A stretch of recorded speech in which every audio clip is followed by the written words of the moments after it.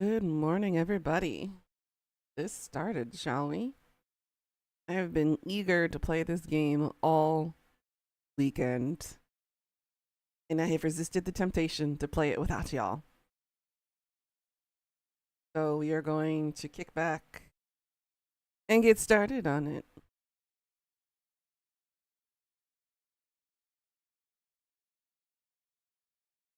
I am eager to find out what happens next. Again, I'm playing this game blind. I don't know anything about it. I'm just going with gut instinct on this point. There we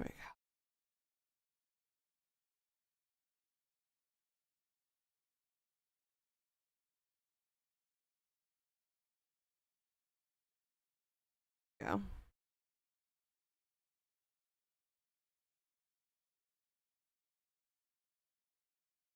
Team 17.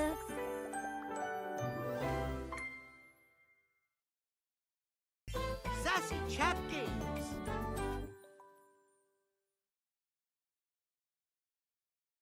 Date everything.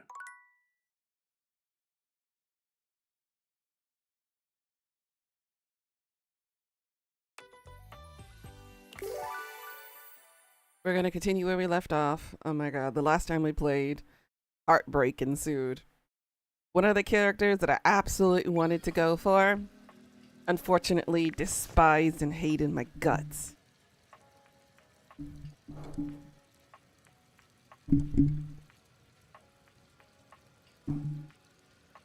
Unfortunately, that relationship went awry, and we had our first hate relationship.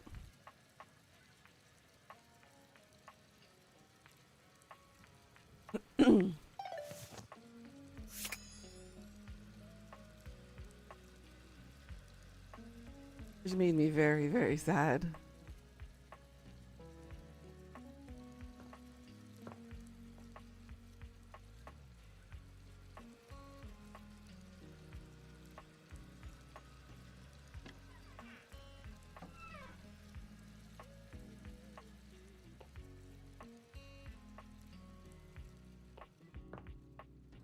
Haven't we talked to you yet?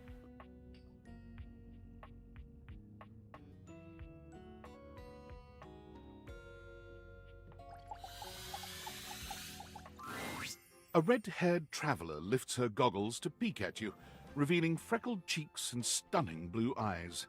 There's a friendly air about her that makes you want to hear her stories. Now, by my love, you look some lost. Where you longs to?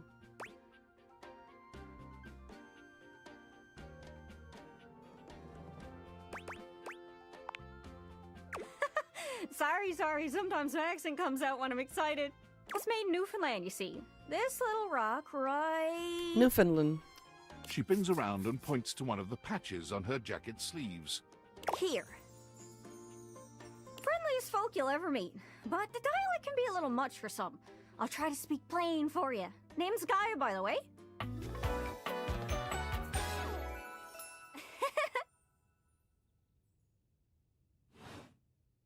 So, where are you from?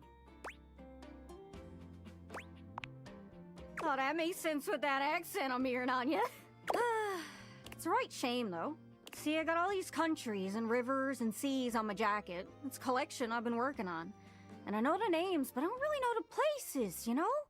I mean, heck, I got them all memorized even. United States, Canada, Mexico, Panama.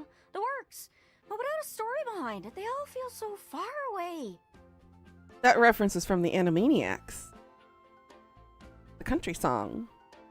Sung by Yakko. You'd think they'd be in arm's reach considering they're on my sleeves, but it's a brain problem. I just can't pin anything down without context. Without stories, maps are just paper. Dots and lines. The reason I ask where you're from is so I can shape the places in my mind with some kind of meaning. Because right now, it feels a bit like I'm just wearing a big vest of unchecked boxes. Geez, here I go talking your ear off. Sorry about that. It's just, I'm having trouble putting myself out there, and I'm so interested in being out there. I've tried. I want to talk to the others, but I think I must be too forward or something. I skip on up to them and I ask them about themselves, and they just run away.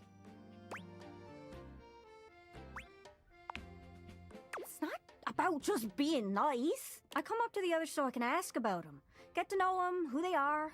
But before I can get to the point, I always go spouting off about something or other, like telling them factoids I've heard about what I imagine their home to be. And 9 times out of 10, I'm some level of wrong. And the other time I'm right, but it's in an insulting way. One thing leads to another, and they give me this look. And soon enough, they find an excuse to leave. I'm just bad at it, I guess. Sometimes I feel like no matter how hard I push myself, I'm just going in circles. You know what I mean? It's a mood.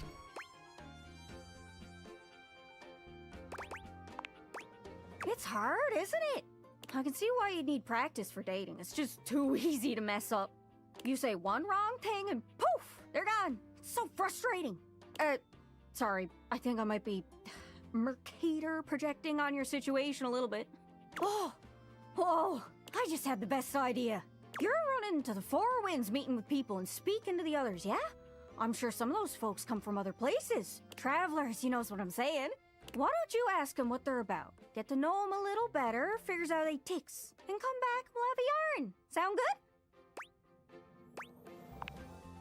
Speak plain, Gaia, speak plain. Okay, so you're speaking with objects all over the house. You know how some of us have little labels that say things like made in China or Hecho in Argentina on the bottom? Well, that means those objects are travelers. They come from away. They're from somewhere else. Somewhere on my jacket. Those are the objects I need to talk to. Those are the ones who can fill out my checklist. This map is uncharted, but if you can bring me back stories from those travelers, then I'd be able to write little notes down here and there, and pretty soon I'll be a bona fide travel guide. It's everything I've ever wanted, and you'll get a chance to practice talking more. Adorable. I like her. Are you shy? I can help. People tell me that I never shut up. I can help you learn to never shut up. Doesn't that sound great?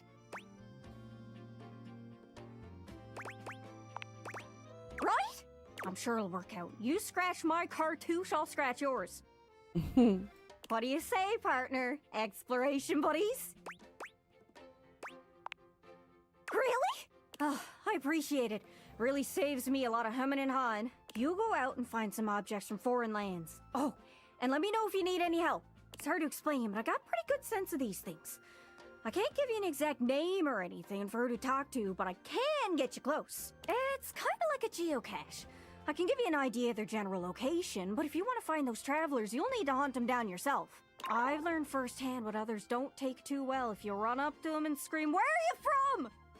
Yeah, especially now these days. Yeah, like that. It was a disaster. Point is, you can't just ask objects about their origins out of the gate. You gotta awaken them first. Don't worry too much about the details. Once you're close with someone, you'll learn more about them automatically. So, what do you say? Do you want some hints on where to find travelers, or do you feel like searching on your own? All right. Hint. Hint, hint, hint. Let's spin me around and see which object I get a sense for. Once heard a rumor about a smooth talker who could open any kind of door. Bet that guy's been to lots of places. Dorian? Maybe even see the whole world over. Luck, stock, and barrel. Hope that helps. Sorry, I'm still a little scatterbrained. Good luck, don't get lost.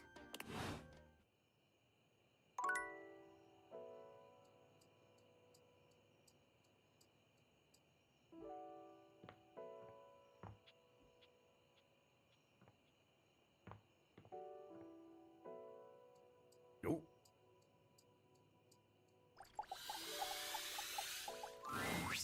And once more, we stand to face the music.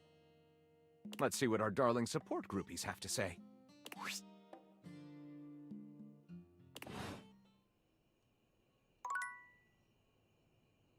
Or not? Okay.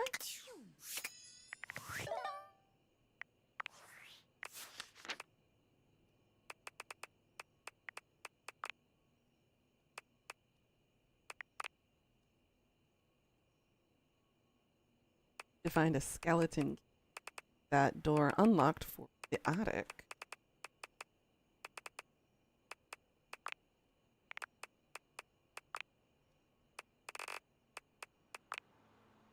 I liked Miranda. That was interesting. Too hot today? Oof. Morning death. Hope you can cool off when you get home.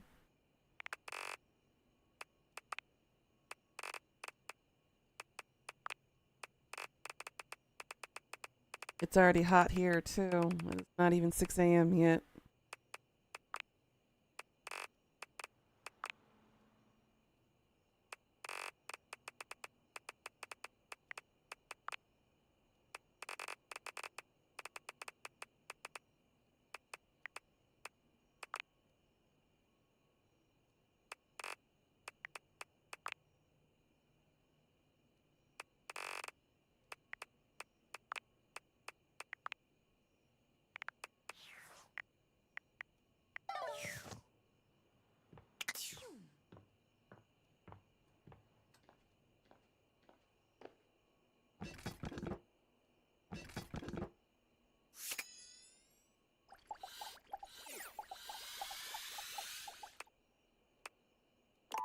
Okay, so at least one charge in order to be able to drink coffee before going to bed.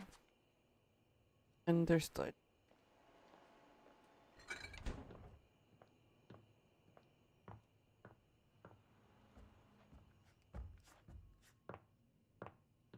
How's your errands running today, Death?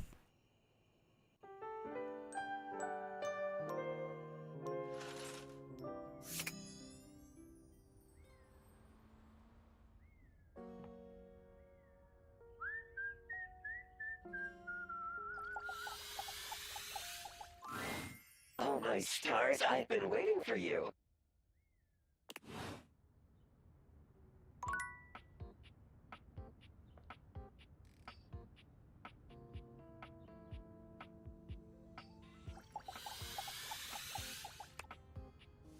Really?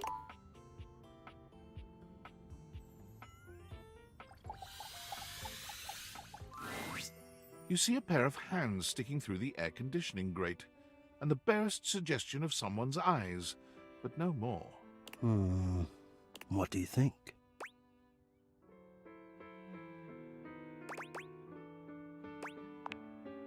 I am relieved. Hello, I am Hector Valentino Ernesto Condicionado, at your service. Okay, Mr. Air Conditioner. Well, hello there. Hector. Ventilation, airflow, sometimes known colloquially as HVAC.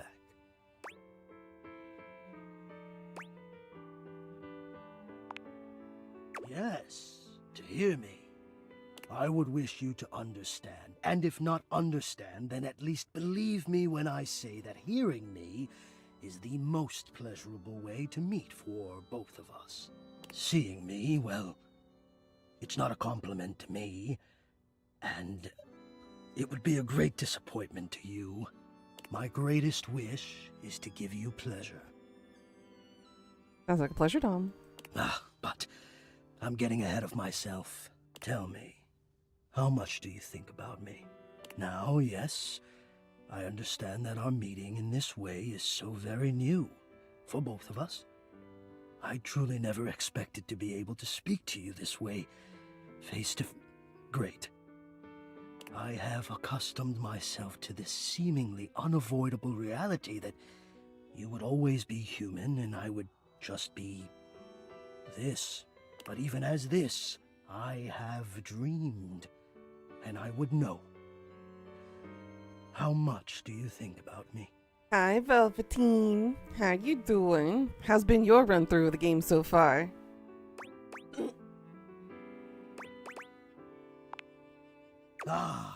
And do you? I have noticed. I so look forward to you coming home on those hot summer days. The look on your face when you feel the first blast of chilled air upon opening the door. I think about AC all the time during the summer. Yes! And when it is cold outside and you walk in and you can slowly warm up and remove your coat, your hat, you can begin to get comfortable and relax into the evening ahead of you. AC is so lovely, yeah.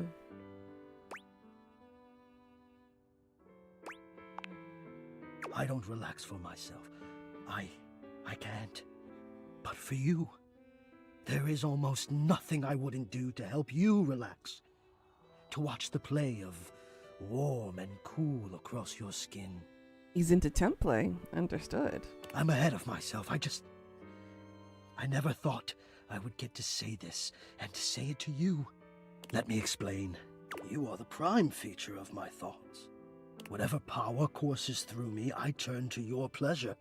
Whatever warmth or coolness I possess, I direct in full to your comfort. I wanted to meet you here, through the grates, because I wanted you to hear my voice. I want you to hear the melodies and resonance I create through these ducts, and know that it is all and only another gift it honors me to offer you. I watch the play of air over your skin, and I feel deep joy that I have the air to give you. I adjust my own temperature and my intensity until I see the flush of contentment spread across your face. And then, I rest in contentment of my own. Damn. I never thought I'd be able to say this, and in a way you could truly understand. And now I have, my God. Now I have. Woo! Robbie is one of the devs. Got it. Hot. No, I would say I'm set to more of a temperate zone right now. Ah, I see. Hot. I think perhaps I've heard the word used this way. Do you mean you find this sexy? Of all the dreams I'd held of how this moment might have unfolded, that you would be attracted to me too was surely the most fantastical. Perhaps I might share more. As I share with you, I can feel more and more air moving through me, as though there is a storm brewing, a cyclone beginning. I have never felt it before, this build of energy. I wonder sometimes about how I knew it was you. What was the moment? What was the sensation that told me you were it? I can only ask this of myself, of course, but I realized that it was how I felt around you. When you push my buttons, when you move my temperature setting up or down. Good Lord, I never thought about turning on an AC sexual. Well, he completely changed my point of view on it. I exist only in service to you.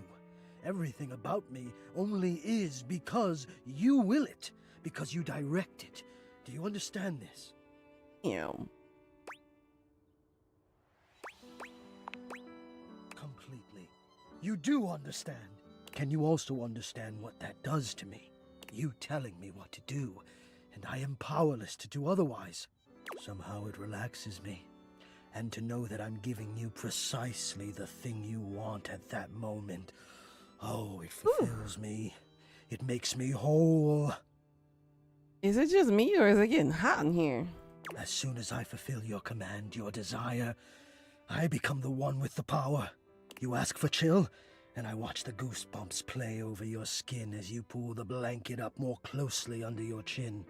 You ask for warmth, and I can almost feel you, basking as the tensions of the moments that came before just melt away. Damn. Sometimes I even take it upon myself to shift my temperature and my intensity all on my own. I know. It might not be strictly in my purview to do this, but sometimes I cannot resist playing your sensation just a bit. I am a craftsman, and you are my clay. Alright, kudos to the writer and the development of this character. This is good writing. I hope this is all right.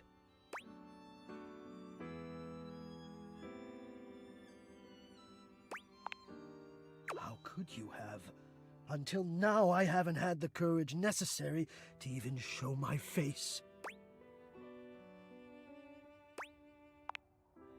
You love it. Does that mean you love?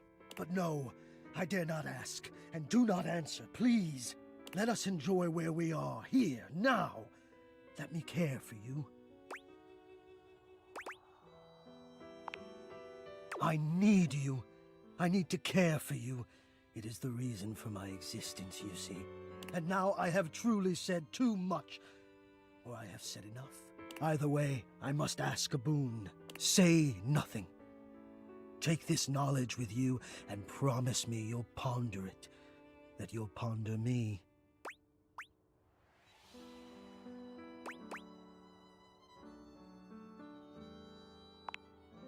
Oh, I always feel I've said too much. Probably because so often I say nothing. But I appreciate your generosity. I'll speak with you again soon, yes? Yes? Damn.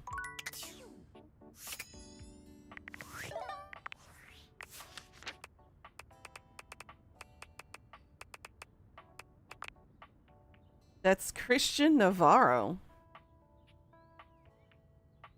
Interesting. He likes the complex taste of exquisite yearning, and he dislikes himself.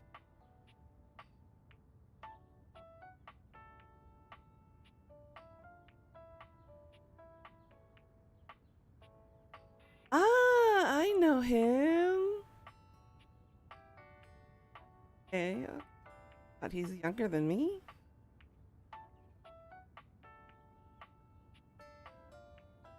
Seen this boy like everywhere. Did Pray for the Devil. That was a good one. It was familiar. 13 Reasons Why. Bushwick. Day of the Dead 2. Contagion.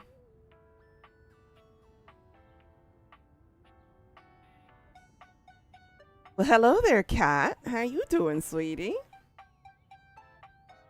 He was in Taxi Brooklyn, The Doorman, Barcelona 92. Gotcha. That's why he sounded familiar.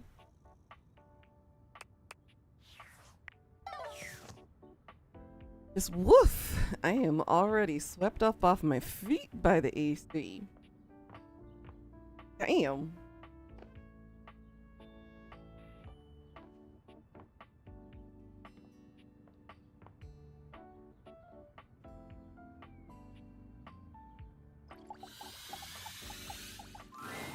You see before you a glistening, oiled male form, perfect in its chiseled majesty. Glistening oiled male form. That's sussy. Pretty good, doing a lot of cleaning. You just showered. And he never felt any better and softer. Nice. It always feels great after coming out of a shower, doesn't it? You feel like refreshed. And smooth like a baby's bottom. It's been going good. I've been enjoying this so far like crazy. This is a dating sim called Date Everything, and it has been... It's... I don't even know what the word is for this. It's been... a hell of a run, I assume. That's but I don't know. There ain't no words to describe how well this game is going. It's entertaining, to say the least. So basically, the whole thing of the story is we were a worker who was working from home at a new job. We kind of sort of are in limbo with getting laid off. And we get these mysterious glasses that come into the mail, where if we put on the glasses, all the items, if we interact with them, they turn into dateable objects. So each object in the house has a human form that we can interact with and potentially date, love, friendship, or hate. And so that's why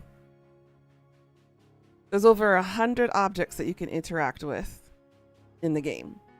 We've only gotten a little over 50 right now. Today is day 3 of playing this game. I can't get enough of it. His gold, or is that bronze, skin is perfectly smooth. his features flawless, and his face stunning. Oh, hello there. Don't mind me. I'm just catching a bit of air. And it's fully voiceovered, by the way. The narration, each of the characters, and the interactions you do with these guys, it's all fully voiced. And there's been a lot of cameos. We've had Neil Newman in here. We've got a whole bunch of like star-studded cast coming up in here with these voices. It's been lovely. Yeah, 50 side pieces. Well, technically 49. We just developed a hate relationship last time we played, and it hurt. That was the one I really wanted. I'm gonna have to go back and play through this again to try to see if I can fix that relationship. It was my favorite. Made by voice actors with voice acting. Exactly.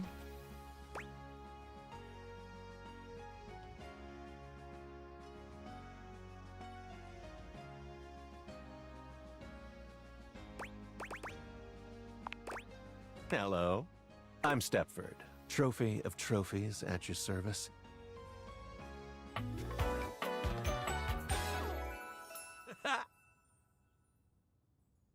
Stepford, huh? I've just been standing here all covered with oil, waiting for a good sunbeam to come along. Volt did get angry. Like, damn, I didn't mean to make him angry. I don't remember what I said to make him angry. Well, damn, he's been sitting here all covered with oil, waiting for someone or something to come along. Ooh, ooh. That's a winner's name if ever I've heard one. You'd be dead wrong on that, buddy. I have not won much of anything in my life.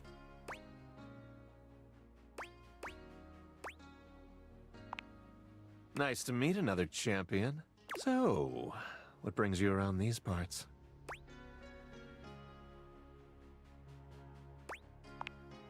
And are you satisfied with what you found? I'm glad. Despite being a natural, I work hard to keep all this up. As it so happens, I have a self-tanning appointment coming up. Can't be late, but I'm so glad we met. Come and see me again soon, won't you? And be sure to bring that fantastic red shirt.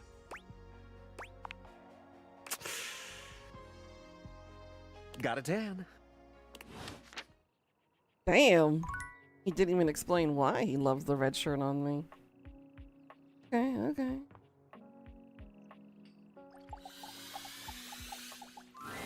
Ah, man, this isn't where the experience is for today. We're meeting at the weight rack. See you tomorrow. Oh, weight rack.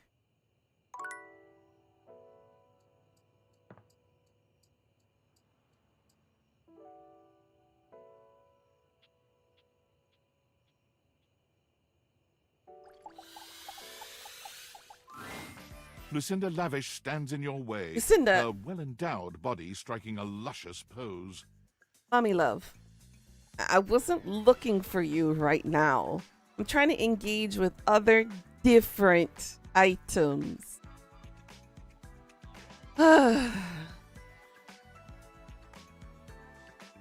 She appears when I don't really need her. Tell me your desires.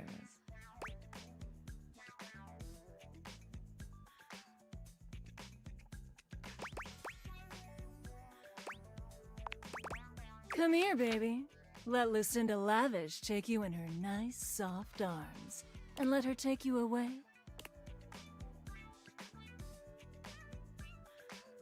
The music is a little off-putting. Lush.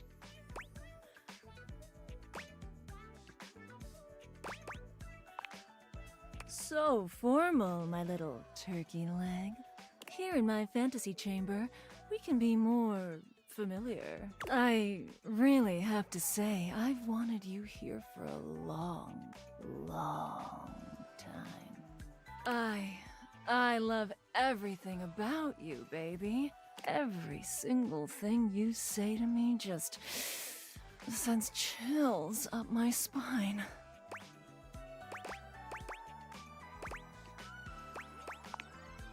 Oh, baby. Mm-hmm. The way you say really like that, well, really does it for me. I wanted to bring you here to tell you that you're doing a great job. You've found all my secret dialogue so far and uncovered every single one of my most in-depth and unrevealed features. We didn't quite do that, but okay. Don't tell anyone. Oh, you know just what to say. And next time I'm able to see you, I'll have something really secret and special for you. Ooh, ooh. And only for you. Are you excited to find out what it is? That's it. Keep up that intrigue, baby. Keep talking to the others around here, and I'll find a way to slip myself in, lover. Ooh, ooh.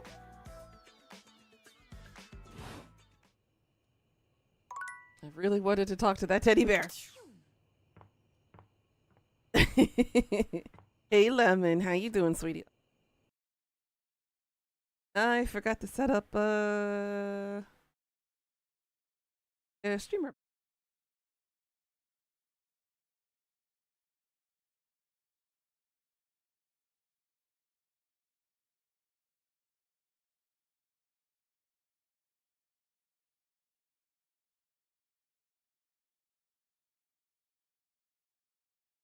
My bad. You want to date the toilet? The toilet is an interesting character. He's he's a rapper. I mean a literal rapper, like Eminem wannabe rapper. Very entertaining to say the least.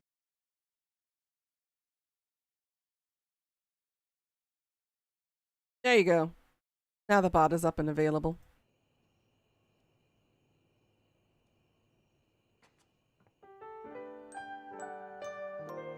Here, I'll show you his character right now, since right next to it. Business or pleasure? See, that's him. You return to Lil Crapper. His name is Jean-Loup,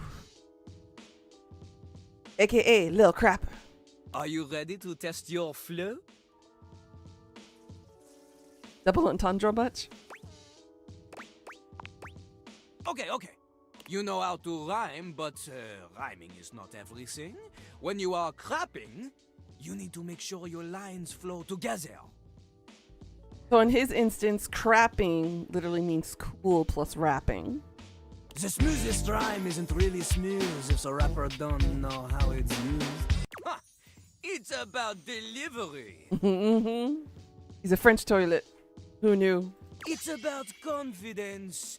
But it's also about not being terrible, so remember not to be terrible.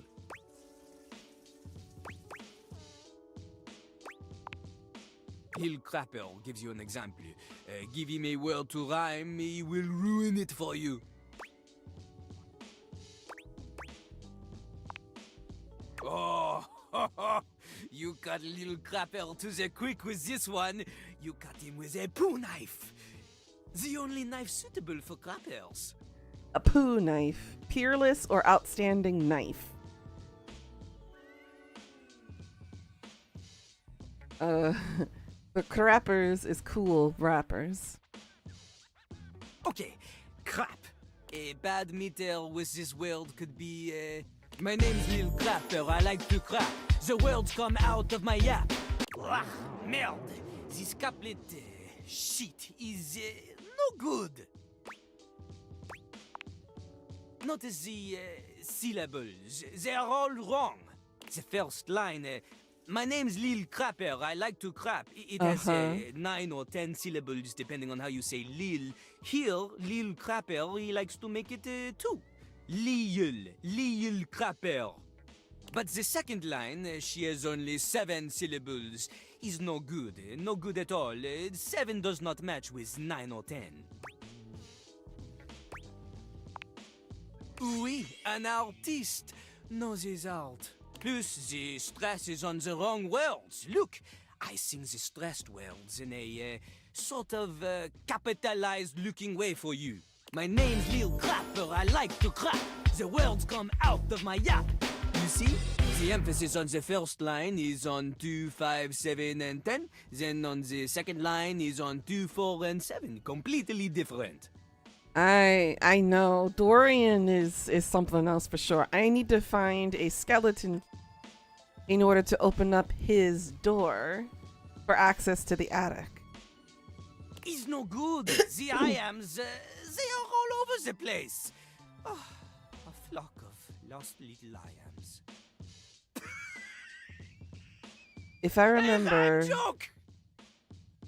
iambs would be iambic pentameter, right?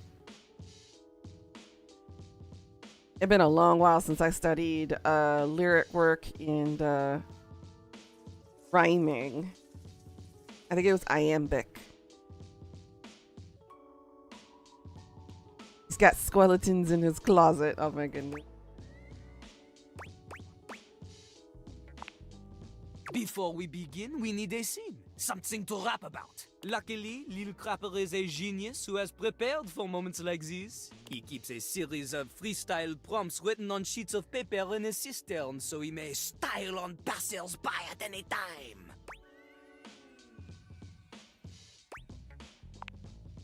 Lil Crapper ignores your question. He chooses a paper at random now.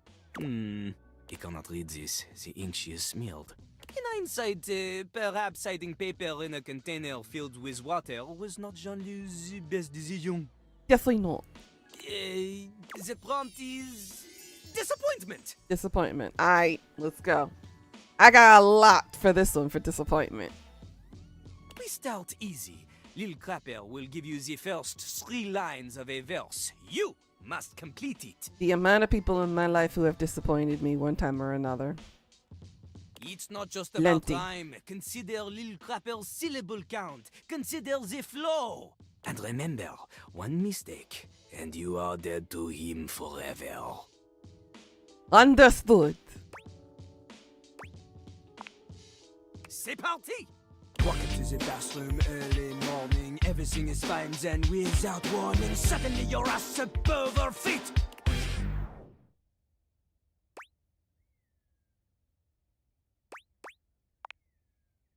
Turns out I forgot to lift the seat.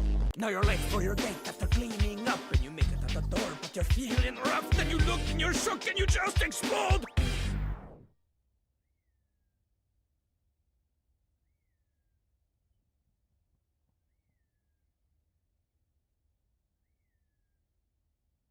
That's 10.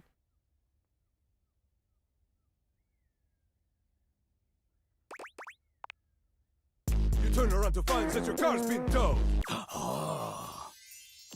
Okay, not so bad, not so bad. You can rhyme to a beat, we know this. But that is not enough to defeat Lil Crapper. It's the syllable count. That's why I chose the last one. This time, you show me you have a sense of style. Richie! How you doing, sweetie? Excuse me. Who's me? Woo. We do the same thing. Lil Crapper will give you the lead in, you fill in the ending. But this time, you give me something with oomph, you know? Oomph! He wants oomph. I shall give him oomph. The voice is an instrument. You want words that assonate, want words that resonate, want to alliterate, or you're illiterate! Your lines need to have consonants that click, vowels that swing dance together. They pick each other up and do the French diphthong. A normal rhyme is not enough. What the hell is a diphthong? I'm doing alright, Richie. How about you? Alright, is this a real word? I need to pause for a moment because my teacher brain needs to find out what this thing is. Diphthong. Meaning. A sound formed by the combination of 2 vowels and in a single syllable, in which the sound begins as one vowel and moves toward another, so as in coin, loud, side.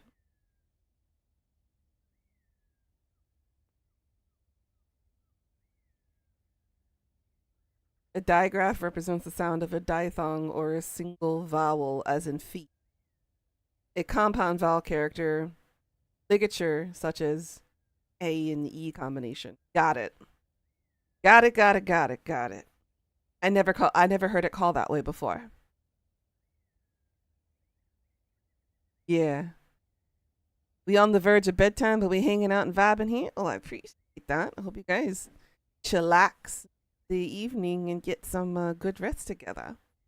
Portuguese has so many. When I was learning Norwegian, I found a lot of those as well. And let me tell you, they're complicated. They play with your tongue a lot. We just played some Reaper. How was your Reaper game, Velveteen? How was that? The theme this time, La Mer, wet water, sings in the ocean. La mer. Okay. We talking about what things? Talking about me? Ooh. Ooh, that sounded like a bunch of fun. I am actually loving Repo. I need to get back into it and do it on stream. I made an announcement in the Discord. Next month, we're going to be doing multiplayer-based games after we finish our run-through and feel satisfied with this dating game. We also need to finish up the final chapter of The Walking Dead. I definitely want to join Lemon. I definitely do. I have the mods available for like customization for characters. So I have like a little costume and everything. I definitely want to play with y'all. Little Crapper's enthusiasm for the spoken world is only rivaled by his enthusiasm for the ocean. The soaken world! Instead of the spoken word, a soaken word. I love the wordplay here. He briefly considered a career in marine biology. Everyone knows this. It was in his autobiography, which surely you have read? I don't know which set I have. I just have the one that has all of the costume. C'est parti! La mer, comment j'aime la mer. Others claim the same, but they don't really care. Up in their yachts, their morals elastic.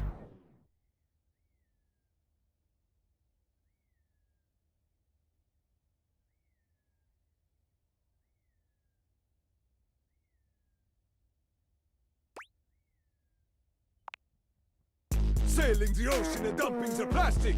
Ah, come on!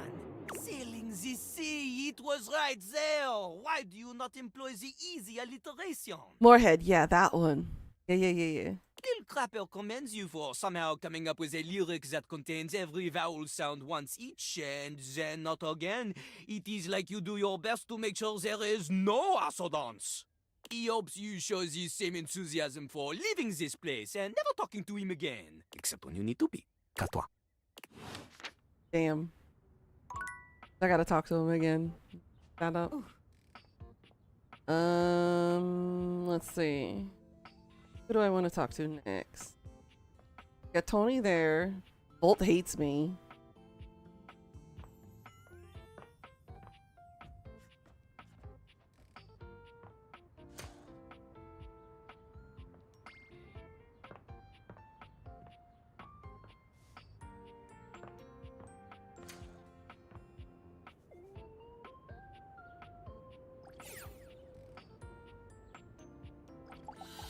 It'd be Dorian, wouldn't it? Dorian is less clothed than the last time you saw him. Ooh. But when your eyes meet, he doesn't seem the slightest bit embarrassed. It's almost like he Bye-bye, wants Richie you and to see him Lemon. like this. Oh my god, he naked? Oh, dear. Oh! Oh, hello there, they call him Trap Dorian. I see why. Hello, Dorian. Excuse me, sir. You've caught me in my horizontal state. Dorian, let me chill. I try to stay hidden under the rug because this isn't a part of myself that should be out in the open. Lemon, honey. Good luck trying to get some sleep tonight. But even us doors have to cut loose from time to time. Ooh. Dorian's abs seem to glisten a little more with that response. Do you, like what you see? Well, you should. Not sure that's gonna happen. I like to keep in shape. Duty and all that. I've been thinking of getting some more tattoos. He should. What do you think? I was thinking of getting a garage Dorian on my back. One of the most interesting types of doors there are in the modern world. Brings me back to my drawbridge roots, when I toyed with the idea of going horizontal, full-time. God damn, Dorian. But you get older and, well, here we are. You ain't wrong, Lemon. Thanks for chatting me up. We're friends, but The ghost of a smile tugs at his lips. even friends can have little benefits here and there. Damn. He just implied that we could be friends with benefits and he's okay with it? Woo! I gotta come back here again tomorrow and play around a little bit.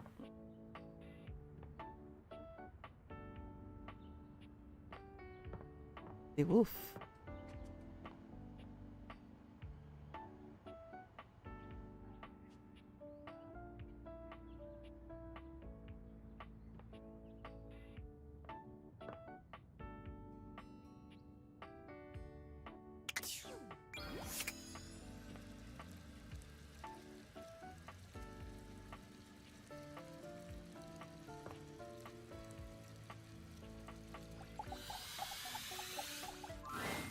The steaminess of your home appears to have increased suddenly.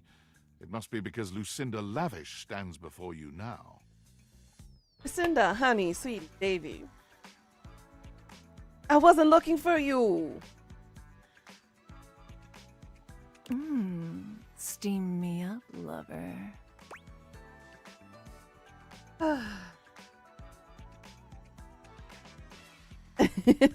Lemon. Night night, sweetie. Good night to both you and Richie. Come, come, come. I told you I would have something special for you. Something really special. Night. I'm Lucinda Lude. Lucinda Lude. She keeps changing her last name.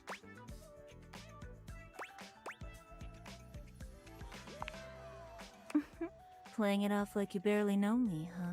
But you know you want it. I put together a treat. Something outside the prying eyes of those who don't want to see us have a good time. It's a feature where you can hear anything you want from me, anytime you want. As many times as you want. Right this way. You can pick any option as many times as you like. So, what do you want to hear from me, sweetie?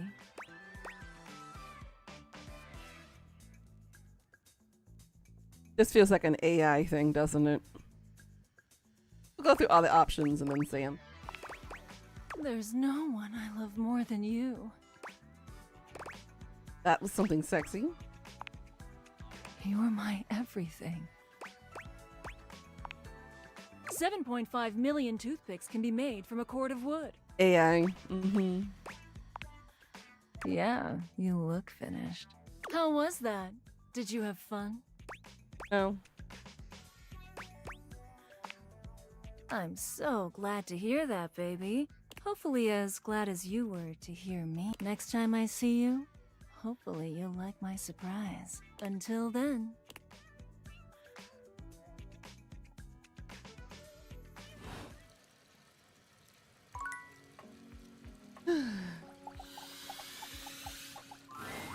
You're back! That's part of the sync. Oh, Sadiq, go lick someone else's hands. I don't care how dirty they are. Off with you. Go to your tray. So, have you found someone to help yet?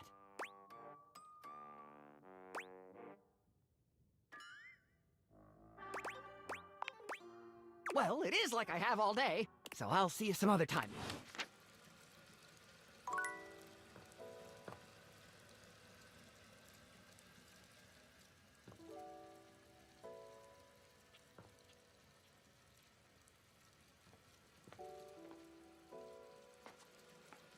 You know what? I'll drink coffee and see Nightmare again.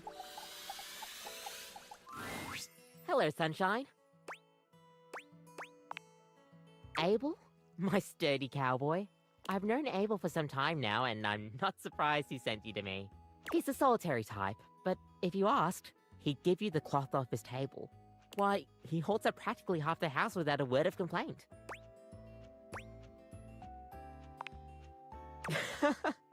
Yes, he would dodge that question. I think the most important thing to know about Abel is that he's not quiet out of any kind of shyness. That's just how he is. If there's nothing to say, he's content to share in your company. Everyone likes coffee, darling. Not this person. I don't. I'll pour you a cup of his favorite. It's an Ethiopian Sidama Adi that tastes like strawberries, served black and hot. Oh, it is. With the coffee in hand, you take your leave. Ew, I wanted to drink the coffee.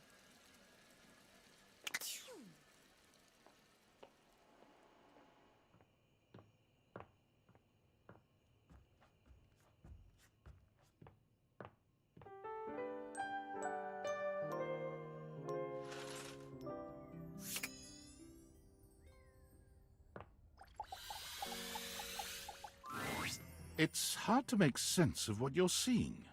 Are the date viators glitching? A mass of pixels, artifacts, corrupted warnings, and static regards you with a chilly indifference. Or what seems like indifference anyway. This entity is difficult to read. I don't bite. I think. Do I?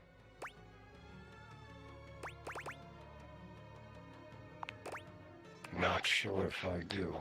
Not yet. Did I? Have we met? Is that a lie? Is he right?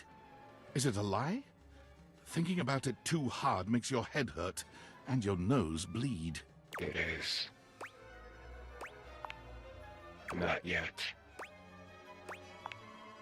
Is this frustrating? It is. How about now? It is.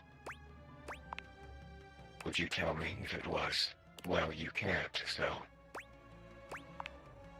Would you lie? Not yet, and yet, and yet, and yet. Oh my. You want something. Pick your poison.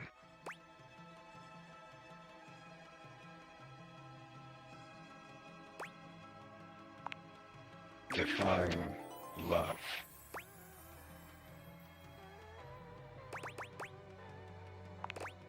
Opposite love, like this.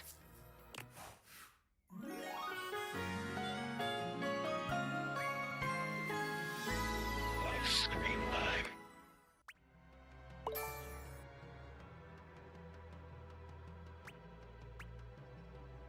Okay. I've got 10 empathy, 10 charm, 10 sass, 10 smarts, 5 poise. I need more dignity. Done. Flirty giggle, chuckle. See? No biting. Flirty giggle, chuckle. Not yet. Flirty giggle, chuckle. I get it, because he's a glitch. That's an interesting encounter so far. Okay, okay.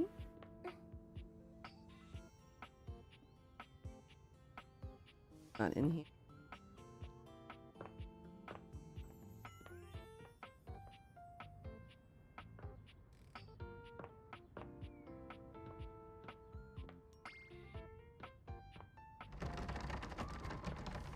Where would I find?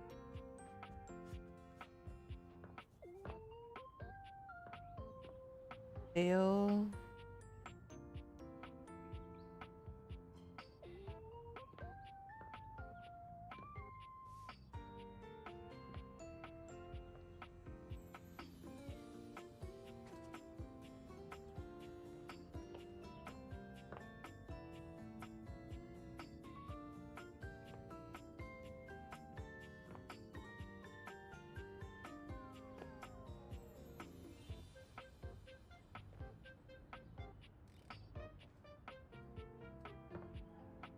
Choices, choices. We still haven't found the secret.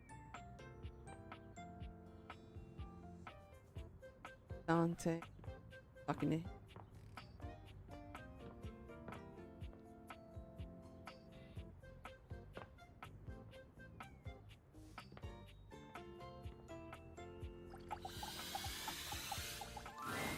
Oh. He brought me back. There's a warmth in Dorian's dark eyes. Come back for another glimpse.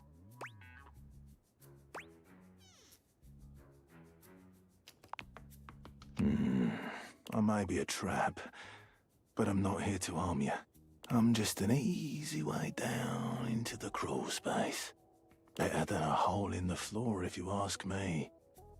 Don't want to allow rats easy ingress.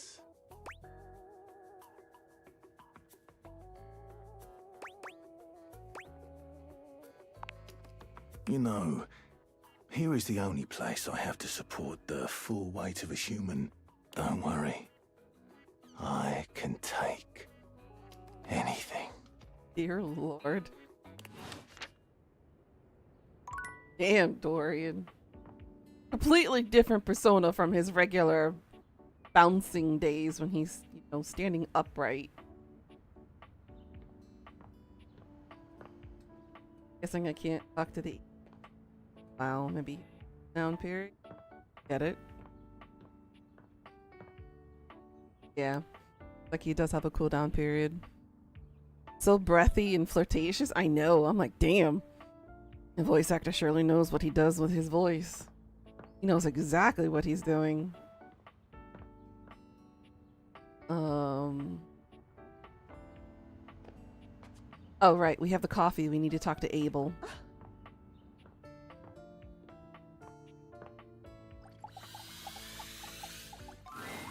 Hey there. You get a chance to talk with Kopi? She sure does know her way around a cup of coffee. Thank you. I needed this today. Me? No. Oh, it's nothing to trouble yourself over. I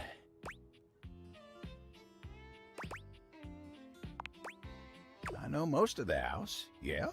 We've got our fair share of characters, but as a whole, I'd say we're a good bunch. Plenty of stories to tell. Me?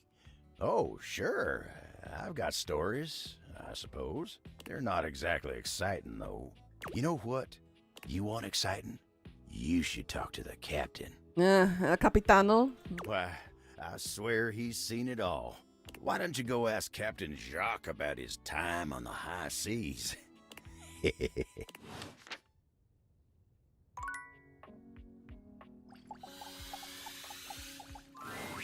want a story about a table? I am a table. I am boring. The end. Damn. That's right. Thinks he can hide his little crush for the big desk. Oh, he has a crush on her? Really? Pesh. Oh. I said, Pesh. Good day. Wait a minute. He got a crush on waifu?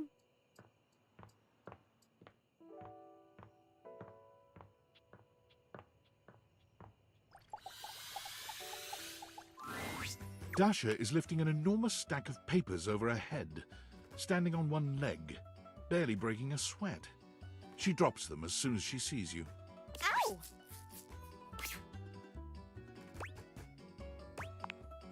It is going excellent now that you have arrived. After all, today we have practice date.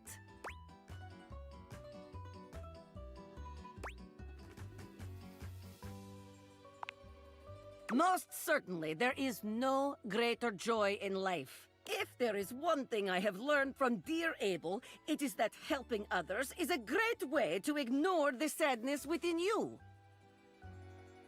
That kind of is true, but you're only really delaying the inevitable. He puts in that growl. I know. I love it when guys are able to do that. It's hard for women to do that because we can't. Most of us can't really get that guttural without training, like a hardcore training, vocal training. But guys, they just have it naturally, and some of them can just growl. And I'm like, I'm jelly you can growl. I wish I could.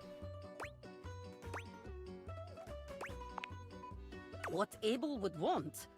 Why are we speaking about what Abel would want?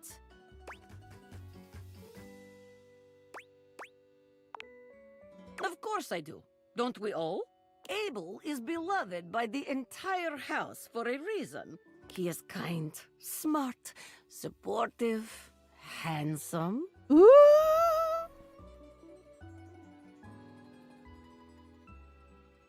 Are we gonna play matchmaker and connect the desk and the coffee table together? You can when you want to. Really? You can growl? Ooh. You're lucky. What do you mean by that, Why are you looking at me like this? No, no, no. We are wasting time that is meant to be used for your date training. That is enough of that. Come, come. Date time is now. All right. Here we are on our first date. Where have you chosen to take me?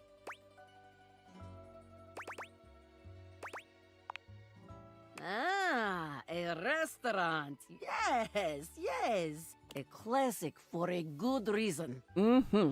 We will gaze into each other's eyes across table and feel the sparks. Come then, let us go to a restaurant in our imaginations. Here we are. Shall we share appetizer, dear date?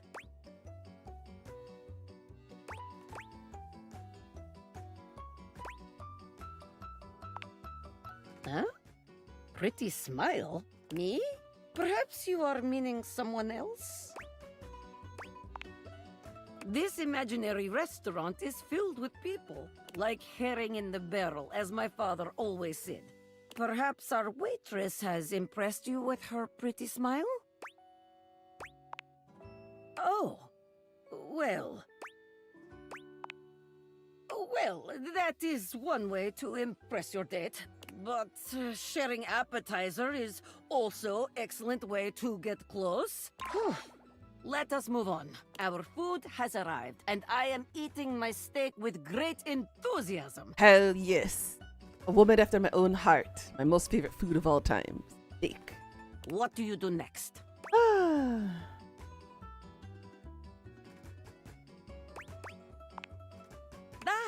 That is the way. There is no greater joy than gazing lovingly into your date's eyes and taking bite of food from their plate. Romance, spark, sensual generosity, top marks. And now, our final question. The waiter walks in with bill and sets it on table between us. What do you do?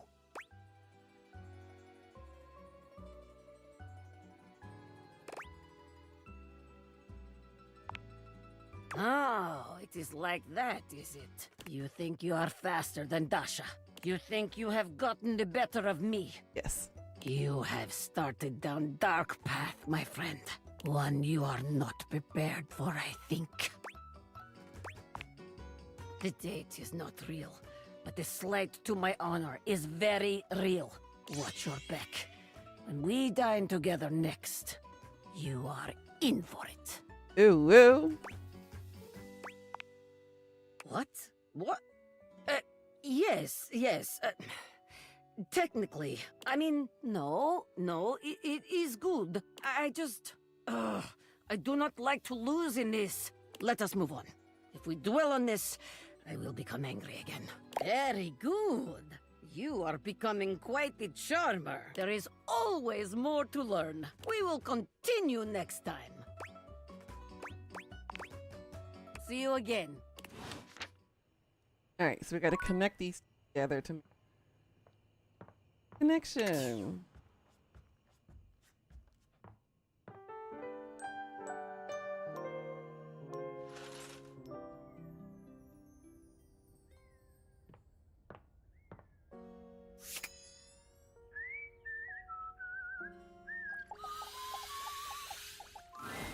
What would you like to do?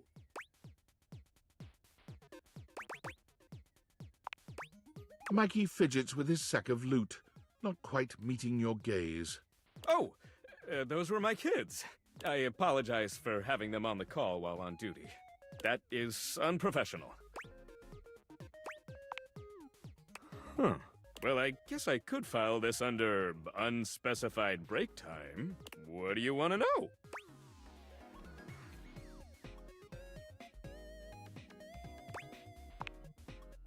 When we're together, we get into all kinds of trouble.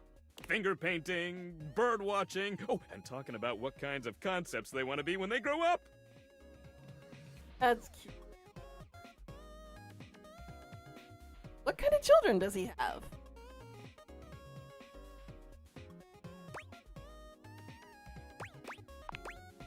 I like to think I am. Anything else? I have 3 kids, Michaela, Marco, and Mickey. They are! Anything else? Yeah, well, there's some science stuff and thing theory I'm not up to date on, but just like how each of us represents one thing in existence, kids in the object world become new things that haven't been invented or discovered yet. Interesting. Fairly young and robust, I might say. I was born from my parents, Roland the Roulette Wheel and Addie Addiction. Wow. My mom has a ton of offspring. Anything else? Oh, she's great. Anything else? Okay, enough of all this. I gotta get back to work. What would you like to do? I always love saying hello. Hello! I love saying that.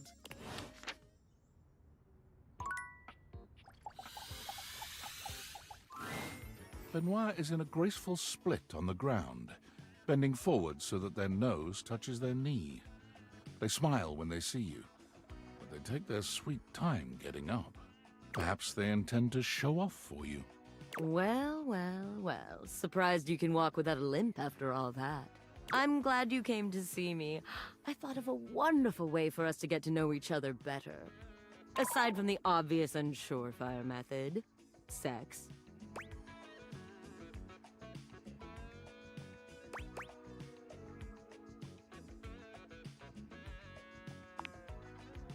Sex, for one. But aside from that... They pull a small black and red box out from a drawer. Sexy questions for sexy people. A card game designed to help couples working on their intimacy. Not that I need any help with my intimacy, but you seem a bit shyer than me. Bring it on. So we might as well make a game of it. Benoit draws a card and reads aloud to you. What is the wildest place you've made love?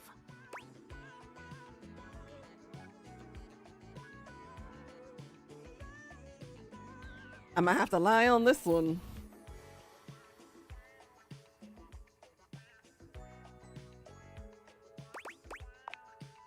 Oh, you have an exhibitionist streak. Hotels are a fun place to push the boundaries of your intimacy. Benoit tosses the card aside, pulling another. Okay, how about this one? Favorite place to be kissed?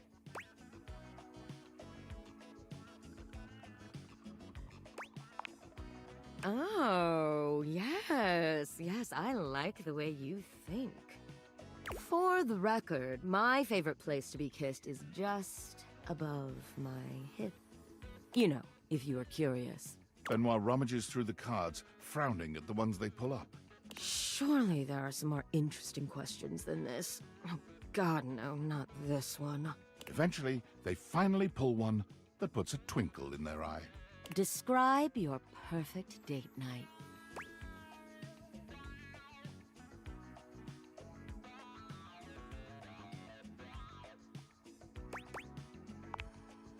Oh, I'm not so one note, you know. Besides, it'll give me some great insight into who you are romantically and sexually. And to sweeten the pot, I'll tell you mine too.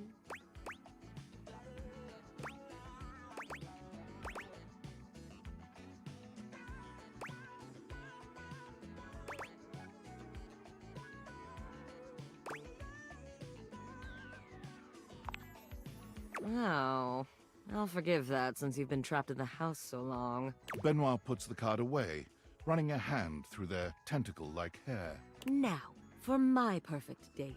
You invite me to your place. We have an intimate dinner that delights and satisfies without leaving us too full. After all, we have after-dinner activities to look forward to. Ooh. You give me that look, taking me by the hand and leading me through your glorious, immaculately clean mansion. Both of us know where we're going, but neither of us says a word. You open the door to your basement, where the vibes shift immediately. Basement, you said? This is no ordinary basement. A dungeon. This is a dungeon. You bid me sit on a black leather couch as you sit across from me, snapping your fingers. A man dressed in vinyl from head to toe slithers out from behind some black silk curtains, offering me a shining silver tray covered in sex toys of all sorts.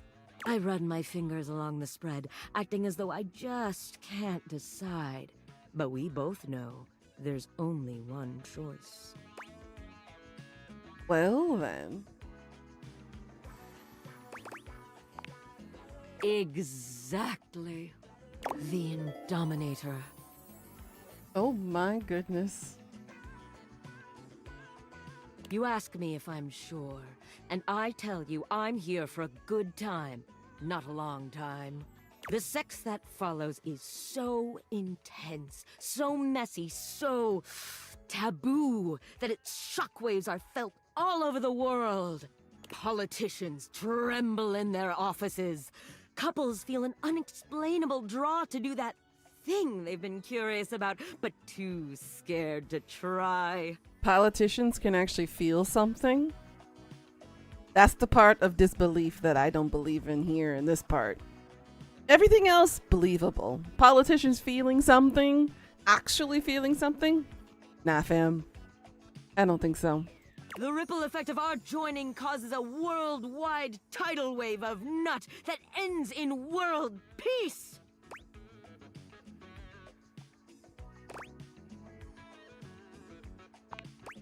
What fantasy isn't self-important, darling? Benoit puts the box of cards away, their gaze far warmer than when you'd started. Well, now with that behind us, how are you feeling? Shall we go for round two? Ooh.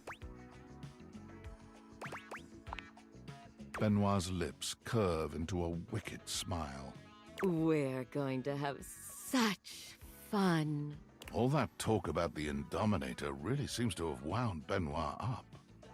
Their voice whispers sweet debauchery into your ear, guiding you through complicated things that you'd never have managed yourself. When it's all over, you find yourself exhausted, but happy. There's a sweet safety in Benoit's arms, even when you're trying such new things.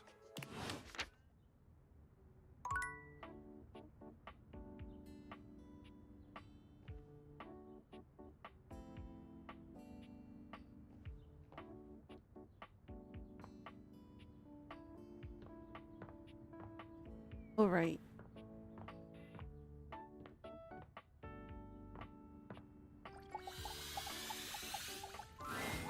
House homie!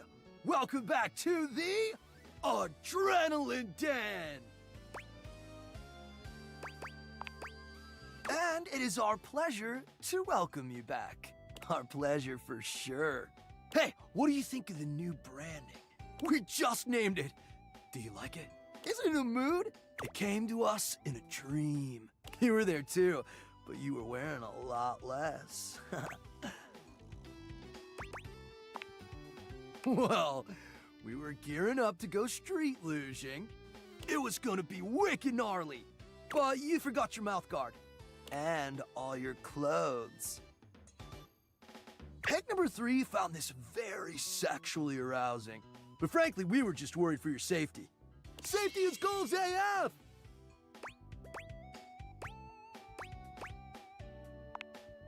Anyway, give us 2 minutes, would you? You caught us right in the middle of visualizing success and some other slightly naughtier imagery. We sit and do it for 37 minutes every day. 37 minutes, huh? Okay. It's tight, Broseph! Ha! Meditation!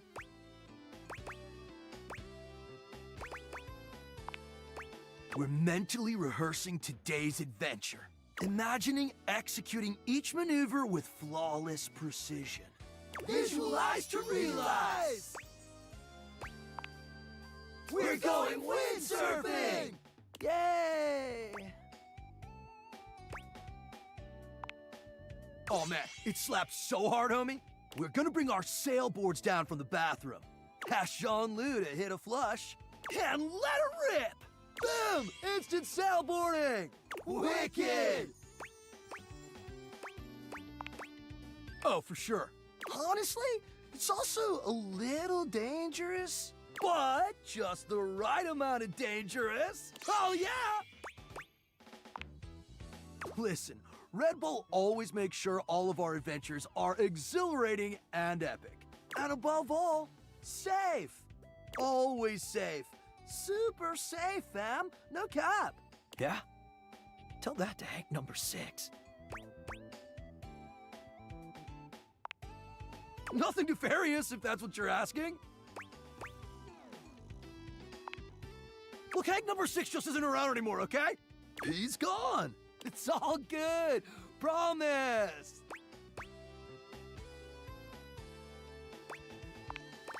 Yeah, sure, probably, totally.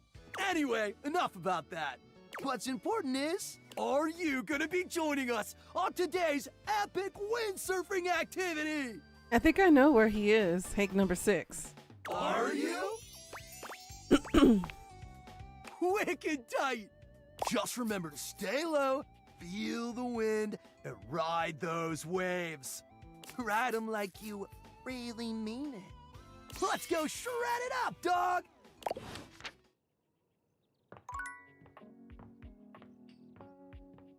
If I remember correctly, under the closet.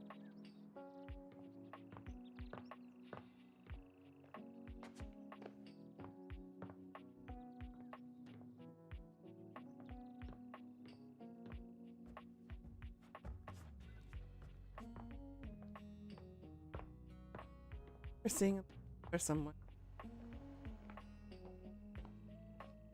There he is. Ah, this is considered part of the Hank crew. Or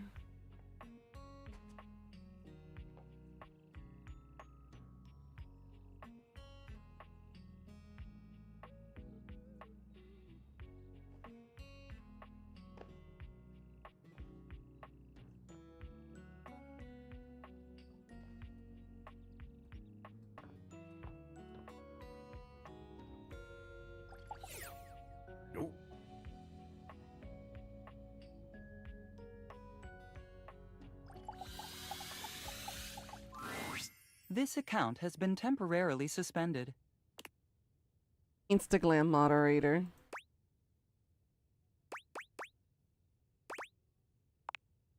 I'm sorry, but we cannot answer that question.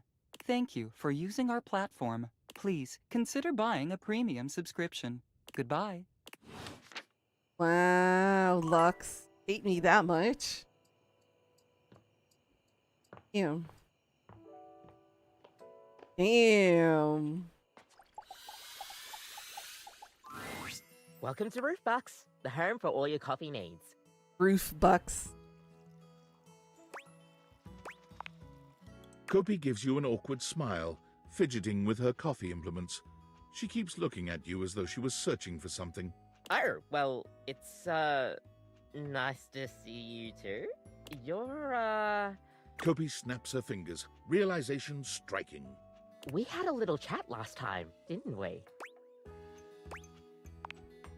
Well, thanks for coming back. I do appreciate your patronage. We actually have a new drink added to the menu since the last time you came in. So, what can I get for you today?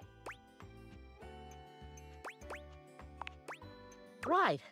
Just, remember that the Irish coffee is going to be a little different. Make sure you can take your alcohol. Kopi makes a lovely cup of coffee in her expert way, topping it off with a generous pour of cream. You could smell the alcohol even before she hands it to you. Oh, yes. And there we are. Enjoy. Is there anything you'd like to know about the Irish coffee?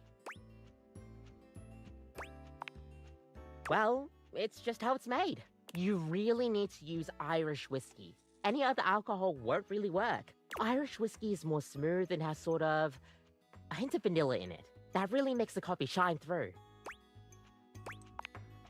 I mean, you could try, but don't let any Irish people hear you. We'll see you next time.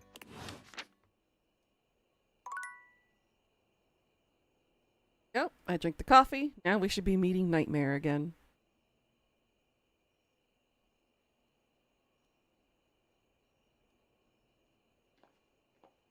Nope.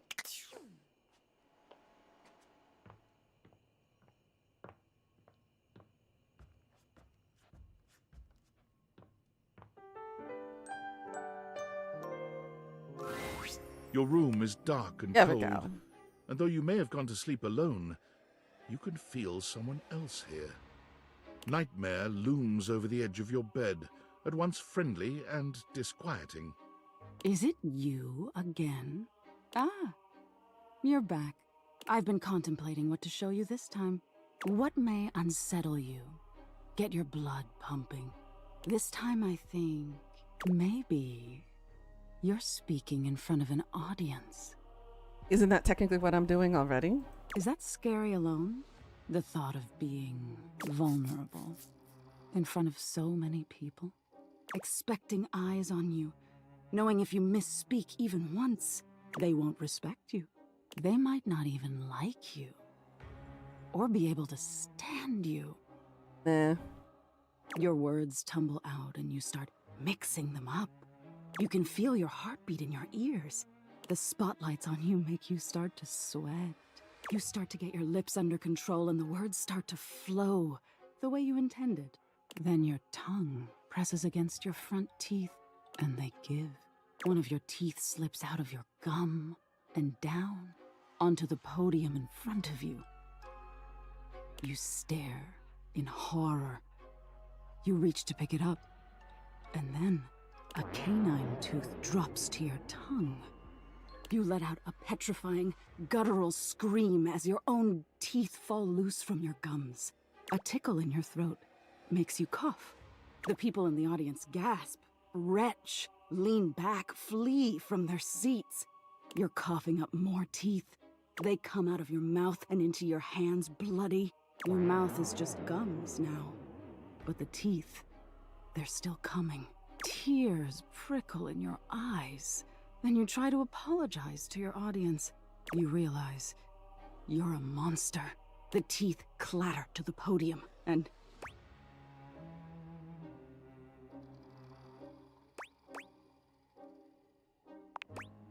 Tisk tisk. So defensive. What are you hiding from?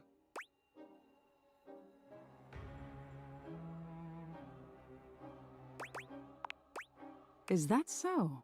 Why don't you tell me what really scares you? There must be something you're hiding away. Something a little deeper. A tad more frightening than bugs and blood and teeth.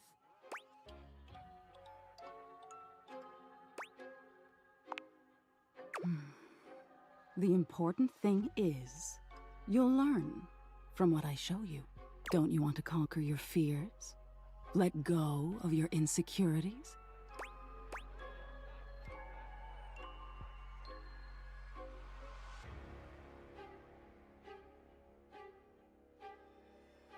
If I had to choose between these three, Abandonment, that happens too often. Failure happens way too often. Mediocrity, that's basically every day. I experience these on a daily basis. Honestly, of all three that could potentially be even more boring, mediocrity would be boring. I would be so tired of it. I'd be bored to death. How intriguing. Mediocrity can be scarier than failure. Being unremarkable. It's the same as being forgotten, isn't it? Nightmare takes a few steps back, beginning to fade away as the room grows lighter. It must be getting close to sunrise. Thank you for being honest with me. I will have to think about your answer. Good night.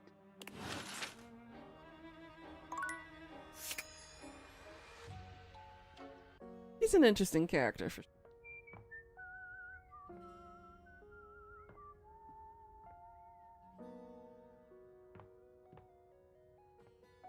I want to talk to Volt. I'm so sad about him.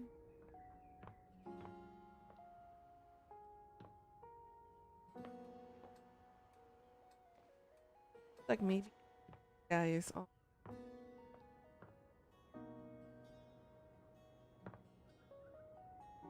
Highlighted. Here you are. You keep coming back. I can't. It is something of a surprise to me. I've wanted you for so long, even just to speak to you, and now I have it. Somehow it feels wrong. Like I'm going to lose it. Surely, if you're lucky enough to get the thing you've always wanted, you cannot be lucky enough to keep it.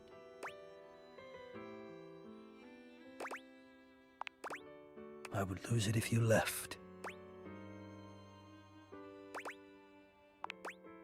Oh, surely you would if you knew what I really was.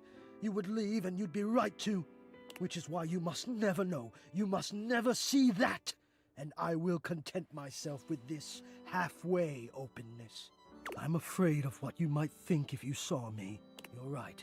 I am in the attic. The real me is in the attic. That's the reason why the door is locked. But we have something here. We could have something real. It would break my heart to think that all that could be lost in a single moment of laughing or pointing or even a disappointed cast to those beautiful eyes of yours. No, I couldn't bear it, and I won't. Come back to me here. Only here, do you understand? I'm going now, and where I go is only for me. Interesting. Okay. But good to know that his association is with the attic.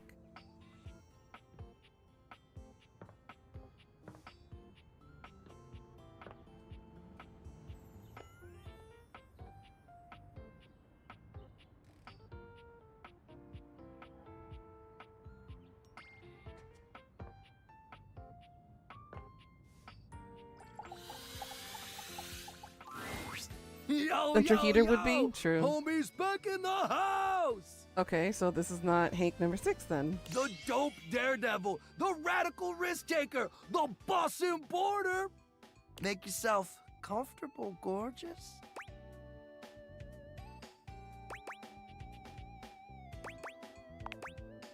Anyway, don't mind us, Broseph.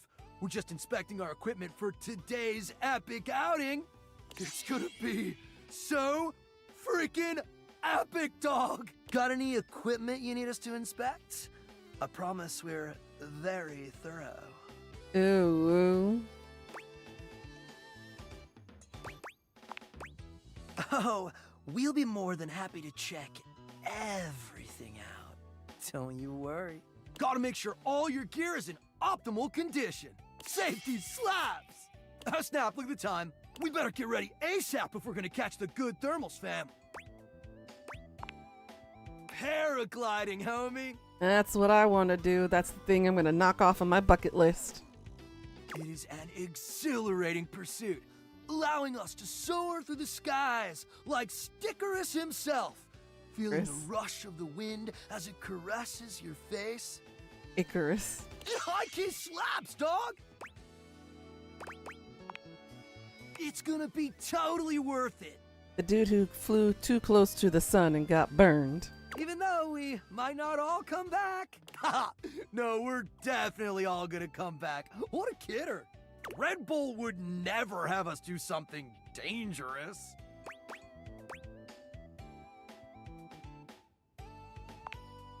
Because Red Bull understands our value holistically as a team. Holistically, huh?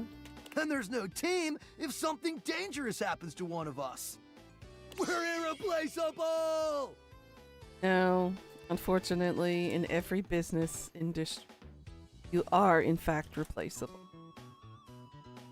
Except for Hank's number 6, and Hank's number 7, and Hank's number 8. Oh, it doesn't matter, homie. You're focused on the wrong issue. Gotta stay focused, brah. Look, we don't know what kind of Discord you're trying to set up here, brah. Our sponsor would never let something bad happen to us because they value our individual contributions to this team. Well, they value something. You get what we're spitting, dog? You care. And we see that, homie. Facts! So what do you say, brah? Gonna come paraglide with us? Or sit it out like some kind of lame-o? Hella dope! Make sure you're totally pumped and ready to push yourself to the limit! Forget your fears and let the rush of adrenaline fuel your flight! Let's go catch some epic thermals, playa!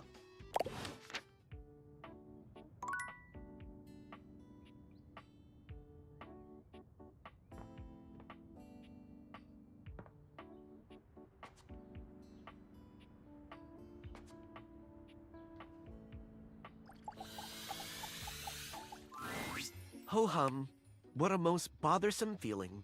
The feeling of offline mode. As if there was a whole wide world to explore, and you chose to stay indoors. A silly thing if you ask me.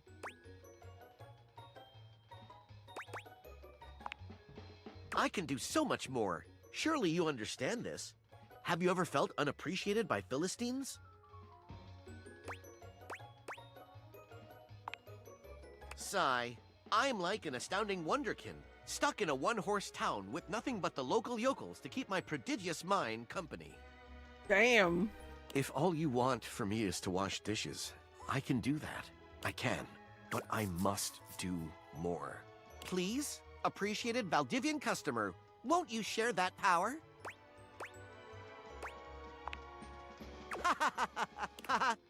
My infinite dishwashing abilities dash to pieces like so much fine china. I will remain here, ever faithful, ever cleansing. He's an interesting one.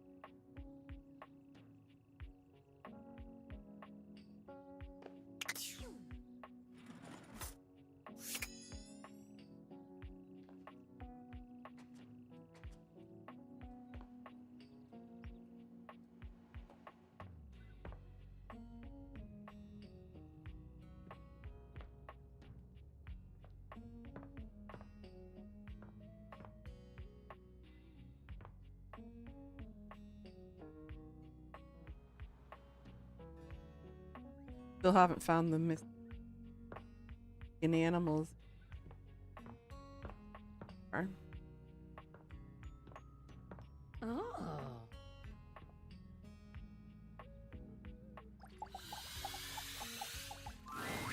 Oh, it's you.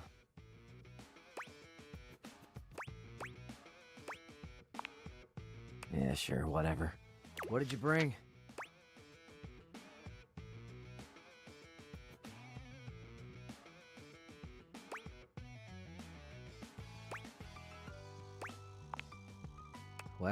Well, now who's salty?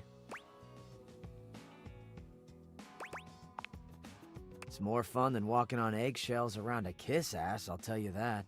Not that I've ever been good at walking on eggshells. I break shit.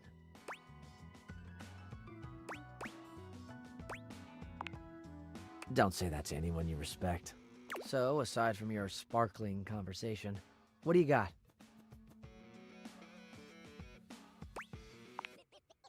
Let's see it.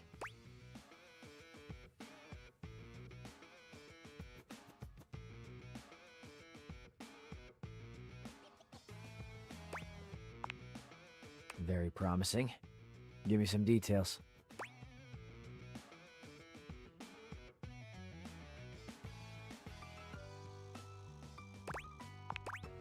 Excellent. Was it moving when you found it?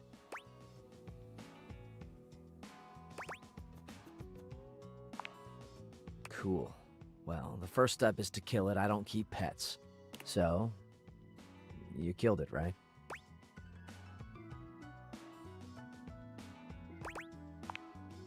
Sure you are. Well, give it here and we can conclude our business for the day.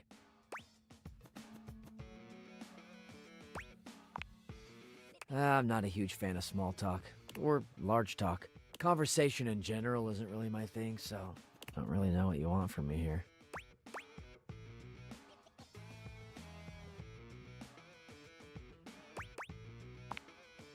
Yep, that's me. You want my biography? Hi, I'm Cam. I'm a trash can. I don't like talking to people. You're starting to get on my nerves, and since we're bonding, I slept like shit last night because someone tossed a half-full can of fizzy water in here and I had bubbles tickling my ass until 2 a.m. Oh my.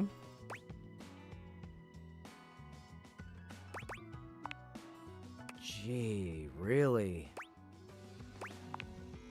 All trash is Hey, look. I'm not a huge fan of that kind of talk.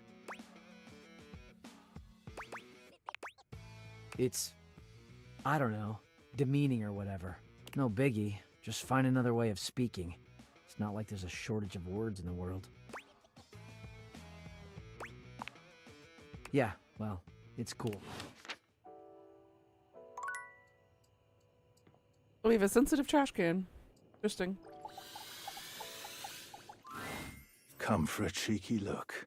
Dorian assumes his usual bouncer position, highlighting his sculpted arms and perfect pecs. Take all the time you need. Glad I could give you a glimpse. See you around. Really? That's all he has to say? Dorian is a man of few words.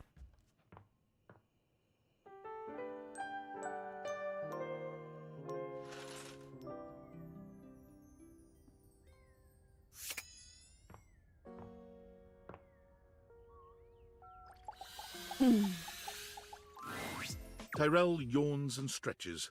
He looks as if he might have been napping. What time is it? Did I oversleep? It's nice of you to come by when I'm off peak hours. Sorry that my shelf isn't more done up. I'm not much of a guest towel, you know?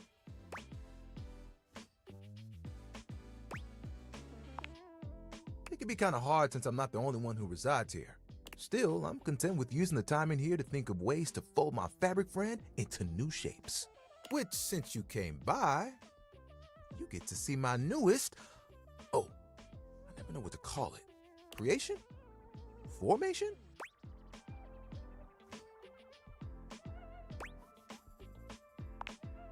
We can work with that. Let me introduce you to the newest iteration of my buddy, my dear fabric friend, Towel Turtle. Tyrell holds his towel buddy out to you, a sweet, absorbent little turtle. That is so cute. Let me tell you, it took us a couple tries to get the shell just right. But it was worth it. What? Making towel animals? This really is just a thing for me. A way for me to express myself. Plus, me and my buddy have a special bond.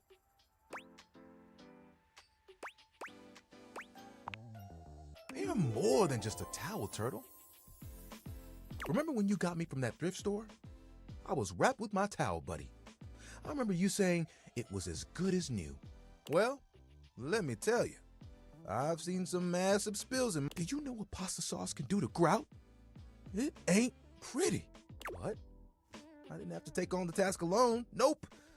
There was a team of us, all dedicated to helping keep things nice and dry. I was happy to be with my friends, working together. Hell, we used to hang out at the bathroom bar most nights and just chill.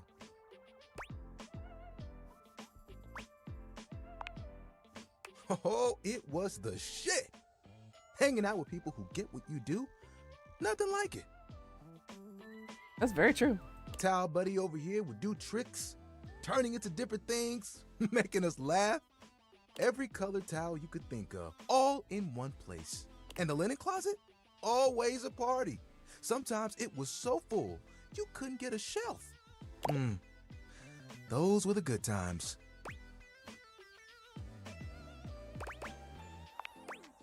It makes me shudder to think of it. It was a day that will go down in infamy. It was spring.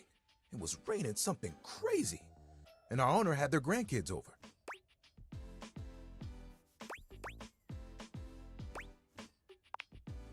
You guessed it. All 7 grandchildren came over. All 7 of them decided to play in mud. And when they came back in, they just started snatching my friends from the closet. Towel buddy and I just watched in horror. Oh, they took them all one by one, but me, I was on the bottom. And I just saw it happen. I whispered to myself, those are some tough towels. They'll be fine. When they came back from the laundry room a few days later, it was too late. They had become... He pauses, as though overwhelmed by the horror. Rags! Rags! You've got to be stain resistant to stay in the game. That grape juice, you can't let it stick to you. But if you let mud stay on a towel for days, oh, it can be too much. I know that if Washford and Drysdale had been there, it would have been a different story. They could have saved a few of them before the stain got in too deep. The way they were treated was way too much for them. When the rest became rags, our old boss wanted a completely new set. He saw that I was still strong and decided to donate me.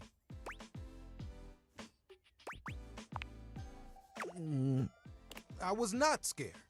It was a hell of a disaster. But I had my little buddy with me. We kept each other company, and I knew I would make it.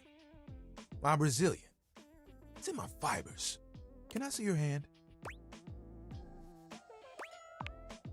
You extend your hand to Tyrell, and he takes it, his touch gentle and unassuming.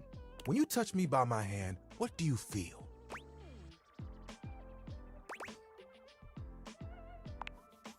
You felt that too? I don't think it's just static electricity either. But there's something else. Feel the texture of my hand. The way I'm made. Soft but sturdy.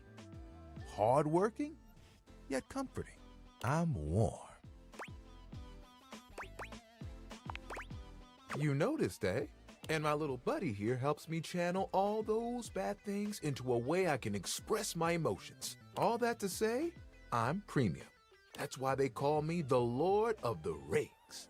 Lord of the Rings. Oh no. You get it?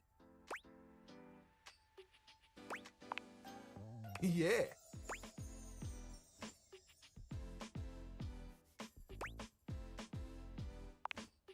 I like it, but it isn't what I want to do forever. Picture it. The music of summer playing over a speaker. Perhaps a Bluetooth. The smell of sea salt and tight canvas in the air to your right. One of those tall lifeguard stands that someone in bright red shorts sits on. To your left, a couple that most likely had an argument in the car. They both try to make the best of the day. It's super awkward. And there I am with you, stretched out in the sand, a giant umbrella behind us, blocking out the sun. I mean, I wouldn't say no to that. That sounds like a beautiful, fantastic way to start up your vacation. And us just chilling. Can you guess what I want to do? Ding, ding, ding. That's right. Beach towels have it made. They just lay in the sand all day, taking in all the sights. At night, they get to sit next to a fire and listen to someone play one of 3 songs they know on the guitar. I like that. I'd still get to dry people off, and the sun would help me do my job better. And who could ask for a better view? Clear blue waters, open skies. My towel buddy could be there too. Oh, I could fold you into a fish or a seagull. Oh, of course. We'd have to go together. Just promise me you won't get mad if I track sand in the car. It's kind of a hazard of the job.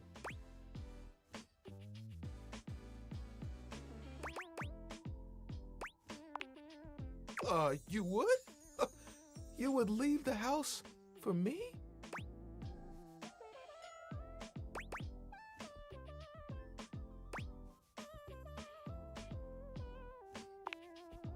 We would turn heads, that's for sure. You know, that's the first time I've told anyone my dream. I'll be honest, I was a little worried that you might think it was silly.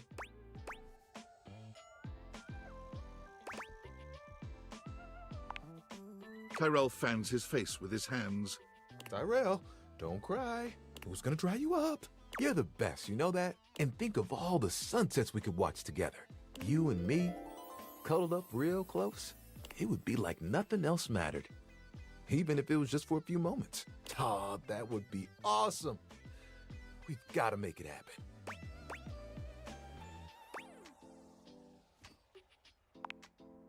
Nothing will keep us apart. You know what the really cool part of this is? You're part of that dream now, too. Hey, I've got an idea. Towel buddy. Remember that one I've been saving for a special moment? I think it's time. We'll be right back. Tyrell disappears from view for a few moments.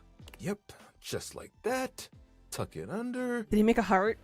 Ooh, you look so good. When he returns, he holds his towel buddy out to you, now in a new and delightful shape. Well? Oh my god, it's so cute! I know! I had to make sure I got the nose just right. I think Towel Buddy will be like this for a while. And, you know, you can wrap me around you anytime you want. Ooh. I'm cozy regardless of the circumstances. You get me?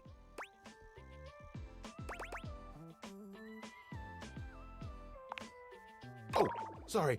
I shouldn't talk like this in front of Towel Buddy. He's just a washcloth after all. But the offer still stands. Okay? I look forward to those sunsets.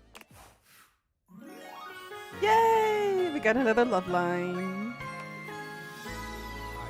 This is love.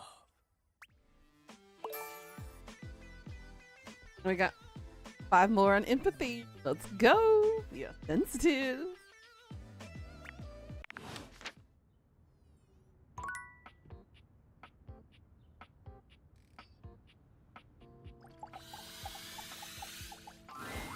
An angular beauty sits in contemplative silence, her head resting on one hand. She doesn't greet you even when you stand directly in front of her. In fact, she doesn't even look at you.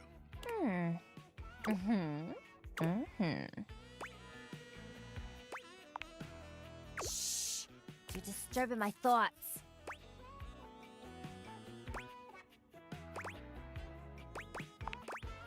You're bad? Seriously? God, you're so boring. Well, that's it. My fantasy bubbles officially burst. Name's Tina. Tina Triangle.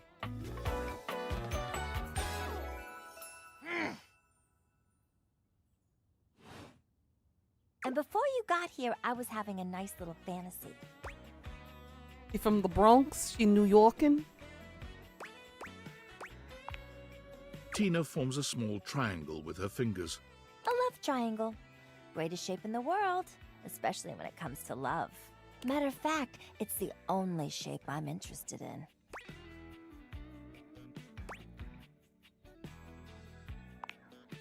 Oh yeah? You're smarter than you look, cutie. But enough about you. You ever watch Love on Triangle Island? Oh, it is. It is. Let me paint the picture for you. 18 sexy singles get together on an island. They gotta pair off into groups of 3, and every week a love triangle gets voted off. The last throuple to get voted off wins $1 million, but that ain't all. They offer 'em money and bring in their exes to try and break up the throuple. It's all just so deliciously dramatic.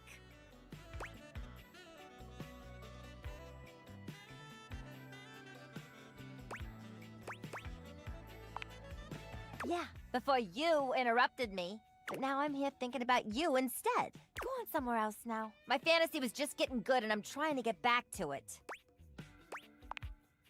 Maybe. Bye.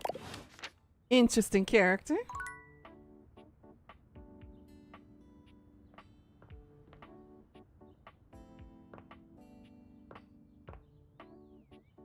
Elf seems like it's... A well-muscled athlete stands before you, shifting restlessly from one foot to the other. There's a strange air of anxiety to her, despite the broad smile plastered on her face. She seems a little too happy to see you. Hey, what's up, Dudette? How are you?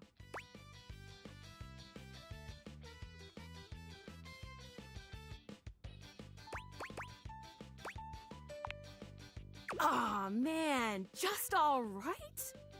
We can do better than all right. We gotta get you two amazing. I can't believe we're, like, actually talking now, Dudette. You've walked past me 1,000 times and never even looked at me, but that's totally okay. After all, I don't do this for the recognition. I love the little cactus on her baseball cap. It's cute. I'm just a humble shelf trying to grab life by the horns. Gotta carpe that diem, if you know what I'm saying. Oh, Drywall! I almost forgot to tell you my name. Okay, here I go. The name's Shelly. I'm your shelves. Shelly the shelf. Yo! It's my job to hold your stuff up with my amazing muscles. I really enjoy doing it! Great! Truly glad to hear it, Bromiga! Anyway, it's really great to hear from you. This experience is 100% aligning with my years-long fantasy of meeting you! I've never truly been happier!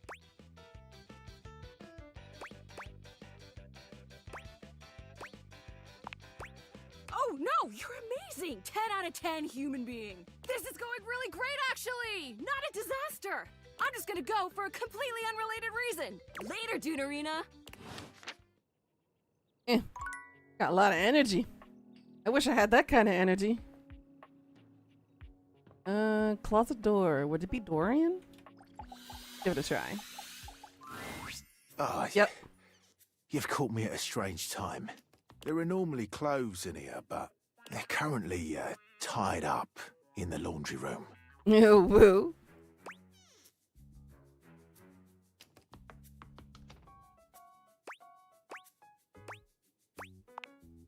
I have very little of interest to speak of otherwise.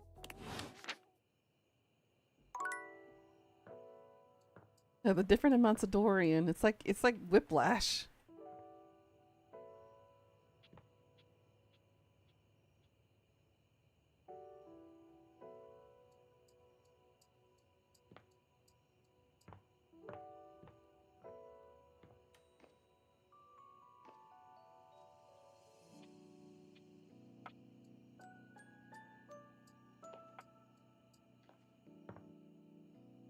Anybody else?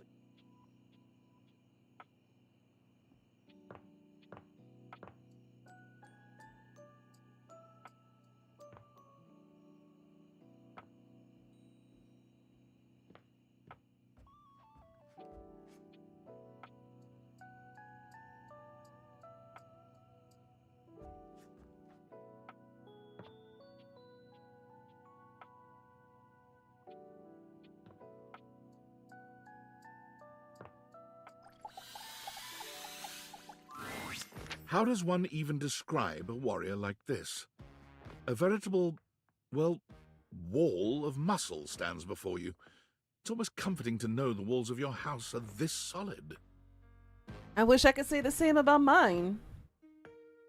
Wall, wall, wall, wall, wall, wall. Wall. Wallace the Wall.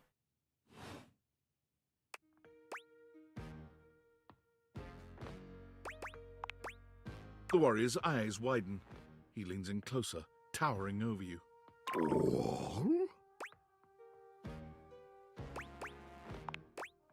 Whatever you're saying here is clearly pleasing to him. He nods, beginning to smile. I can speak well. Who knew? Fool! Fool! He beams at you, a flush spreading across his cheeks. I love you! Fool! Wow. That was easy.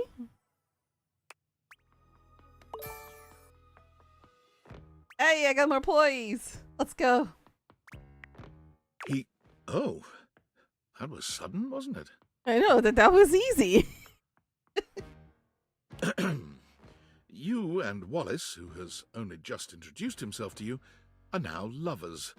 His gaze settles on you, filled with tenderness. His drywall heart beats only for you. You live happily ever after. Yes, just that quickly. Wow. I wasn't expecting. I totally was not expecting that. Oh, goodness.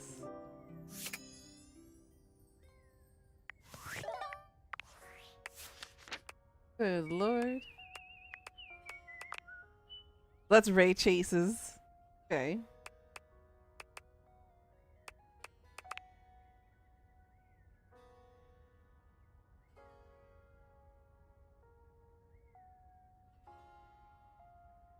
I need to find the key. Kelly is Abby Tr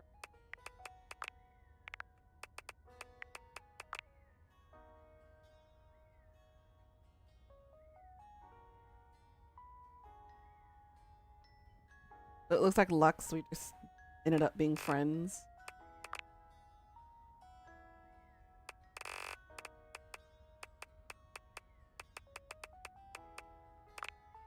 You know, his grades Elise.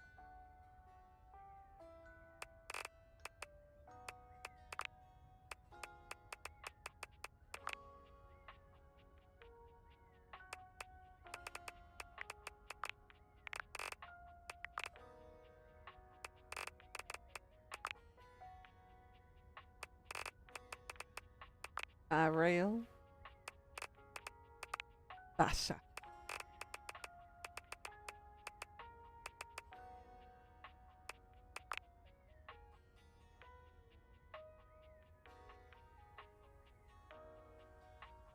They like you and they dislike you.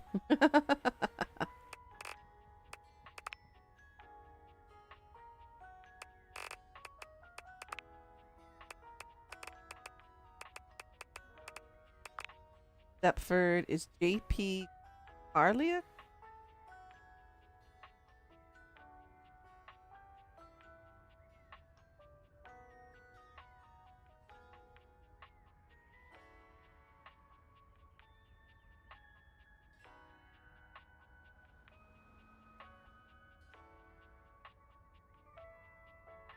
Boss Baby! That's why he's so familiar. He also does Tom and Jerry, Smurfs. Wow.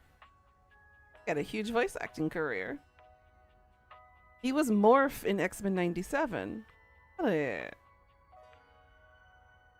Ow. There's a lot.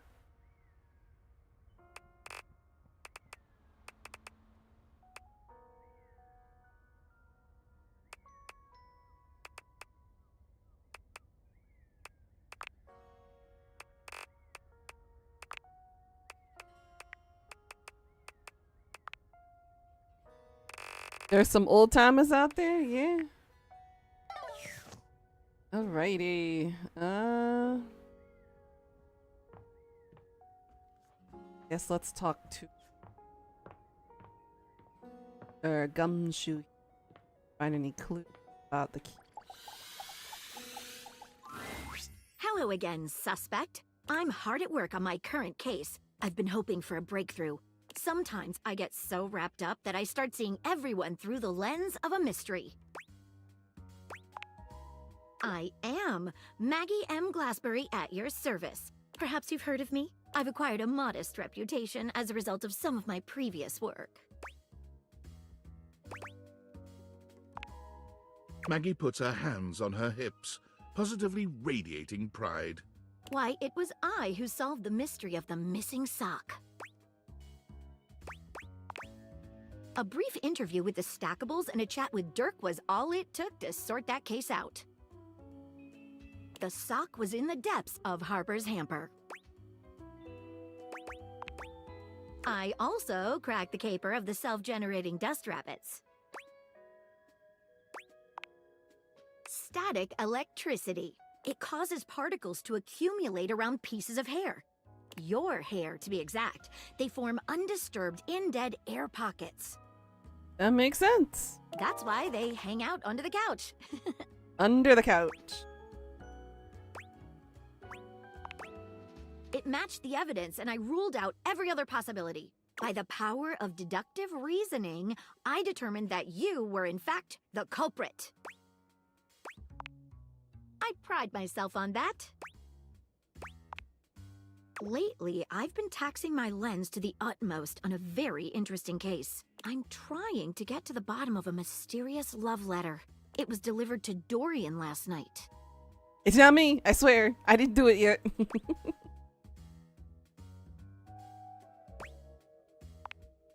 I don't know where you heard that, but I can't talk about it with you. At least, not yet. You're scratching the surface of something stranger than you can imagine.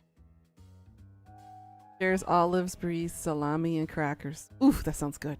Maybe I'll feel differently later, after we've gotten to know one another a little better. At approximately 2 a.m., an unknown suspect dropped off a letter for Dorian. Upon opening it, Dorian discovered that it carried clear romantic intent.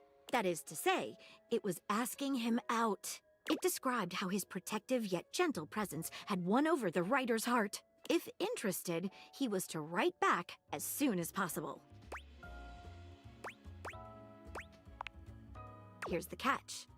The letter wasn't signed with a name, just a monogram. Though he might be hesitant to admit it, Dorian was quite taken by the letter. He isn't certain whether he wants to write back until he knows more. You would? I've never worked with anyone else before, but I think this could be good for the case.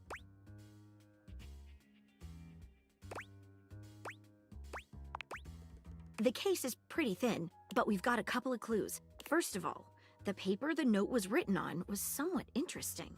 Second, although the letter wasn't signed, it did have a single initial on it. Is it Penelope? Finally, I think Dorian might have a clue for us.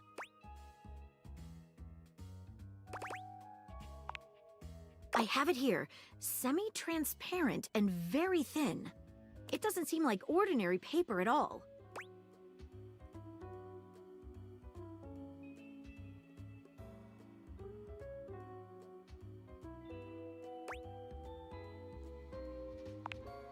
She dips a corner of the paper into a small glass of water. Look at that! It dissolved! What else should we try with the paper? She gives the paper a careful test snip. Cuts just like normal. What else should we try with the paper? She focuses a magnifying glass on the paper. Yikes! It's definitely flammable. Does seem to burn slightly slower than normal paper, though. What else should we try with the paper? Taste it? If you say so. She carefully dabs a corner of the paper against her tongue. How interesting. It's edible and tastes slightly starchy. What else should we try with the paper? What should we look at next? A stylized letter M. M. Ooh, and wine. Ooh. Nice combination.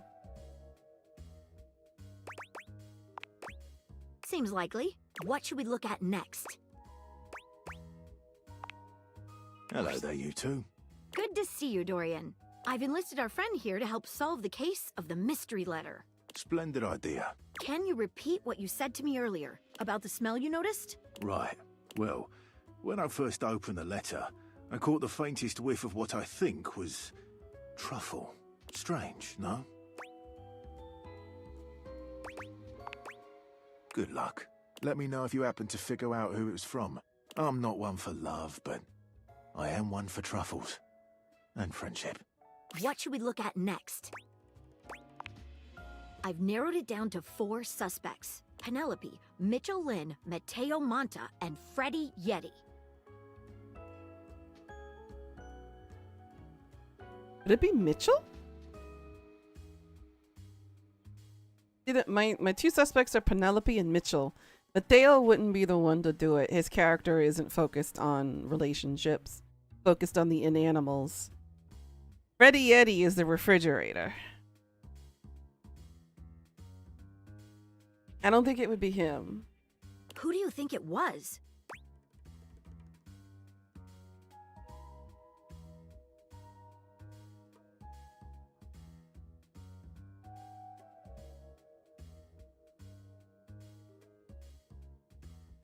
Smell the truffles, it would be Mitchell.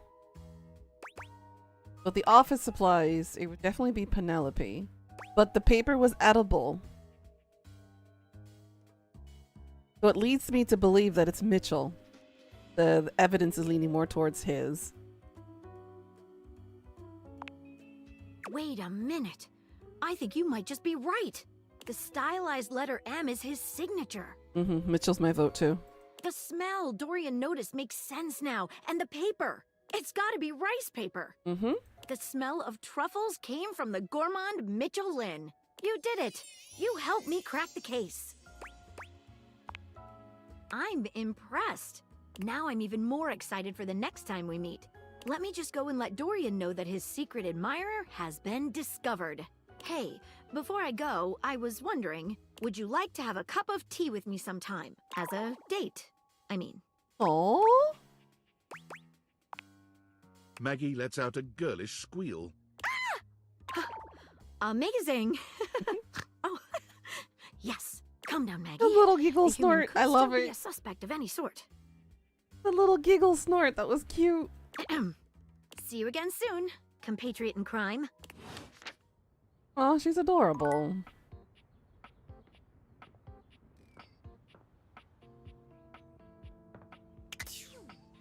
Alright, let's check out our rumors.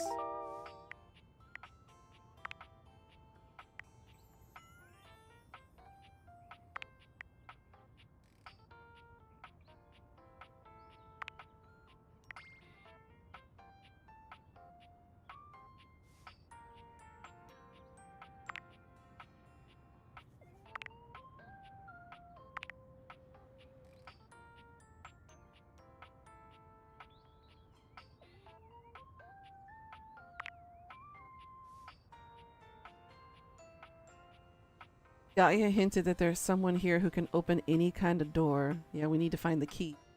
No idea where the key.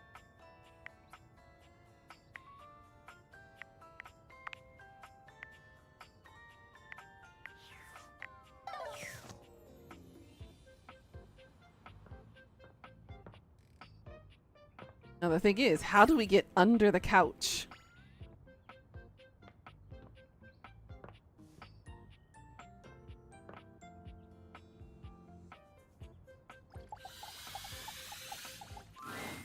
Seated in your living room, we haven't is a even talked to the being who couch seems yet. to truly embody the concept of comfort.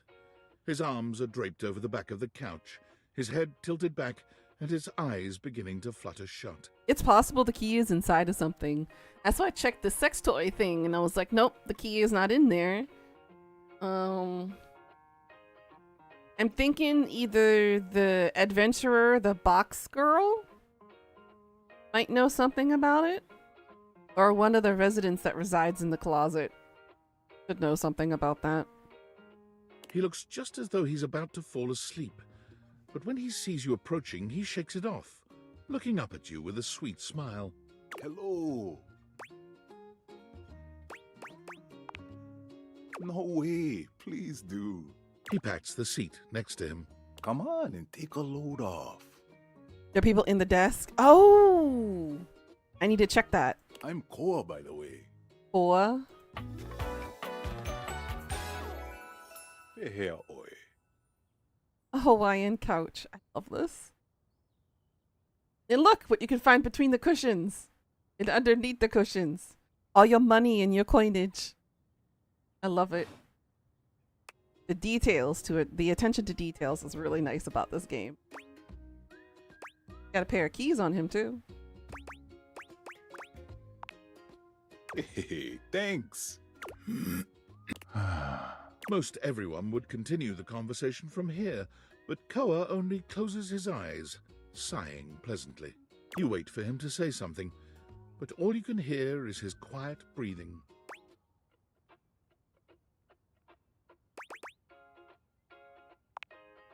No, that's okay. Koa opens one eye, but he doesn't move.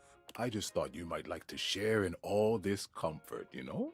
Couch culture is really all about taking it easy together. You know, like, you ever heard people talk about alone together? Mm-hmm.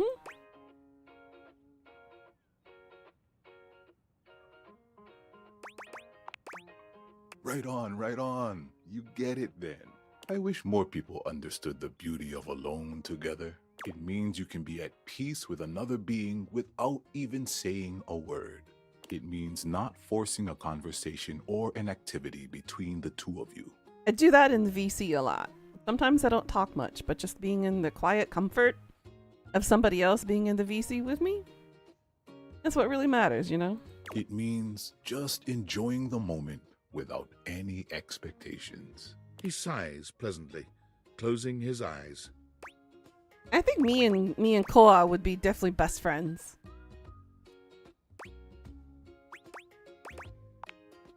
Beautiful. You'll see. Koa breathes in deep, sighing pleasantly. When he relaxes, the entire room seems to relax with him. You find yourself growing sleepier alongside him. You're not sure how much time passes as the two of you sit side by side in companionable silence, but it's certainly a good while. Thanks for keeping it chill, buddy. This was real nice. Got something I want to give you. Yay! You know it. You know, in couch culture, we're not big on expressing ourselves verbally. We prefer to let our actions speak for us. And a gift like this, it's just a way of honoring our friendship.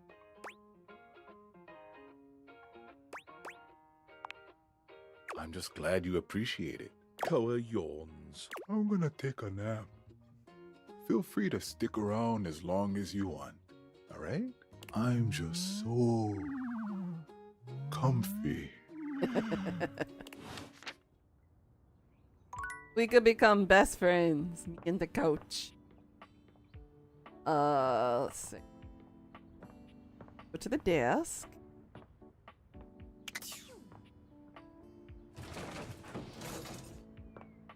Oh, there is more.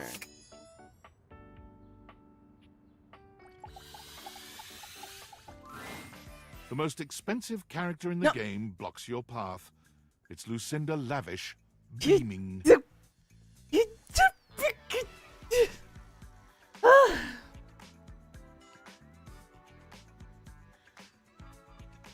She is... I don't need her right now. I'm all yours. Sure. What are you thinking?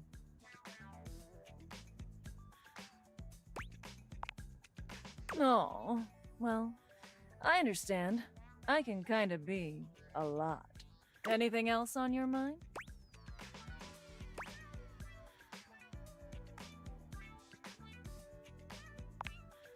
You got it, lover. Now that that's out of the way, I'm all yours.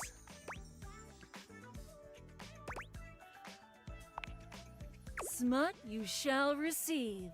For today, I am Lucinda Lurid, purveyor of fantasies. Just lost her pants. You look ready. You've been going around dating everything here, and truth be told, they're just objects. But me, I'm built different.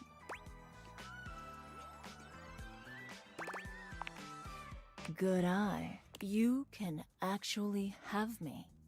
Right now. And her top got In smaller? reality. Yep. Come with me to my fantasy chamber, away from prying eyes. This time, as you are magically whisked away, the fantasy chamber appears different, done up precisely to your particular tastes. That's not my taste, by the way. I don't like 1950s wallpaper. There are all manner of sexual props for every kind of position you can imagine, and much, much lubrication. Do me. Lucinda puts you through your paces, contorting both your bodies into numerous positions you'd only ever thought possible in your lewdest fantasies.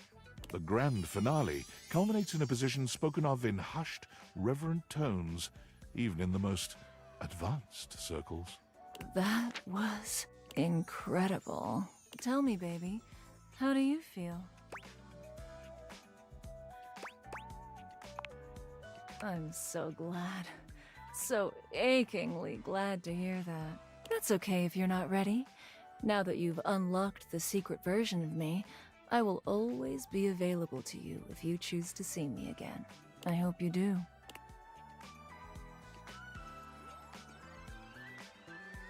Okay, now can I focus on the stuff at the desk? Yeesh.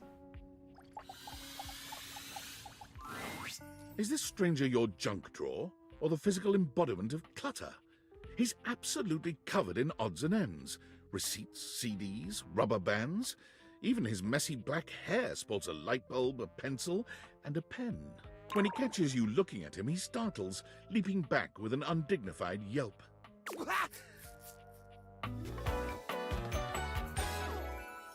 Whoa, Nelly! Gary the drawer.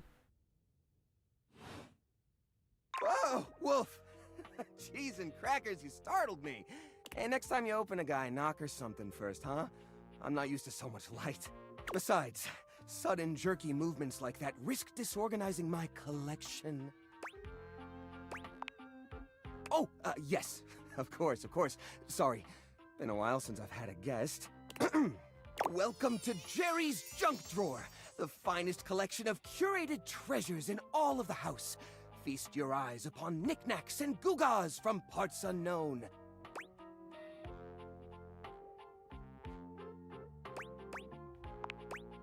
Oh, that's the question though, isn't it? Where did this nail come from? What picture frames did it hold? Is that really rust, or is it actually some sort of newfangled orange snack coating? Jerry lifts the nail to his lips, giving it a test lick. Nope, it's rust. Tetanusy. I was about to say, you better have gotten your tetanus shot updated. So, what do you think? Why, it's a collection of lost things, each one forgotten by the world, each one a story. This button, for instance. Perhaps it was left behind as a clue from one lover to another, a modern-day Cinderella slipper. Take me with you, it says, and know that once you find the collar that matches this tragic button, you have found your love again.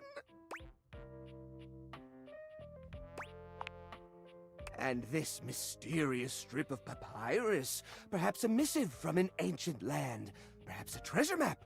Oh, the wonders we could glean if only we could decipher these symbols of black and white bars. That sounds like an ISB. Shopping receipt.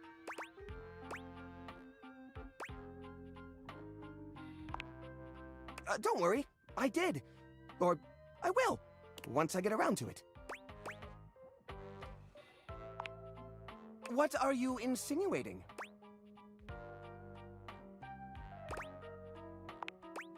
I curate for a specific demographic that happens to enjoy the limited space. They don't mind.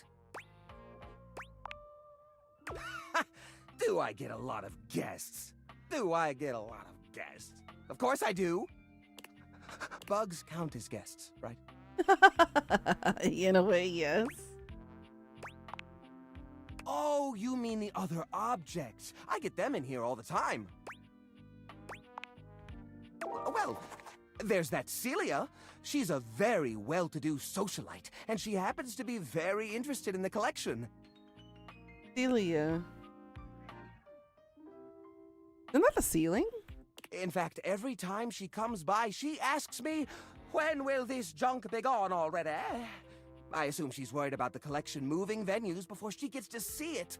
She's probably just nervous about coming inside. Listen, you, Oh, what's the use? It's true! Nobody visits me but the moths. What am I doing wrong? I just don't get it! I love to entertain, so long as guests don't touch a single thing.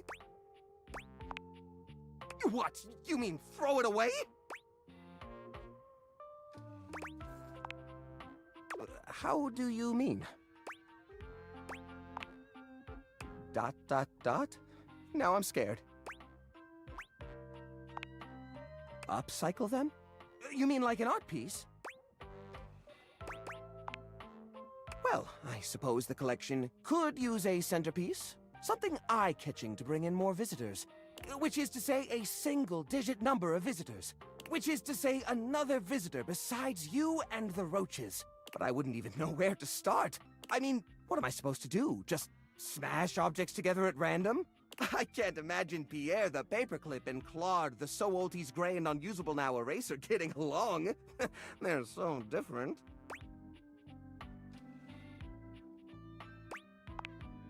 I guess that could work. To be honest, whenever I look at anything in the collection, it's like I see its entire past laid out in front of me. That's one of the reasons it's so hard to give things up, you know? Every object has a memory, and that memory is like a part of my body. They all have their own vibes and textures and feelings. Mixing them together is hard. They've all got such strong individual identities. I suppose an outside perspective could help. I'll gather some items that could make a suitable sculpture. He does so, then claps his hands together. Okay, sculpture. Phew. Here we go. First things first, we need some kind of foundation. I think I've got just the thing for this. It's a flat, circular piece of wood that fell off the fence out back. You always said you'd repair it someday, but I think both of us knew that was a lie. You're feeling called out by your objects? I've got a pile of other objects here. Your job will be to pick one of my objects we'll pair together. It's a long shot, but maybe we can scrungle something together. Let me tell you about Rudolph, the wooden square. When Rudolph first came to me, I had a habit of tapping on him. We would while away the hours together, tapping away to a rhythmic beat. Sometimes the best fun looks like boredom. Rudolph always tries its best, even when he's down on his luck. He might not always be the tool you need at the moment, but he's always there to support you. Very reliable. Now, which of these would pair well with Rudolph?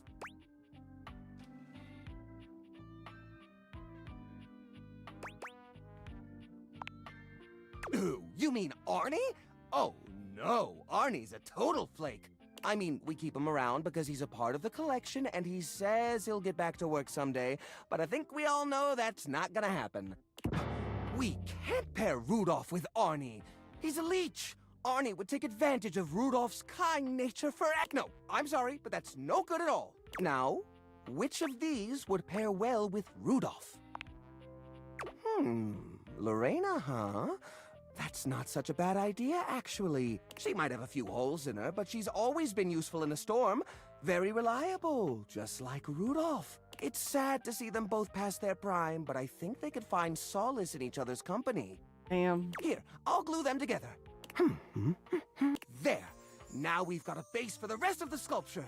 We need something to give it body. Something eye-catching. Something that pops without throwing the whole piece out of whack. What do you think?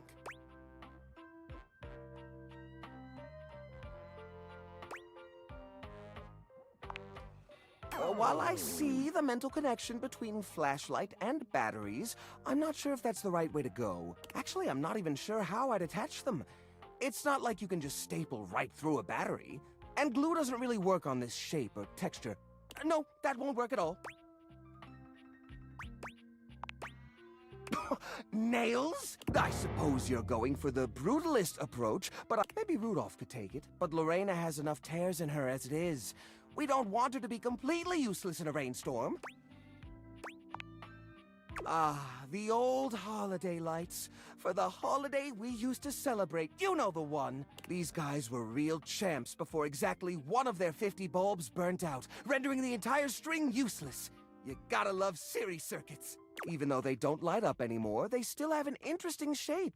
And the wire structure lets us sculpt them in interesting ways. We could even make some little columns between the top and the bottom to connect Rudolph and Lorena.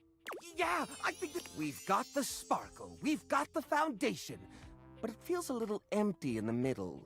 It needs direction, a sense of purpose. There's a wooden foundation, a canopy above the lights. What could go in the middle?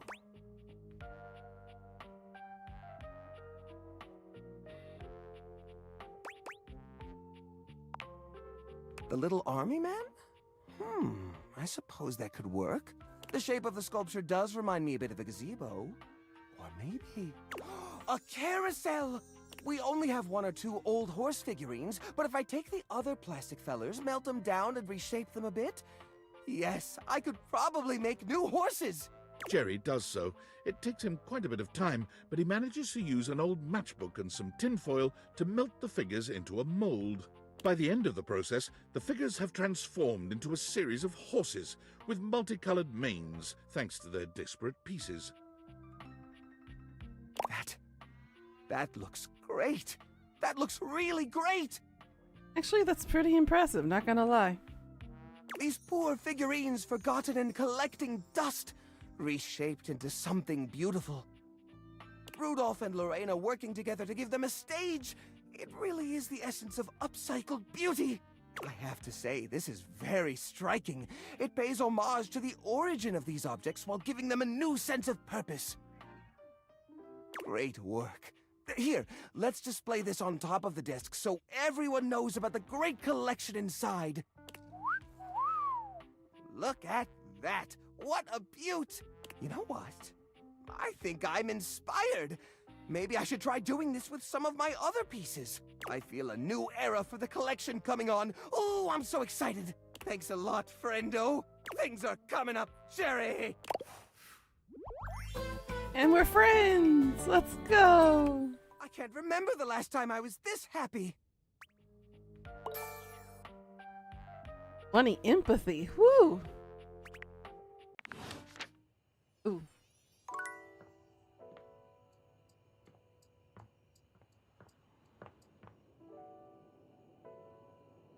Guessing Dorian is just gonna claim things about. Come for a cheeky look. Dorian assumes his usual Take all the time you need. Glad I could get to see you around. That's the only.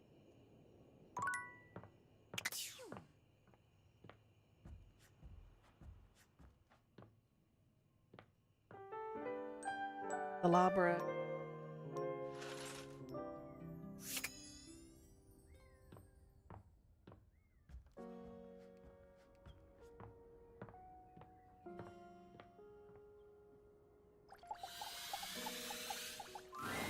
You come upon the Scandelabra with his back to you, talking to himself while seeming to furiously polish something.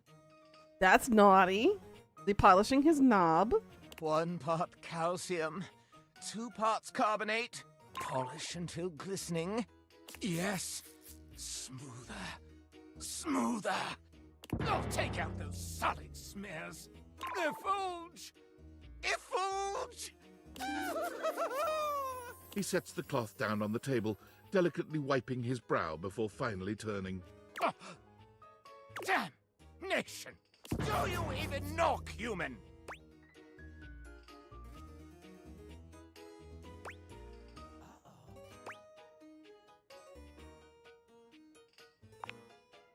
Oh, how dare you! The polishing of my knob is a sacred art.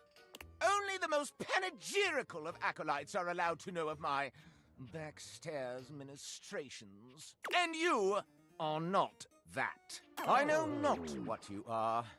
My inquests have turned up fallow. Well, you've come to see me, eh?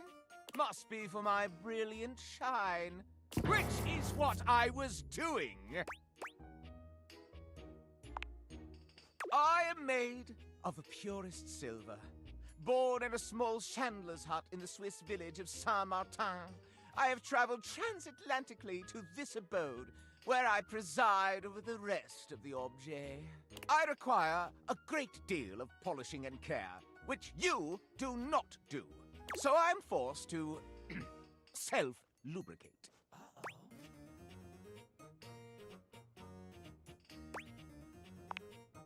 I am Argentum.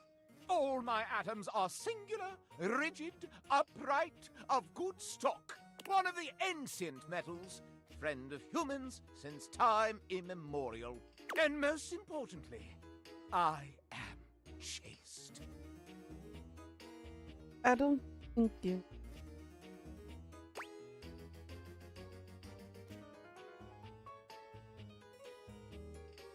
Hey, Amy. I'm alright. How about you?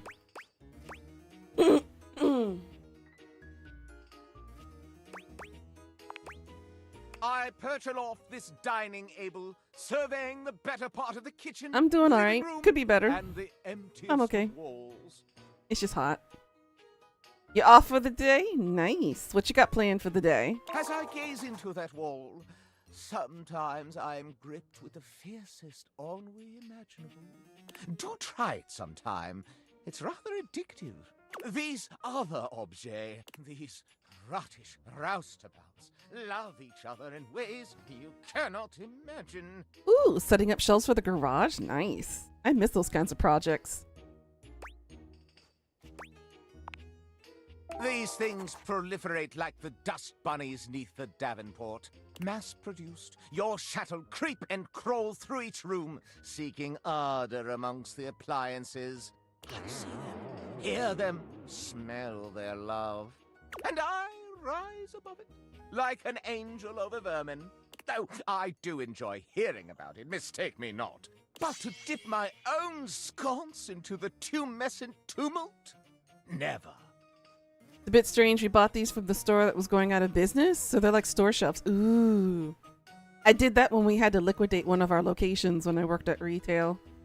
I actually bought like a huge centerpiece of a bookshelf that was also a display case that we had used in our store. I bought it for $20 off the business. It was a beautiful, beautiful setup that I had. Having told you my story, I must away. Regards, S. Mm-hmm. Alright, so remember we picked up. He feels some extreme dread emanating from the wall he is facing.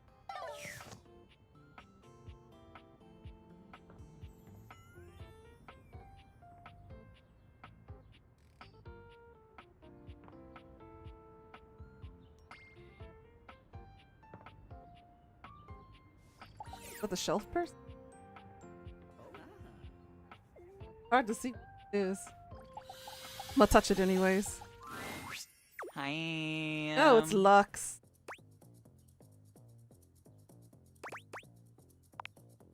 Yeah, for like, I don't know, like a day or so. It happens all the time when you break terms and conditions or whatever.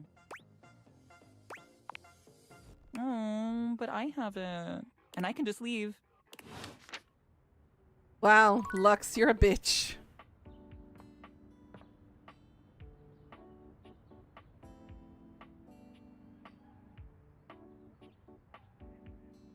Can't be Kurt or Rob. Oop.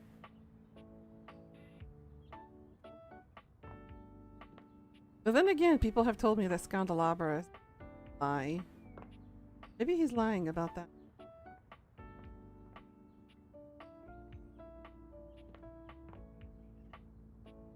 Check what's under. Crouch a little. Nope.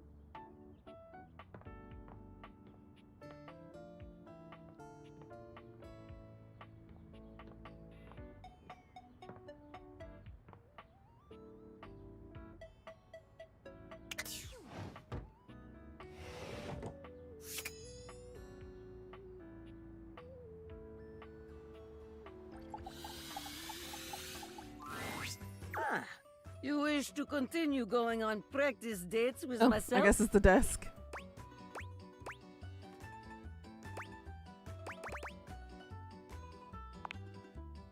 are the potential locations for these dates? Go to bowling alley. Here we are at the bowling alley. It is time to rent stylish bowling shoes. We are approaching shoe counter. The clerk looks us both in the eye and asks what we need. What will you do?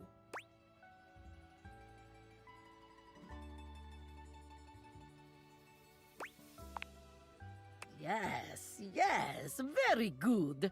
No judgment or embarrassment. Feet are only feet after all. This game is called Date Everything. So the premise is you work at home, online with a company that just suddenly lays you off, or you're in limbo, and you get these mysterious glasses that are mailed to you.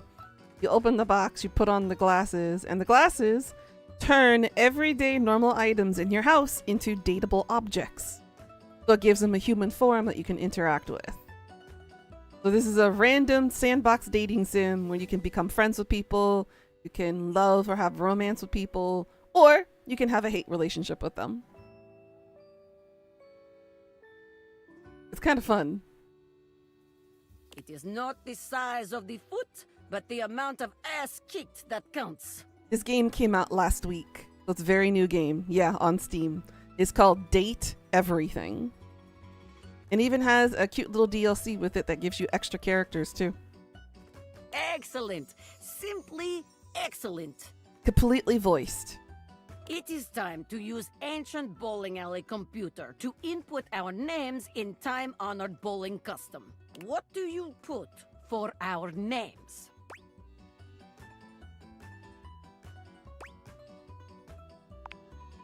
Oh, yes. Adorable. Sweet. Just lovely.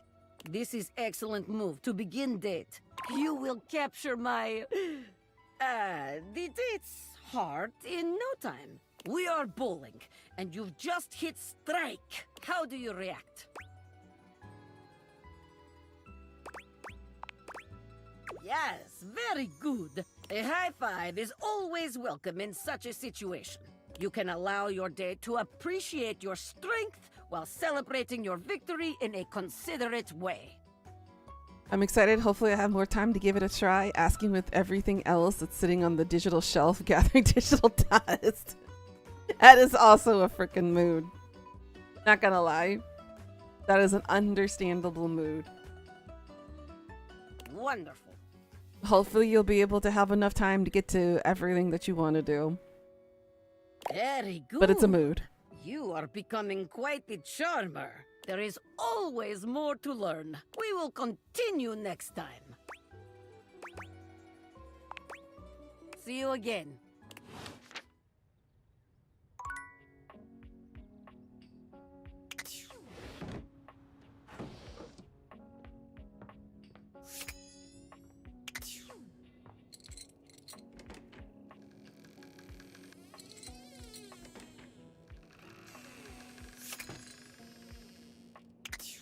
It doesn't open.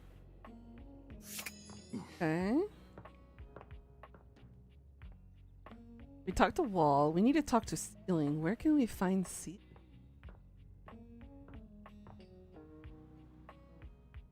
Highlighting at all for me.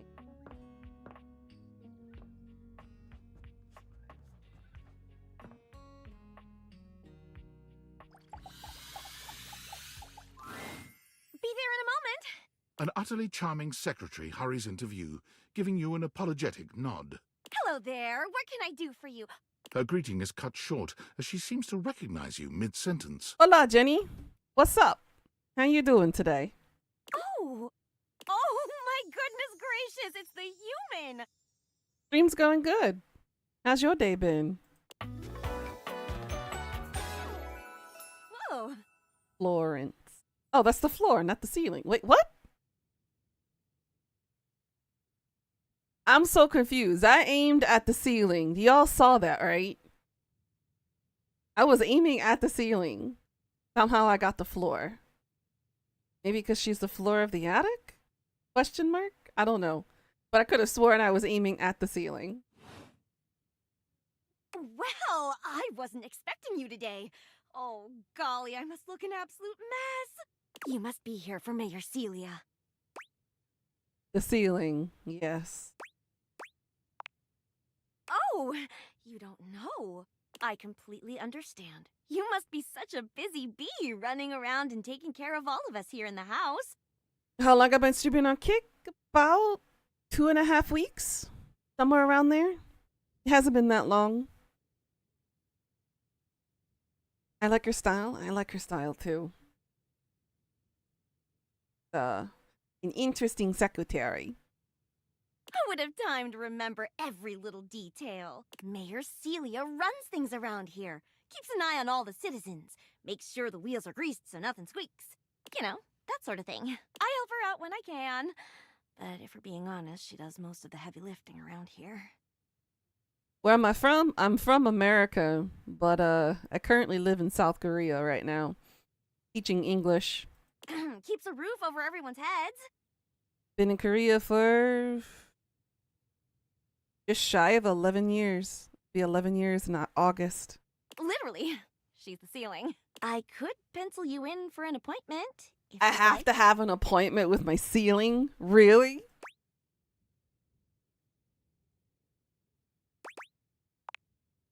Oh, well. She twirls a strand of dark hair around her finger, blushing sweetly.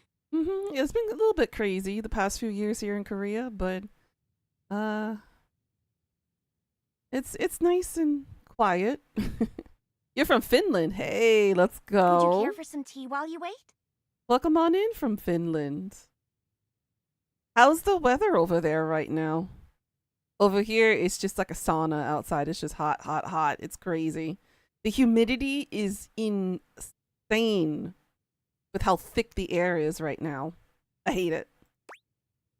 I'm fine with heat and I'm fine with dry heat, but when you bring massive amount of humidity there's no escape from it. Perfect timing. Just so happens I've got a kettle all nice and ready. How do you take it? Gimme. How do I want my tea? The milk and sugar. Oh, that's my favorite too. I think I'll pour myself a cup while I'm at it. Cold, cool weather. I wish I could have that right now. We're not even in the hottest point yet. The hottest time in South Korea is August. And we just started our typhoon season just a couple days ago. Florence stumbles, pitching forward onto her hands and knees. The tea spills all over the floor, though thankfully the cup doesn't shatter. Ears? Yeah, exactly. Oh, no. Gosh, that just spilled everywhere. That's not good. That means she spilled it on herself? Do you have any long-term plans on Kick? Yes. Long story short, I was originally on Twitch, but Twitch in South Korea had some serious issues headbutting each other. So Twitch was like, you know what? We're going to forget all about the streamers in Korea and just drop y'all on the face of the planet. So I lost the ability to be able to get paid on Twitch. And I decided to do YouTube. I'm on my second year on YouTube, and I'm on my second week on Kick right now. I figured because I kind of need more internet presence, I thought maybe simulcasting would be a great way to kind of help get myself out there to kind of work with the algorithms. I'm working a little bit more. I do intend on streaming for as long as I possibly can. Because I'm a part-time teacher, full-time creator, full-time published author. I'm working on a whole bunch of books right now, be pumped out to be published. And I want to be a variety streamer. I want to do like a whole bunch of different stuff for content creations. I don't want to just specifically be just a gamer girl. I want to be a podcaster, just regular talking streams, all that kind of stuff. Yeah. I just started. I haven't really had time to sit down to customize everything just yet. Everything is still a work in progress. I have a lot to do. But because I'm doing a lot of teaching and I have a lot of traveling that I've been doing, I haven't really had the time to just kind of sit down and work on everything. But it's all going slow, but it's a progress. A really long process. Right on the carpet of my good jacket. Oh, that's gonna stain. I'm so sorry, dear. I need to dab this out with a towel right away. Yep, dab, not scrub. Would it be all right if you showed yourself up to the mayor's office? Just this once? Thank you so much, dear. Sorry again about the tea. Oh, please don't tell the mayor about this. Nah, I'll be fine. I've been collabing with a friend of mine. She's been working on my overlays. We're slowly getting everything changed up. There she is. Oh, there the she mare is. herself. She simply radiates poise and power. She's an intimidating sort of beauty, but you find yourself intrigued to learn more about her. She's the mayor, huh? So, in summary? Aha, that's the other character we're missing. Okay, so she's the one in the kitchen on the left. Got it. Got it. I just think if I could get a little more foot traffic around my bar, I'd get more business. Oh, Beverly, I understand your concerns. But what do you expect us to do, dear? We already put up posters and held fundraisers. Alcohol in the corner. Got it. We can't just move the fridge, stove, toilet, and everyone else out of the way to clear foot traffic every night. We could try that. Bev. Fine. Bev for like beverages. I like that. Trust me, we're doing everything that we can. All right. But if nobody's in by next week, I'll be back. That's pretty cool. At the moment, nah, I'm good. I'm sure you will, darling. Celia presses an intercom button on her desk. Florence, dearest, send the next one in. Yes, miss. Hi. Mateo! Hello, Mateo. What can I do for you today? That's a great question, actually. Now that I'm here, I can't even remember. Isn't it funny how that always happens? Right when you need to think of something to say, your brain just sort of goes blank? That's relatable. Thank you, Jenny. I appreciate it. You know what? It was probably nothing. I don't want to waste your time. I know how busy you are. I'll just see myself out. Mateo, come. Sit. Tell me what's bothering you. Right. It's just... Go on. It's Lux. They're kind of pulling cords around the house, refusing to pick up after themselves, keeping the whole bedroom up late with their streams. It's really been stressful for the inanimals. And I don't want to get anyone in trouble, but it's just been a lot, and... All right, Mateo. All right. Lux, you said. Lux, our troublemaker. We've been struggling with Lux as well. Yes, ma'am. I'll have someone take care of it. Thank you. Next. Whoa! Hello, Wallace, darling. Whoa! Yes, I remember from last week. It's on the docket. Whoa! Think nothing of it. Of course. Anytime, Jenny. Next. Oh, it's you. I don't believe we've formally met. Mayor Celia. I'm also the president of the HOA. That's Home Objects Association. Not the HOA.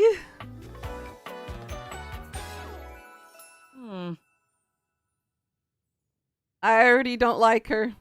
I don't like her. Here's my card. But really, all you ever need to do if you need me is to simply look up. What can I do for you today? Oh my goodness.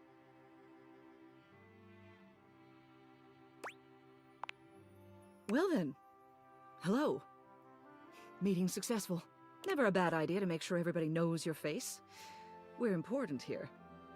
Some sit back and wait for others to plan things. Others simply do them.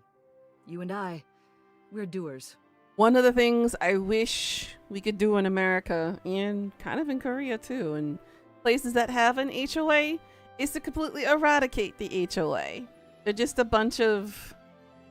How do I put this in a nice way? Leeches that leech off of people who already paid for their property.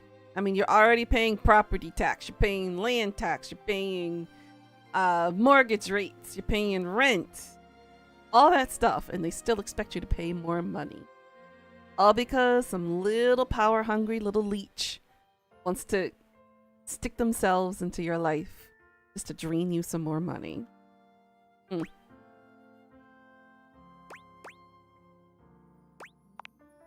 I've seen you zipping back and forth around the house, running here and there. You seem like a reliable sort. I wonder if I might ask you a favor. It's about my assistant, Florence. She is an absolute dear. But? Although sometimes I fear it gets her into trouble. That's what I thought. She's such a kind thing, but that means she lets people walk all over her. Sometimes I worry the wrong sort might be taking advantage of her. She's a floor.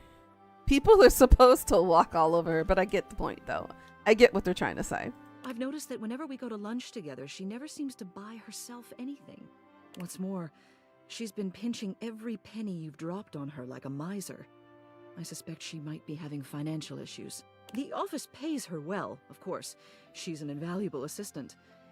I think it's possible someone might be fleecing her. I'd like to formally ask for your help. I may be her boss, but Florence would never give me a straight answer if she thought it might upset me. However, she's quite friendly with strangers. And technically speaking, as the owner of the house, you outrank me. Maybe you could get something out of her. At least she acknowledges and recognizes that. Unlike some people out there right now acting like big fat babies thinking they can rule the world. What do you say? Would you do me a favor and look into this matter? Quietly? Thank you. I'll be waiting. Hopefully it's nothing. What else do you need?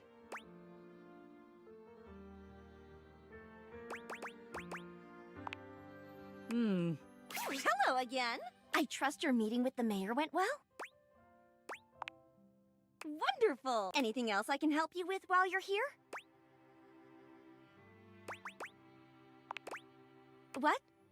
You want to know about me? Oh, no. No. You just spoke with the mayor. A little old fuddy-duddy like me can't hold a candle to someone like her. I'd rather talk to a fuddy-duddy like her than to talk to somebody else like that. I just handle the paperwork, that's all. Pay me no mind. Anything else I can help you with while you're here? Oh, bye-bye.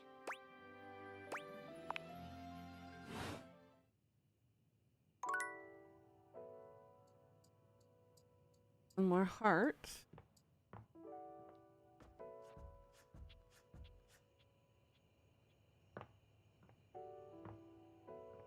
I know I need to talk to the chair again. I forgot exactly what time slot I was supposed to talk to her. Let's talk to the barista.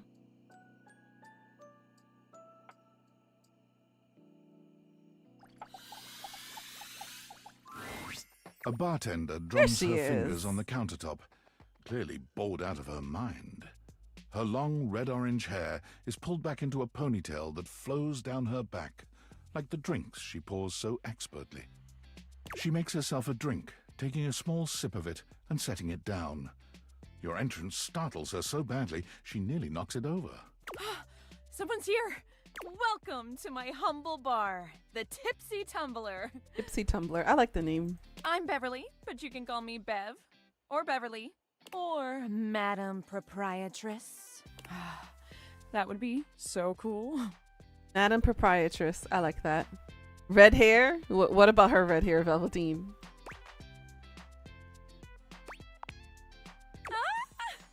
I'm the owner and bartender and janitor and stockroom attendant.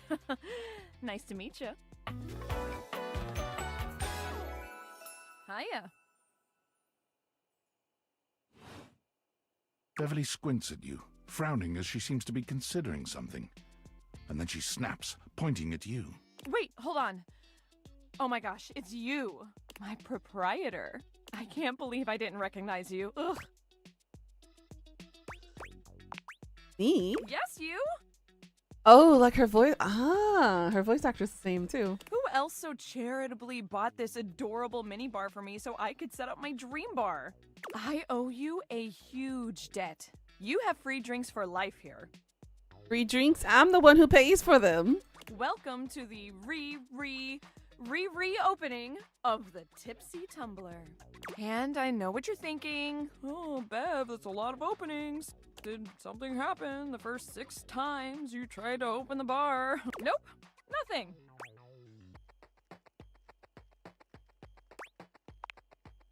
First, oh, thank you. Second, great question. I wish I knew. I've lost an alarming amount of sleep trying to figure it out. So please don't leave. You are literally my first customer in Marisha Ray, that makes sense. ever. Every time I thought you were finally going to invite people over, I'd polish the place up and prepare to be the best host I can be. But then each time you'd chicken out and spend yet another weekend all alone. I mean, why did you get a minibar if you weren't going to invite guests over? That's a very good question.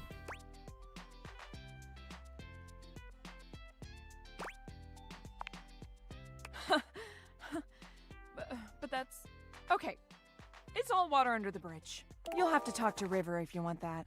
Anyway, that's enough babbling for me. So take a seat and let me fix you something already. Please, let me fix you something.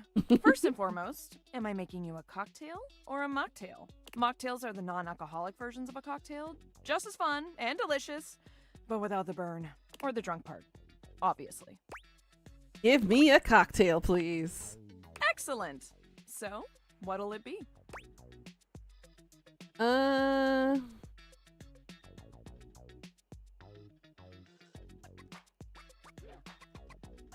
We'll start off with the classic martini first. Ooh, those are just delicious. So many different floral and spirit-forward flavors. Coming right up.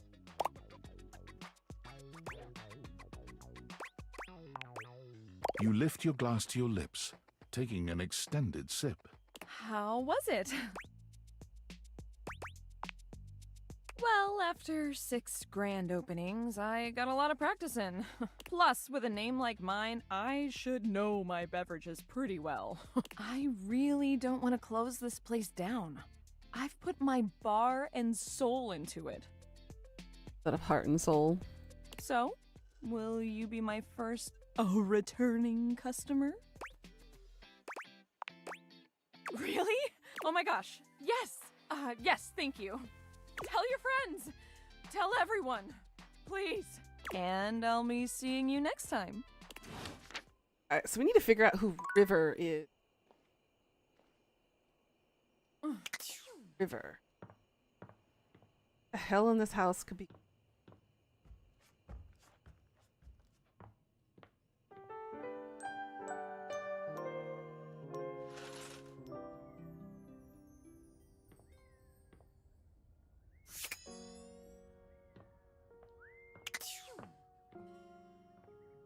With it.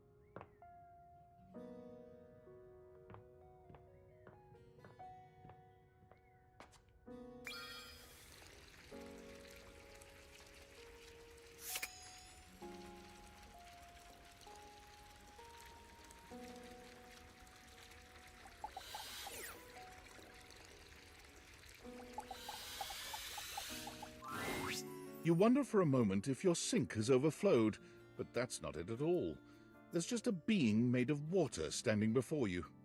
She's ethereally beautiful, but there's something hard to pin down in her gaze. I think I figured it out. It almost feels like she's watching your every move, waiting. Hi, honey. You looking to cook something? Wash your hands?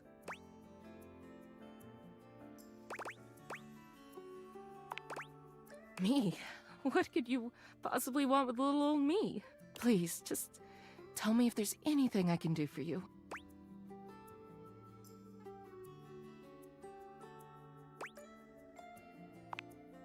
What? Little old me? Better you don't know. Keeps the mystery.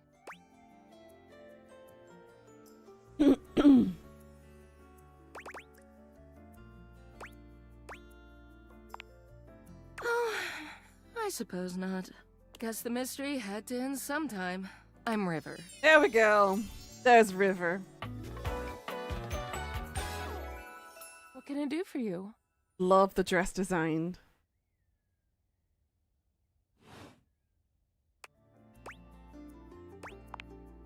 Just River. Like chair.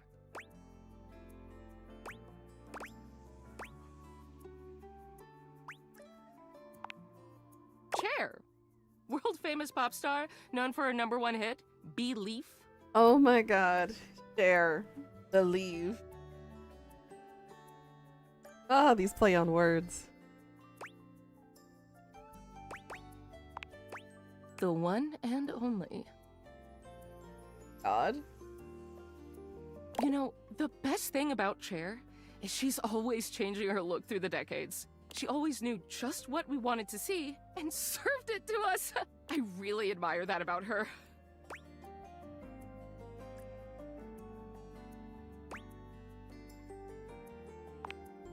I change states all day, every day. I know that better than anyone. I just wish I knew which one was best for me. Is there a version of me you like best? Water? Steam? Ice? Some form in between?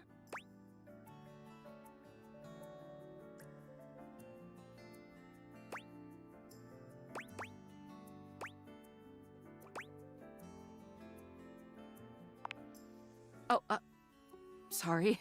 River wasn't exactly holding your gaze before, but she seems intensely uncomfortable now. She looks everywhere but at you. Look, I've been here way too long. If you don't need anything from me, I'm going to go. She is gone. Very aloof one.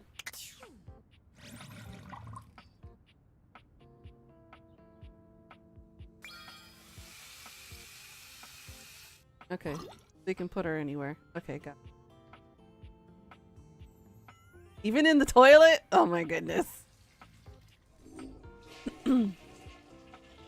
Alright.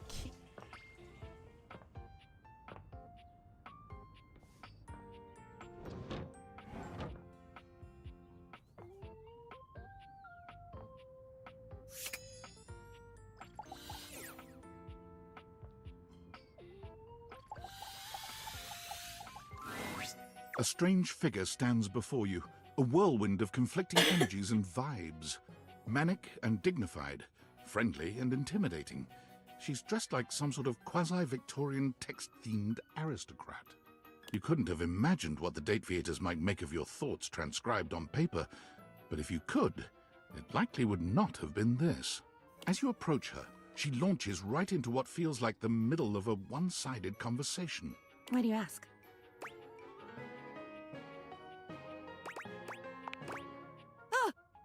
But the blue one, and then the butterfly. Why is there so much sand? Why is there always sand in places where sand should never be?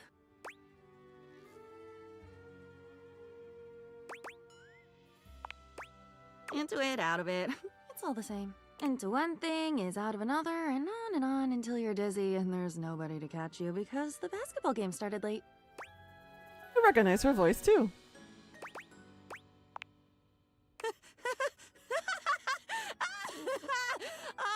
Oh my god. I've been falling. I fall so much. I can't even remember the last time I landed. It's all falling. But you said already that you'd be there. Wasn't that you? At the Italian place that Saturday in New York? Wasn't that you? It should have been. Tomatoes. Yes. Come back when you've had enough tomatoes. Diana the Diary. With that, she is gone.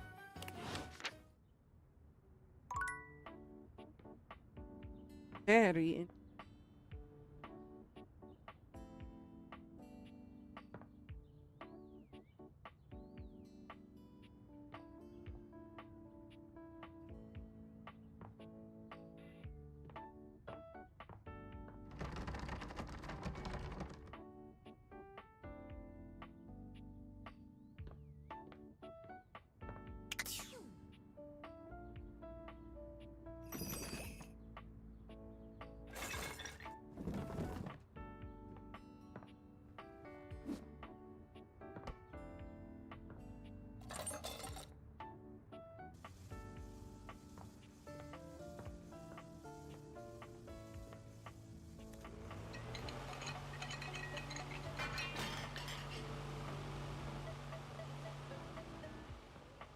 The hell would it?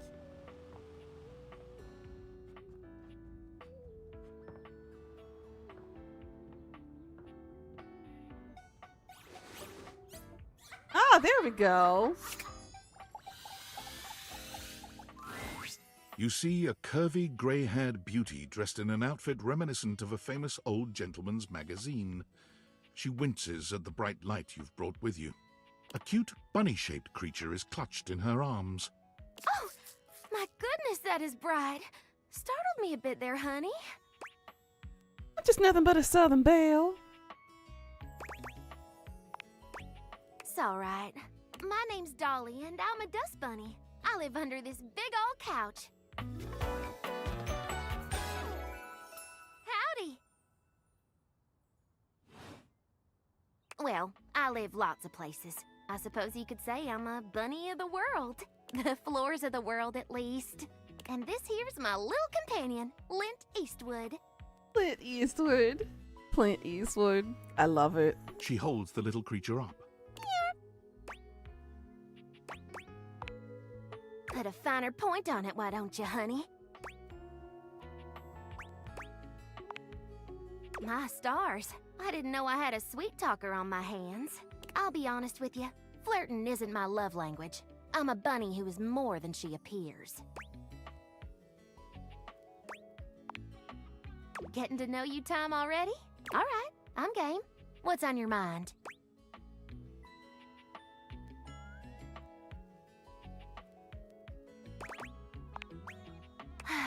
I thought we as a society were past this. But yes, that's right. I am a collection of hair, bacteria, soil, specks of plastic, dust mites, and even bits of dead bugs. Does it bother you that in your little human tummy there are 500 species of bacteria? Trillions of living bugs? That's about normal, yeah. Is that Barbie? I think it is. Microbiota, microbes, and microflora. All sorts of creepy crawlies. See? We are what we are, honey.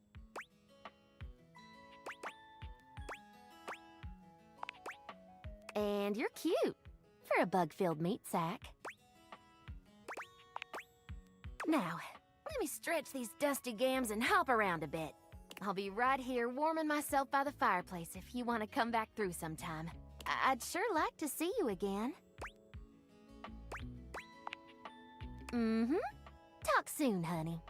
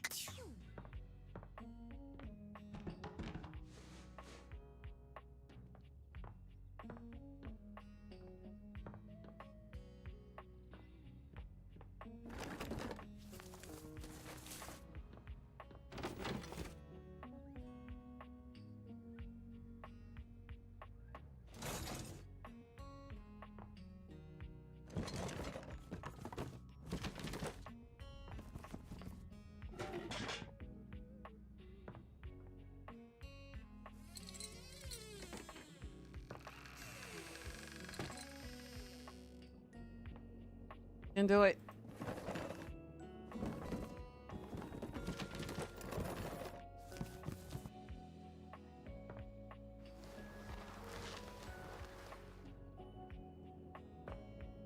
Interesting.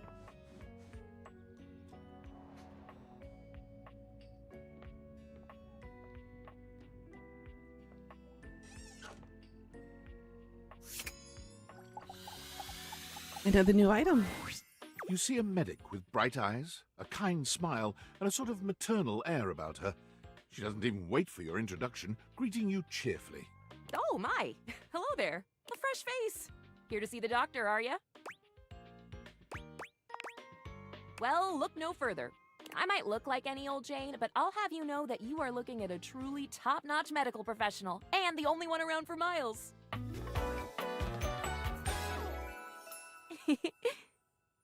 Are you? Whether you've got a tummy ache or a life-threatening ulcer, I'm your gal. She pauses, looking you up and down, hopefully. Do you have a life-threatening ulcer? I hope not.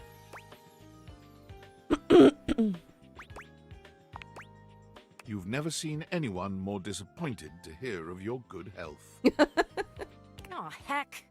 I do get my hopes up, you know. One of these days, someone is gonna bust through that door bleeding from orifices, natural and contrived, and boy, oh boy, what a red letter afternoon that'll be. As do I. I understand they're quite painful. Then again, if you ever find that it is you, if by some misadventure or chance you find yourself in possession of said acidic incubus, I hope you know you can come to me. I would know exactly what to do. I would have a very good approximation of exactly what to do. Yes, basically. Anyway, what can I do for you today? If not an ulcer.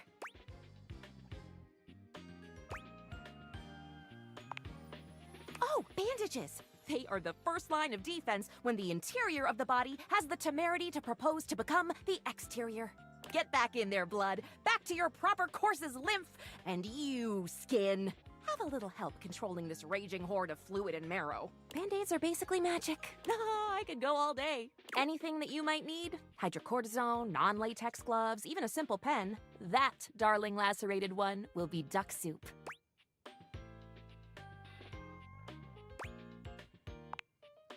Zounds. Something is drawing my eye. My metasenses are tingling. Better let me take a look at that wound of yours. You sneaky little sufferer. Thought you could slide one by me under cover of a metacarpals, eh?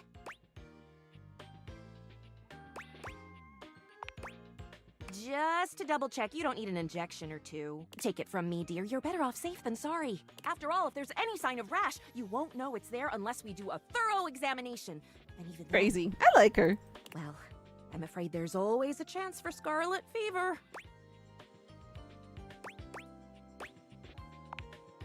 Once more, onto the exams. Faria looks you up and down, tapping her chin as she considers you from every angle. Exactly what I thought. No need to be anxious. We caught it just in time. You do indeed possess a splinter. But it's not just any old splinter, dear. What you have is a deep, deep splinter. Plenty of tender flesh open to infection, just waiting for those little microbial monsters to set in. Do you know what that means? Yes, I did. I did give you the answer on that one, didn't I? Oopsie daisy. But can you think of a circumstance under which an infection would be a good thing?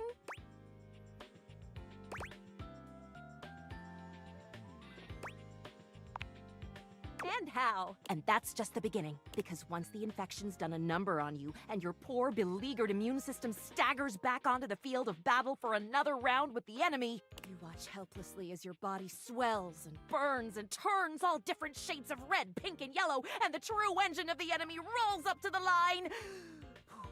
Gangrene.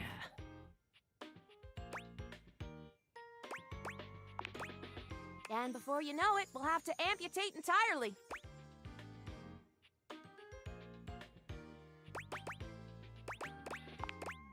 I'll note that in your chart, of course, but I have to be honest. Once it's bad enough, my poor new friend, I'm afraid the whole appendage will have to come off, preventing spread and all. I'm sad to say we lose many a good limb to splinters every year. Statistics is not really my field, I have to say. But I know how many amputations I've had to perform because someone got careless moving the milk crate. Ah, yes, I do know about the body. The bottom line is, you have got to stay vigilant. The world's a scary place, and your body is a fragile, fragile thing. One wrong move, and you can throw it into total and utter chaos. A veritable breeding ground for every bomb, dick, and hairy slate of diseases ready to eat you whole. You never know what the seemingly tiniest, laughable symptom can mean. For example, got a case of bad breath? Maybe you just ate a sandwich with too many onions. Or your breath stinks like a dead fish on a hot Sunday because you've managed to develop halitosis as a result of the toxic substances in your body not being filtered out properly because your liver is failing. You can never be too careful. And when something does go wrong, well, it's my job to make sure you're all fixed up. And I'll have you know I take my job very, very seriously. A doctor's duty is to keep their patients alive and kicking. You hear that, Korean doctors? You hear that's a part of your Hippocratic Oath? Take care of your patients, not your wallet. That's a big responsibility. So you can bet your behind I make sure to cross all my T's and dot all my I's. Sometimes even twice.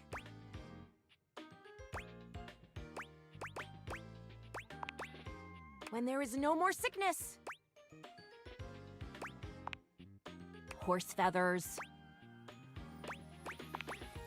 Girl, female, not boy. Oh, you were expressing consternation. Frustration. Got it. Anywho, it doesn't look like you've got any type of rash after all. Just that splinter looking awful uncomfortable there. Let's get that taken care of. And then presto, you're all patched up. There you go. Good as new. And if you do develop any plague-like symptoms, well, that's what I'm here for. You'd better. I'll keep the tissues ready. Medical professional Faria's always just a sniff, sneeze, and groan of discomfort away. You crazy. I like her. Very few doctors actually do the Hippocratic Oath. Hippocratic Oath. Yeah. You noticed that.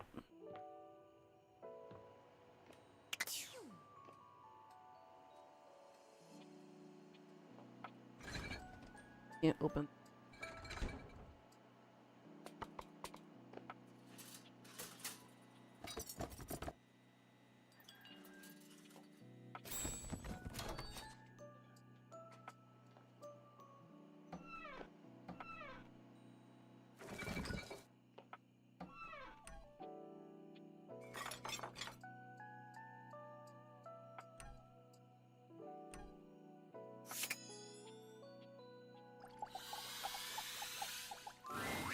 Here you are. Oh.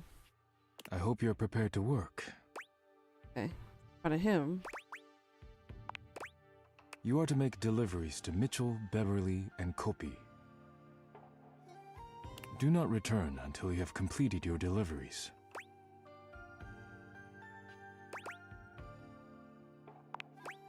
Of course, if you have any questions about the deliveries before you go, now is the time.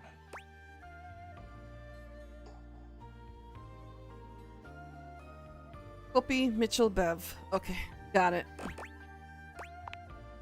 I have nothing more. You may leave now.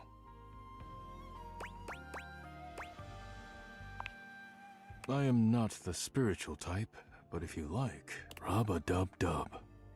Thanks for the grub. Oh my goodness. You may leave now.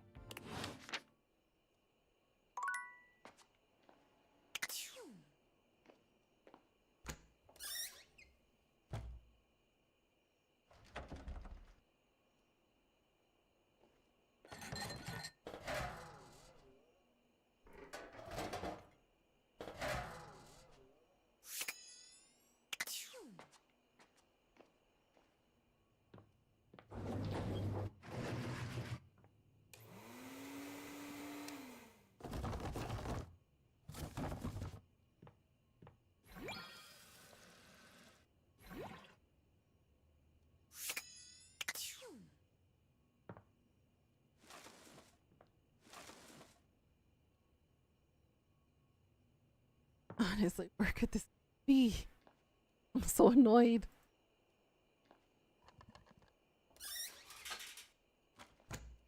I'm sure I'll figure it out eventually. Just don't want to look anything.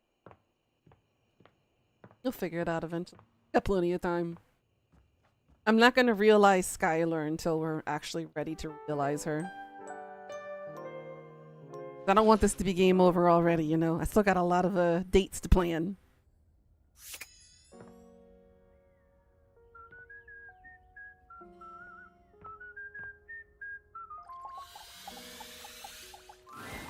Hey.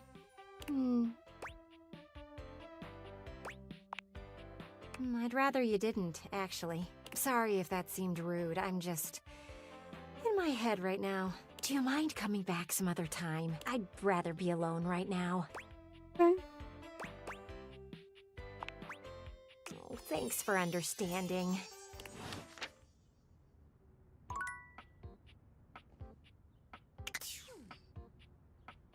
There.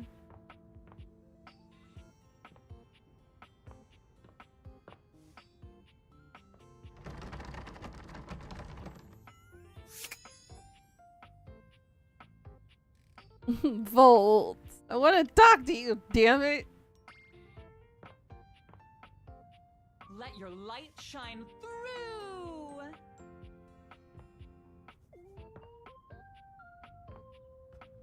Oh well. Let's see.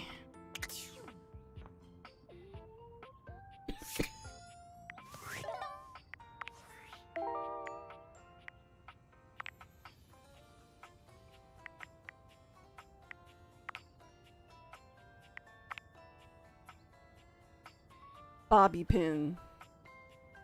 Seen around Hoove. Alright. Oh, let's see if we can find it. It's too hot outside. I'm sorry, Death. I know the feeling.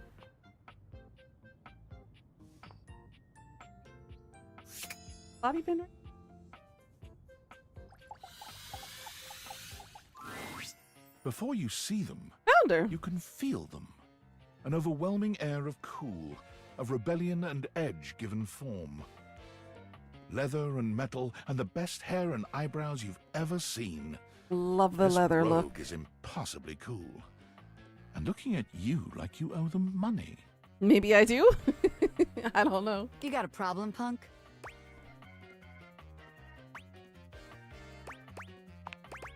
Oh, well, good. Because trust me, you don't want none of this. The name's Bobby. Bobby Pin. Mm-hmm. Mm-hmm. And you might not have heard of me yet, but trust me, the name Bobby Pin's gonna be known all over the house real soon. How's this strike you? The Pin Crime Syndicate. Oh, wait, no. The Pin Criminal Empire.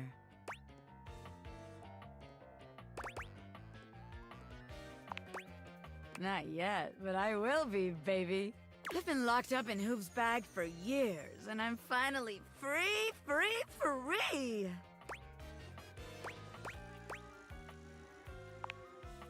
I mean, it wasn't his fault, you know? I had a lot of time to think while I was in there, you know, about who I was gonna be when I got out. Getting bent all out of shape, it does something to a pin, you know? Makes you reevaluate your priorities in life. Makes you think long and hard about who you truly are.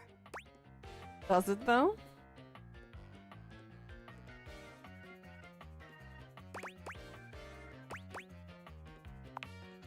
Oh yeah. I used to be pinned straight, if you can believe it. Getting sucked up into Hoop's bag was a real revelation. I never really felt quite like myself before. Would have liked it better if I didn't have to be locked away for a while first, but I feel like for the first time in my life, who I am and who I've always been are one and the same, baby. Thanks. I mean, I know it, but it's real affirming to hear it from somebody else, too. I've been locked up, but I'm here now, baby. I'm ready to take what's mine. The real question at this point is just where to begin. Where do I situate my burgeoning criminal enterprise? That's a very good question. After all, you know the first rule of business. Location, location, location.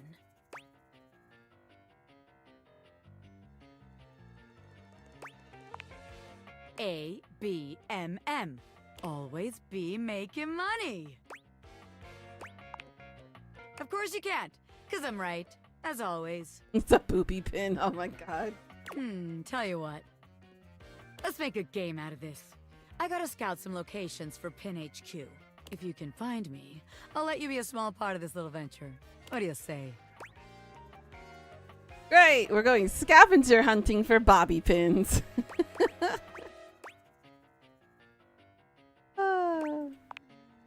Rad! Welcome to the Pin family, baby! Just to make sure you don't miss this opportunity of a lifetime, I'm gonna give you a hint about where I'll be. You want to be a booby pin, Death? I'm gonna be doing my dirty deeds in a place that gets you real clean. Ha! Catch me if you can, Normie. I'm out.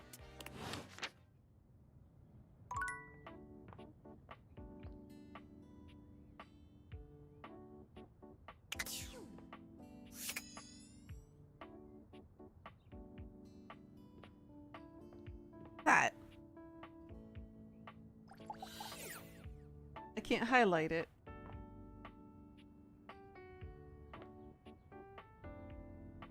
Oh, so that's her next place is right on the sink. Got it. You bet I can only talk to her once a day.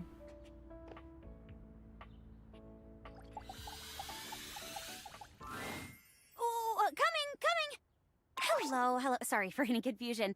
I'm currently working my day job at all 5 restaurants and bars in the house. Jeremy, Two Top just walked in. Coming! Stop by for another night of some theater. Damn, she be busy. Okay, so we need to talk to Barista. Oh, hi. Welcome to the Tipsy Tumbler. What can I get for you? Delivery? Oh, you must be talking about the branded rocks glasses I asked Daisuke to get me. Oh, thanks so much. I'll take those right off your hands. You hand Beverly her package, and she sets to work unpacking and cleaning the glasses right away. I'm glad Daisuke managed to get these for me. How is that old dish slinger anyway? A chip? Oh, poor guy. That's the last thing he needs. But then again, maybe he'll finally relax a little now that he's forced to. Mm-hmm. Yeah, he's always been into his work, but he used to make time for his hobbies and friends. Did he tell you he writes poetry? Dear, oh dear. He's fallen right back into his old workaholic pattern. Someone needs to remind him of who he used to be, who he still is. He's a real passionate guy, you know. But passion can lead to pain. Mm-hmm. It's easier for him. Write him a poem. It'll really tickle his teapot. Hey, no prob. Come back to the Tumblr anytime.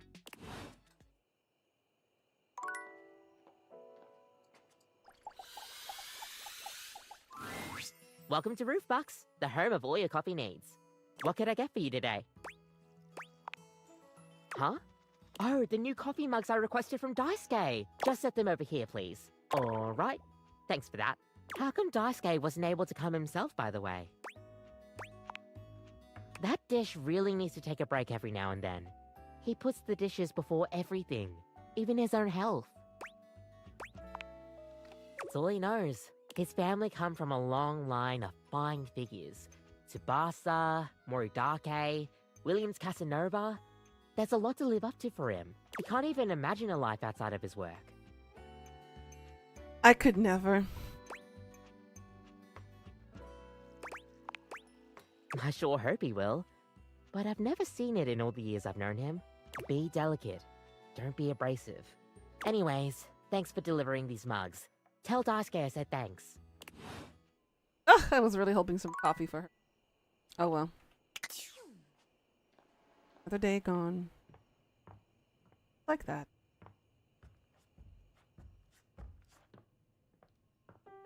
Do you have a particular character that you really like the most so far, Velveteen? So far, I was stuck between Volt and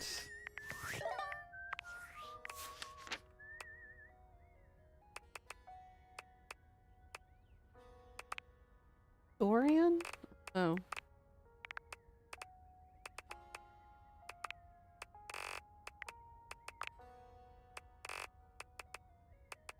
Hector?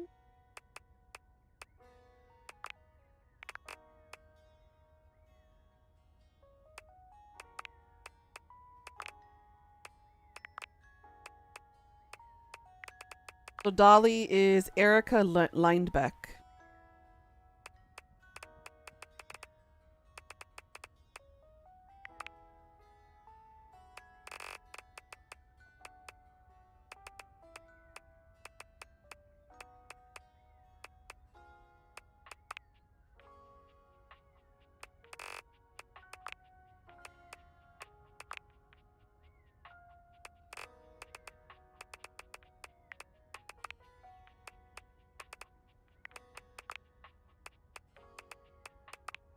Diana Erica Harlacher?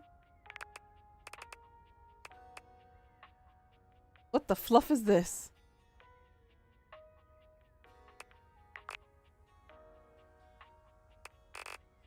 Tennis racket.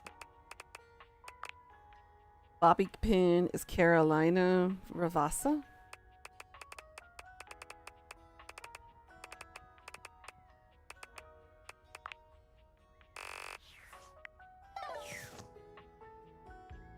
Back to the tennis racket.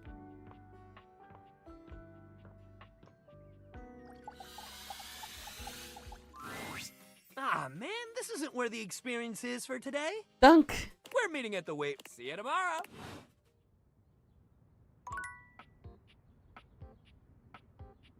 Yeah, apparently that's not her. Tennis racket? Oh? Okay. Wasted a heart.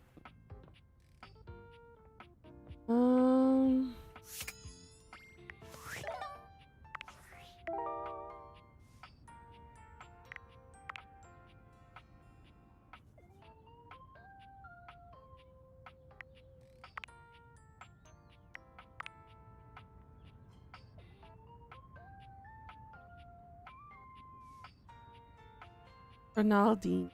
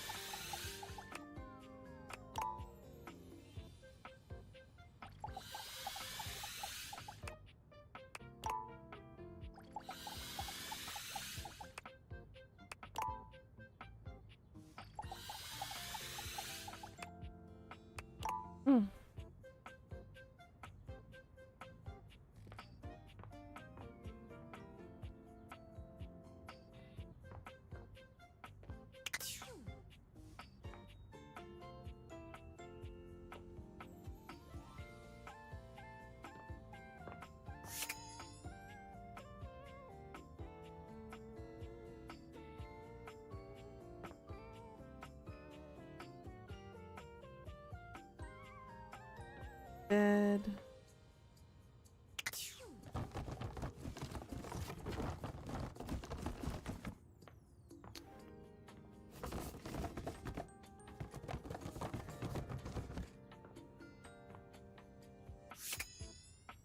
I thought the outlet would have been one of them or something. That would have been very interesting if the outlet was one of the items. Let's see. It is noon. We can talk to the cat now. Almost late. Almost.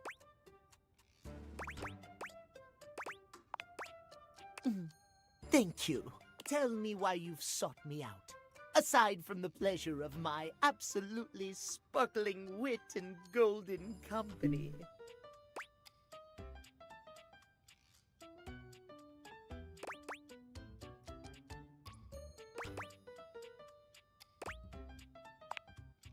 Well, your judgment is quite sound, it seems.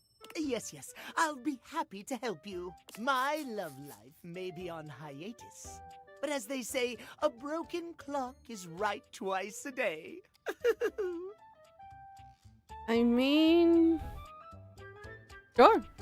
Timothy looks at you for a few moments, clearly expecting something.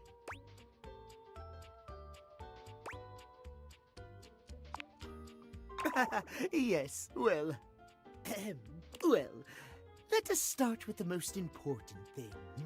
Timeliness, next to godliness, as they say.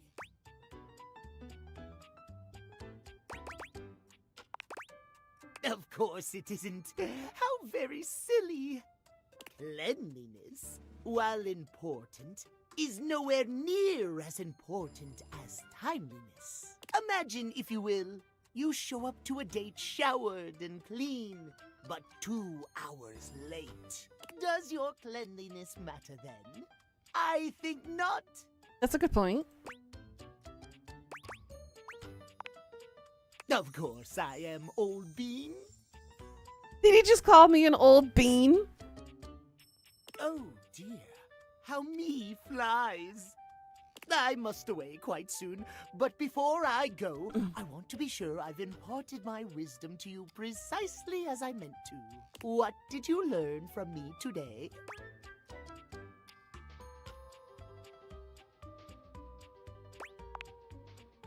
Exactly! Just so, just so. Just remember, there is always time for timeliness. Now leave me. I've run out of time for this conversation. If you wish to speak again, find me at 3 p.m. 3 p.m. Got it. Precisely at 3 in the afternoon. Farewell!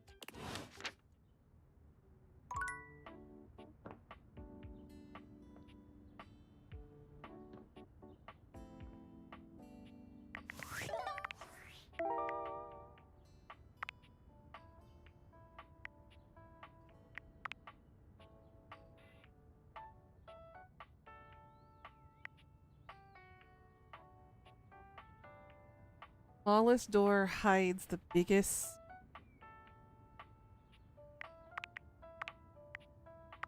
Smallest door. Smallest door. What an interesting character, right? There's a lot of interest here.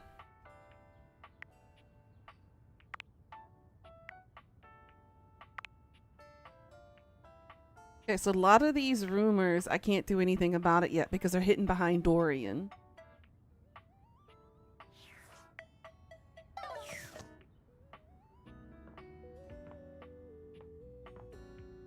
Alrighty, who can I play with? Nope.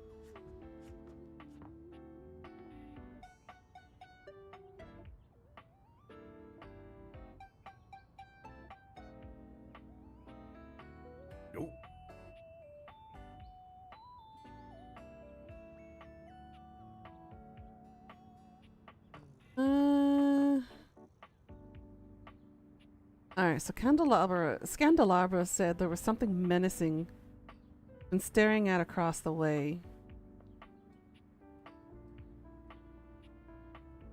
Said something about the wall.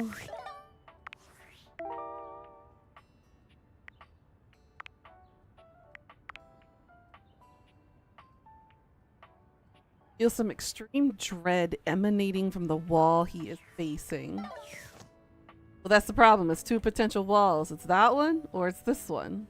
Nope. But this is not quite a wall. The window. It's gotta be this wall? Maybe is it from Hector?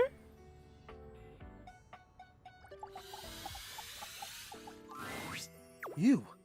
I'm so glad to see you. I've been thinking.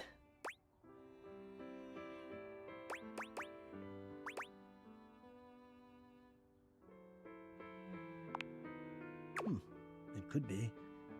That wasn't what I was intending to share with you, but you know me by now. Any desire you express, I cannot help but do my utmost to fulfill. Hector has me wrapped around my... He has his hand wrapped around my throat, that's for sure. If erotica is what you truly desire, then my request of you will have to wait. I have written much in my spare time. It helps to ease the longing. Kinda sorta helps the ease, but not really. Just kinda prolongs it.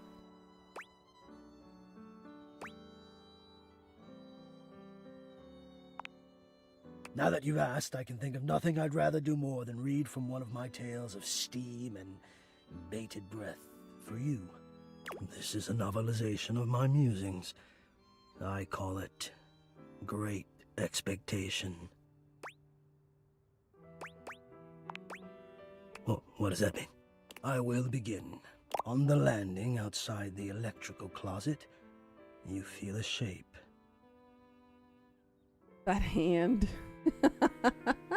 It is an outline in the gray mist of the second floor. Cool fog clinging to its ankles, tracing a swirling line up a form of muscular legs, parting and closing over what would be a sad and focused face. This shape is me. You know in your bones that the focus it bears is for you. You take a step towards me, parting the mist with your passage. Damn. I mirror you, step for step, movement for movement. The floorboards creak underneath us until we stand face to face. This close to me, you can feel the heat of my body through my insulating coat. It reaches out for you. I slide my hand slowly around the small of your back, and with an inexorable pressure, I pull you towards me. Your cheek finds mine, and your breath hitches in your chest. Your heart pounds. All the blood in your body seems sunken in the pit of your belly, swelling and pulsing there like a live thing with its own desires. Now it moves towards me and pulls your body hard up against mine. With my other hand, I grip the back of your neck, and suddenly you become aware of my deep and ragged breathing inches from your ear. So near to you, and still so far from what I want of you. Woof.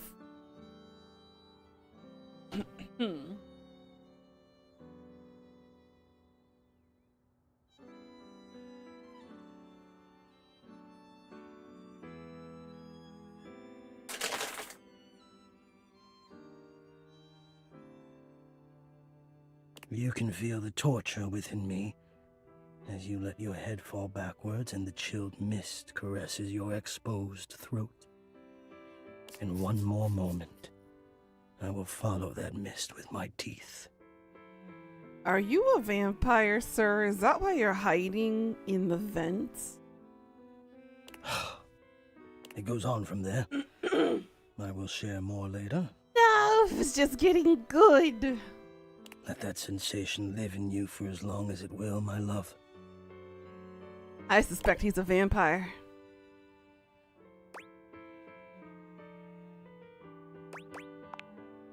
Well, so am I. Very glad indeed.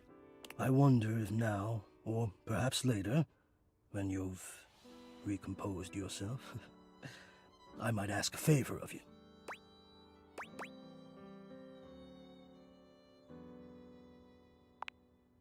Will you help me?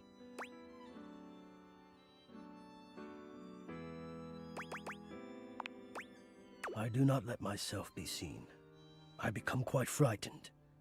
I have even been known to become aggressive, if I am seen at all, but most especially without my permission. This has been my way for longer than I care to admit. I wish I had something of more substance to back it up. It feels strange to wish that something had happened to me to make me feel the way I do, but the truth is, I am afraid. I do not like what I am. No, that's not it. I love being what I am. I am a complex system of ducts and vents that brings air, literal life, to the home of this person that I love. But for such a miraculous function, I have always wished that I looked more the part. Do you understand what I mean?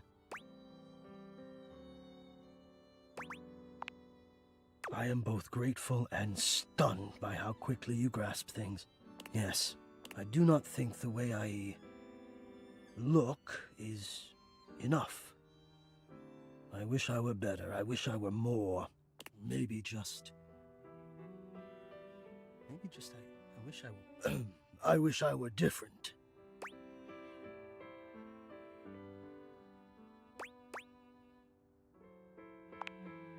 Well, I'm sure you're right, but I feel that way all the time. And I don't want to have my fear be the dominant force in my decision-making anymore. I don't think it's a way to thrive. I want more than my fear, so I have to confront the fear, and the only way I can think of to do that is to let you see me. So, I am inviting you to the attic. Hey, yo! I want you to come up, and I want to meet you, and I want you to see me. and we'll just have to see if the fear can hold out when I've decided to be brave. What do you think?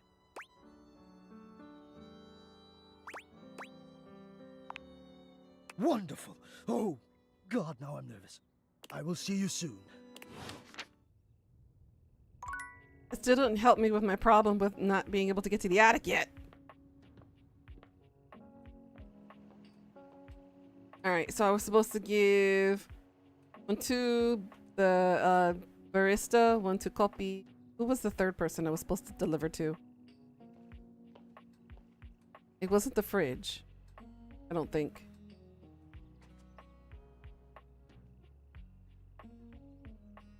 Shit, who was the third person I was supposed to deliver? Mitchell. Yes, thank you. Okay. Oh. Pitiful. Utterly mismatched flavor profiles. Texture's a mess. Mitchell waves a hand at you. Ah, yes. Unpack them for me, won't you? Mitchell looks over your deliveries, nodding his approval. Brilliant. These are perfect for what I need. They should look spectacular in the dining room. Just plates? Just plates? Food is an art form, and the plate is the canvas. The presentation is a non-negotiable part of the deal. Plating is as vital to a dish as the seasoning. It elevates the entire experience. Without Daisuke's hard work keeping me supplied, my dishes would be nowhere near Michelin level. Damn right you should. Daisuke spent years refining his craft, creating his own ceramics. He has a respect for the work you simply can't be taught otherwise. You do well to model yourself after him. Now, if you'll excuse me, I have reviews to complete. You delivered to me last. Well, carry on then. Was I supposed to do them in a particular order? Yes, Daisuke never said anything about that. Jeez. You find Daisuke and a lacquered friend mid-discussion. Beautiful. Like a ceramic sunset over a shining sea of China. I told you I would help you organize. Just look at you now. Even an injury cannot slow you down. Your assistance has allowed me to catch up on the rest of my work. I'm truly grateful. It's no problem whatsoever, amico mio. All these voices. I'm falling in love with these voices. Ah, speaking of friends, it seems as though you have a visitor. Ah, we will speak again, Caprizio. Caprizio. Hello. I love it. Ciao. You have the air about you of one who has completed their mission.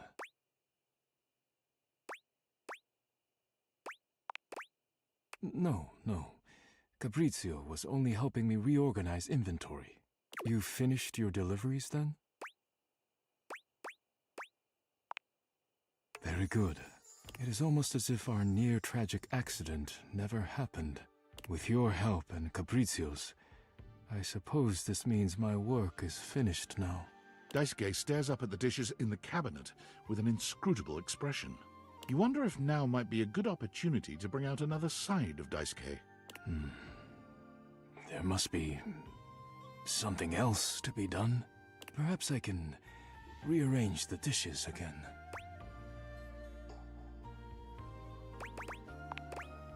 Is it ever really a good time to relax? But you are not wrong. I suppose I could spare a moment to sit. Would you care to join me? Come, sit. As you sit with Daisuke, both of you gazing up at the majesty of the china cabinet, you turn over the advice you received in your mind. You could talk to him about coffee, poetry, ceramics. Poetry. Who told you that? Beverly's job is to dispense beverages, not secrets. I have been betrayed.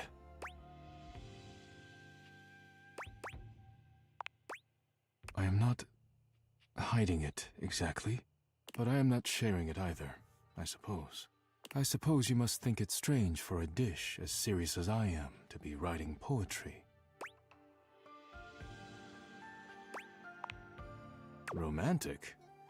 My poems were never love poems, but I am glad you seem to be a lover of poetry just the same. It seems like such a simple question. Friends, lovers, hobbies. I dropped them all one by one. They were pleasant, to be sure, but a distraction. When a relationship ended poorly, I often thought of how much time I'd wasted trying to please others. When a hobby reached a plateau, I felt as though I let time slip through my fingers, time I could never get back. When I work too much, I do not have similar regrets. Or at least, I used to think so. Being forced to slow down has shown me perhaps my priorities have been incorrect for years. Now, faced with a quiet moment and friendly conversation, I find myself woefully inadequate, like a broken plate fused together with hot glue.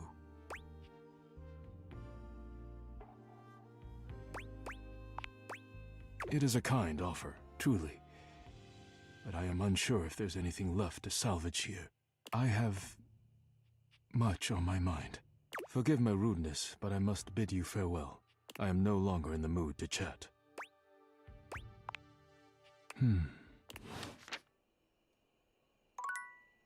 Well, can't add him to the profile yet, huh?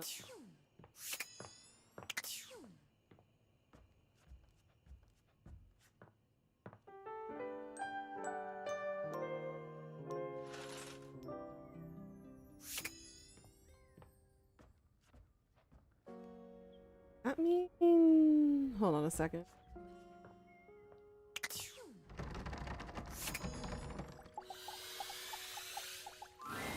Locked? I don't know. There was an old friend of mine who could always open me up, but he was put away sometime in the distant past. I can feel his energy distantly, perhaps directly below me, 2 floors down. No basement.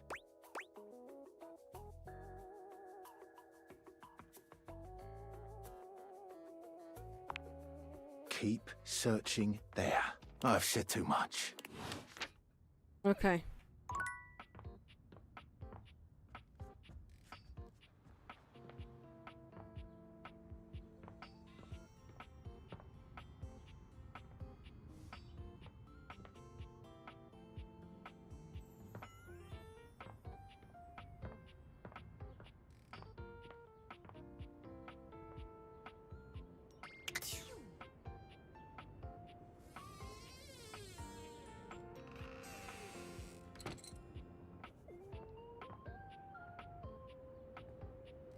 I could go down the basement now.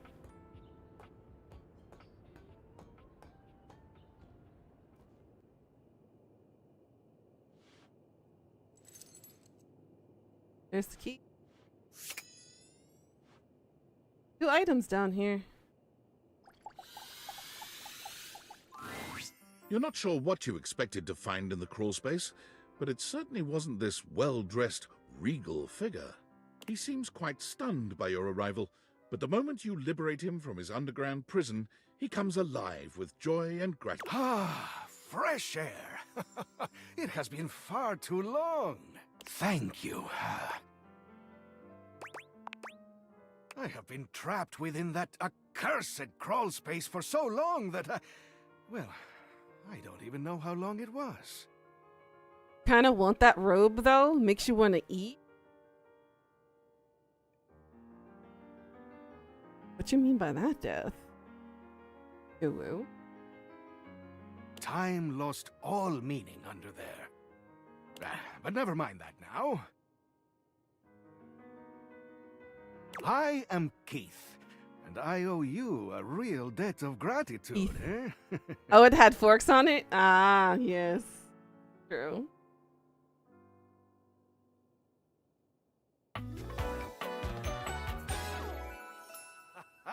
Eso!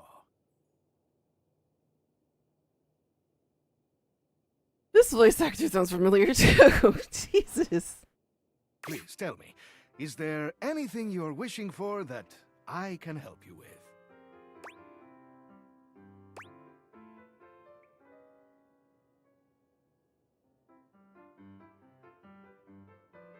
Trying to connect the voice.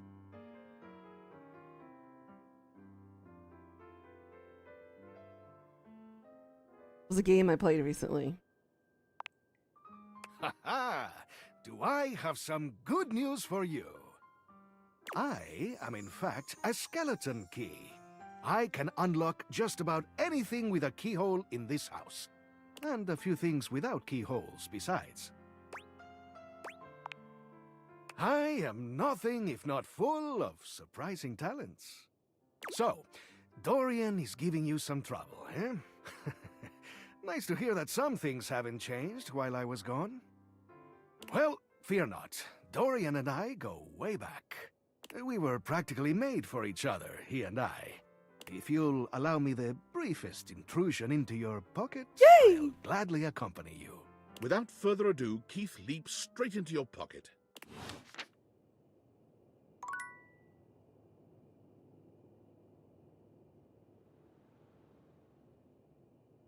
Wait. Oh, what's this? You see a concerned face peeking through what might be a cryogenic tube, containing tape both sticky and cassette. The face notices your presence and begins to speak. Yes, this is Choice. I am officially found. Is he a time capsule?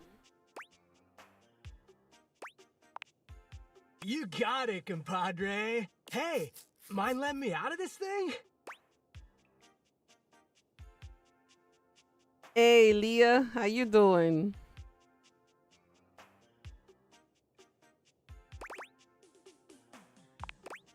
Yup, I am both in and of the time capsule you now possess.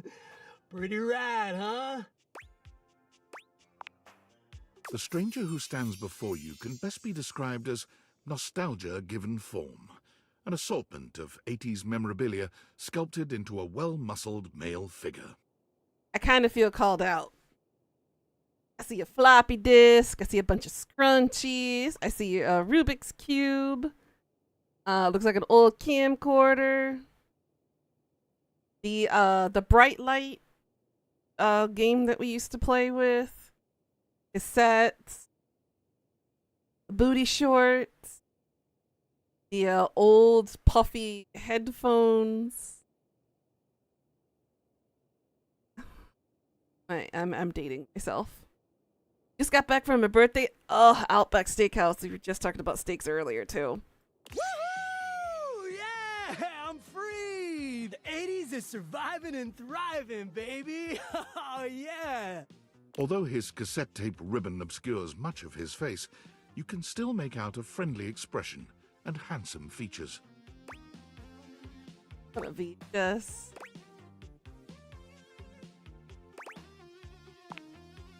Well, yes and no. Embodiment of our childhoods. Think of me as the essence of what's inside that time capsule. The 80s personified. He pulls an electric guitar from somewhere, playing a very loud and intense note as he strikes a pose. Air guitar, baby. It was good? Oh man, I'm jealous. Better yet, don't think too hard about it at all. 80s fever reigns! Yeah! And look what his guitar is made of. This generation don't even know what that is. Yo! Body windbreaker. Oh my god.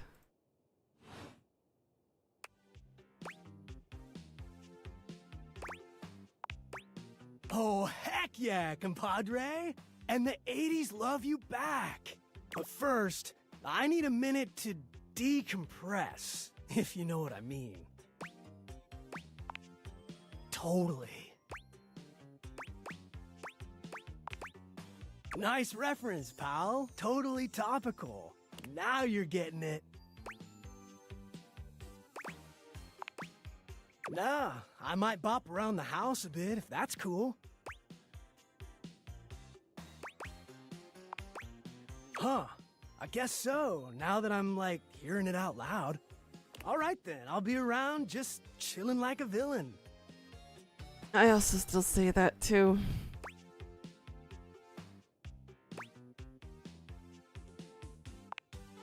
I'll teach you the ways, Daniel-san. Karate Kid reference. Oh, look at you, acing the class already. You are gonna be a bodacious student, I can tell. Okie dokie, Smokey. Just gonna shut the peepers and recuperate. Talk to you later. So he'll be random around the house too. There's a mousetrap in here? An unholy amalgam of rat and trap stands before you. He regards you as you do him, with surprise and disgust. He holds his hands up to his chest in a distinctly rodent-like gesture, his nose twitching at intervals. Now why does he look familiar? I'm thinking of a certain rat-faced idiot in a realm of wizards and witches who betrayed his best friend to a dark lord in order to save his own butt. Yeah, that's who I'm talking about. Holy frickin' shit! What am I looking at here? A new face in the crawl space? Are you real or what? What's wrong with you? You ain't gonna find it here. Hello, I'm Vaughn, I'm your rat trap. Bring in your little card, you'll see. Hi, I'm Vaughn. I can't wait to love you or whatever the fuck. I can't wait to love you or whatever the fuck. Oh my goodness.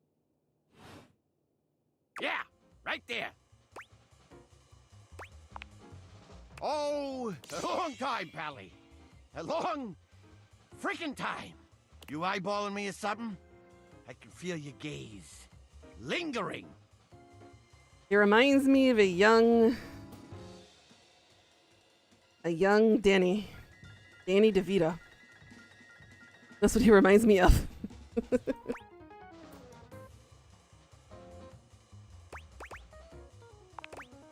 Oh, so you're just the picture of normal, is that it? Well, fuck you too, buddy.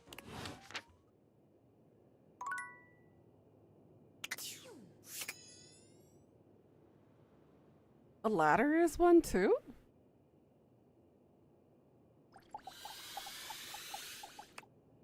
Oh, that must be Dorian, or a part of Dorian.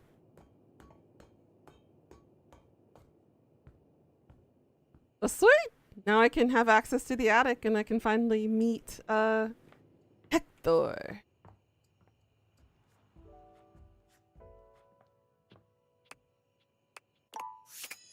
Oh, I still have one heart left.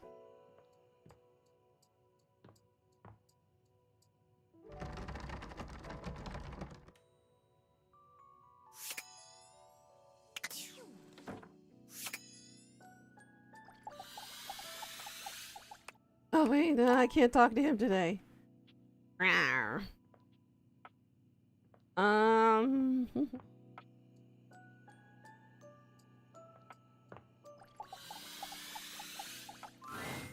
There you are. Come, come. I have something fun for us. Benoit waves a massive bolt of what looks like plastic wrap at you.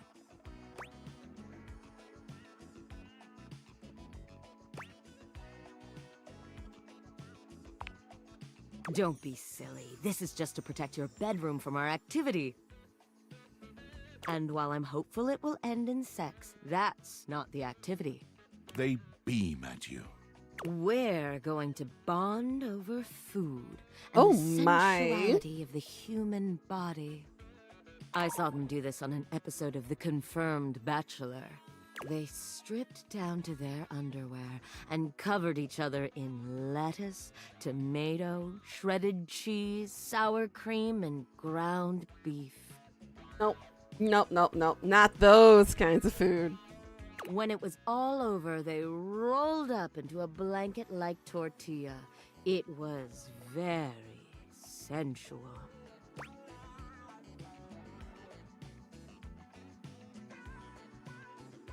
I'm all sorts of confused. I knew you'd understand. Come now, help me get this plastic down, won't you? Can't have sexy fun if you have to do a bunch of unsexy cleanup. Oh? You help Benoit spread plastic all over your bed and the surrounding areas, ensuring that you won't make a taco-scented mess of your bedroom. When it's all done, Benoit gives you a coy glance. Time to get naked. Do keep your underwear on. As sexy as this is, it's far sexier to undress after. Both of you strip down to your underwear, but it's hardly a sexy atmosphere. Benoit is too busy preparing both of your toppings. Beautiful. Now which of us should be the first to go? Love the enthusiasm. Lie down then, won't you? Benoit helps you lie down on your bed. The plastic squeaks beneath you as you shift into place. There now, my scrumptious little taco. Lie still. Everything's going to be very, very cold. Why couldn't we do chocolate and whipped cream like normal people? I don't think that's also quite normal either. Good, good. For a lot of vanilla people, that's very kinky. Benoit lifts a bowl up and grabs a handful of its contents, raining cold ground beef down upon your mostly bare body. With raw meat? No thank you.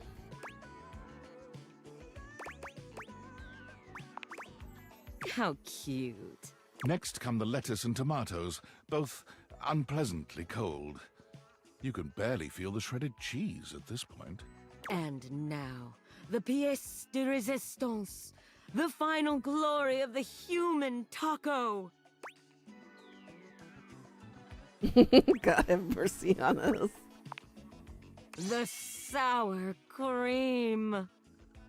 Talking about a UTI in among other things. Benoit has a distressingly large condiment bottle in their hands. They give it a shake to help the sour cream shift in the bottle, but there's a distinctly threatening feel to the motion. Are you ready, darling? You absolute deviant. Benoit aims the condiment bottle at you, and everything goes white after that. It's cold. So cold. But somewhere in the coldness, you feel yourself being rolled up into a tortilla. It hits you that this makes you more of a human burrito than a taco. But it's hard to focus on the technicalities when you're wrapped this tightly. Beautiful. Just beautiful. You are a hungry little taco, aren't you? Seeing you like this makes me want to skip my turn and get straight to the real fun. How about it, darling? What do you say we turn you into human taco salad instead? Oh my god. Their normally confident smile slips for just a moment. You know, because the ingredients are gonna be all jumbled around. Sex. I'm offering you sex.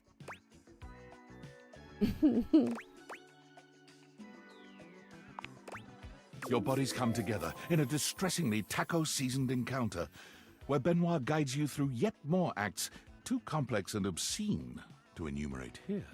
Despite the strange taco backdrop, Benoit pushes your body to new heights of pleasure, making you deeply grateful for all the plastic you laid out together prior. This may be the strangest, messiest sexual experience of your entire life. You've plenty of years yet to live, but some part of you is confident nothing else will top this.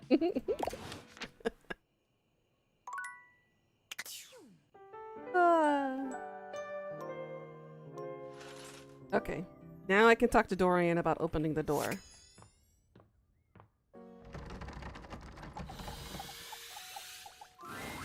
Dorian looms over you, arms crossed over his broad chest. He seems almost smug about blocking your way today. You better not be blocking me. Be great blocking me. Hello, mate. Let me give you a tip. When you see me with my arms crossed like this, it means you're not getting through. What might it take to uncross them, I wonder? Keith? Is it really you? Hello, old friend. It is me, all right. Where on earth have you been? I've been tucked away with my thoughts, you might say. I never knew why you left. I am so sorry I never said goodbye. I never had the chance. Well, I've missed you. Oh, I've missed you too, dearest Dorian. And I am back to stay. Now, come here and give me a hug, won't you? I could never resist you. Dorian and Keith curl their arms around each other, fitting together as perfectly as, well, a key and a lock. Hmm? And just like that, door is open.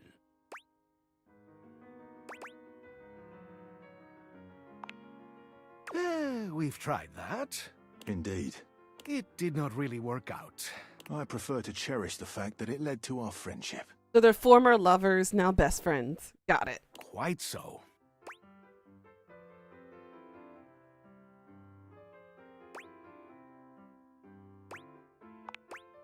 Why, I would love that.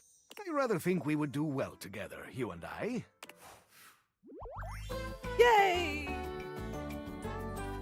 The treasure trove of friendship is open to us. Oh, more empathy. I am perceptive. You know, you now know why they cry, but it's also something you can never.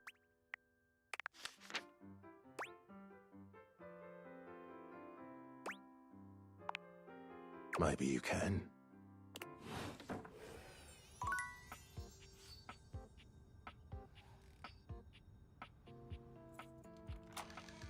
Let's go! We now have access to the attic.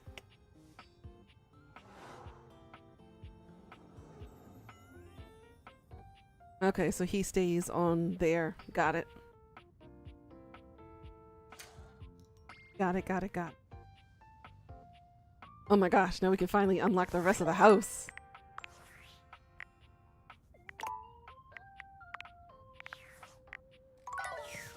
Oh, right. Wanted to see who that voice was.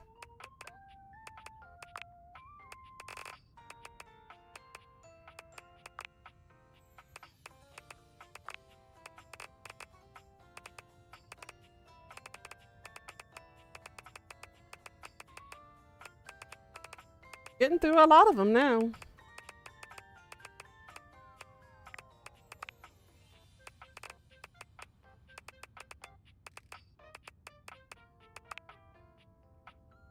Christian Lund. Your voice is awfully familiar to me, buddy. Who are you?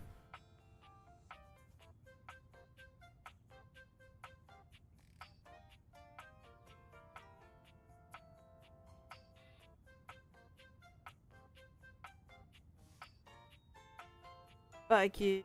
Victor and Valentino. Lego Batman.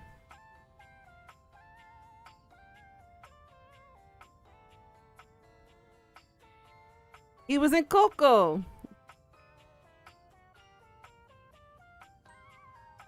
Puss in Boots.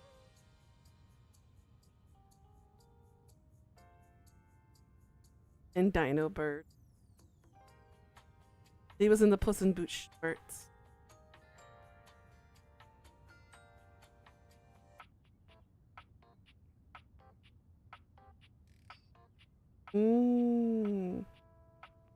Gotcha, gotcha. That's what his voice sounded so familiar.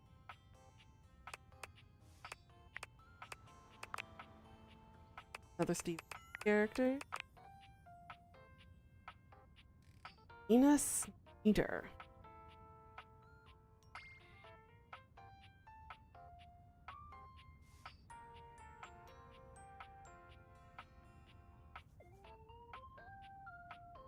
Aqua Teen Hunger.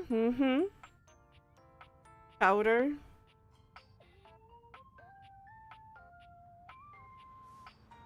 Bar. Balls Masters 9009. Patrick Star Show. Lego Star Wars. Venture Bros. Aquaman. Pickle and Peanut.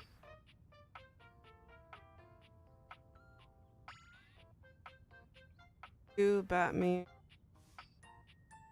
Justice League. Verse. Really? He was in the Shawshank Redemption? Who was he?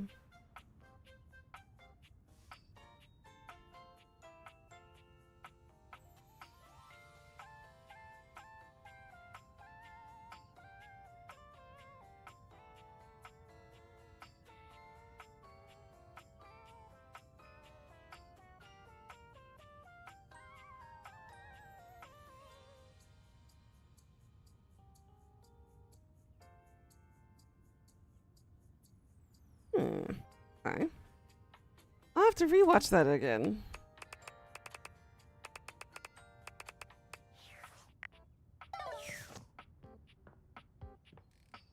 Ooh, we have a safe here?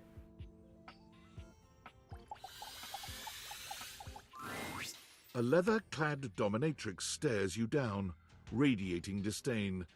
She looks at you like you're the dirt beneath her feet. Mommy?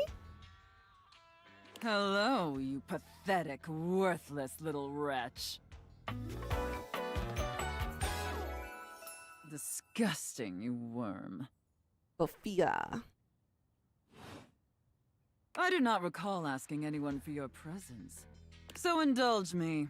What gives you the misguided confidence to stand here before me, wasting my time? I recognize her voice. Were you on Digimon by chance?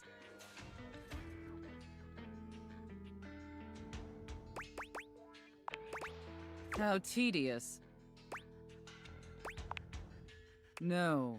Luckily, I don't know, Randy. Listen, wretch. We obviously haven't met before, so I want to be clear. It sounds like the voice actress for Arukenimon. Going forward, you Could be will wrong. address me as Mistress, if you wish to continue this conversation. Is that understood, wretch? Very good. Now I know what you're thinking. Why would a perfectly successful safe like myself throw away her prosperous and fruitful career in the burgeoning vault industry to become a mistress to all the lost, pathetic, and broken creatures of this world?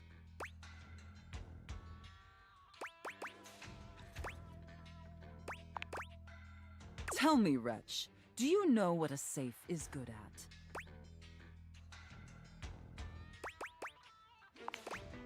An acceptable, if asinine, answer. But the one thing a safe is good at, tantalizingly good at, is keeping things locked away. I'm curious as to how those papers hold up to her boobs. That's what I'm curious about. Valuables, memories, and very often, secrets. Deep, dark, very dirty secrets. The kind of secrets that everyone secretly longs for, aches for, but diligently keep hidden far from everyone, even if necessary, from themselves. Do you have any dirty little secrets like that, wretch?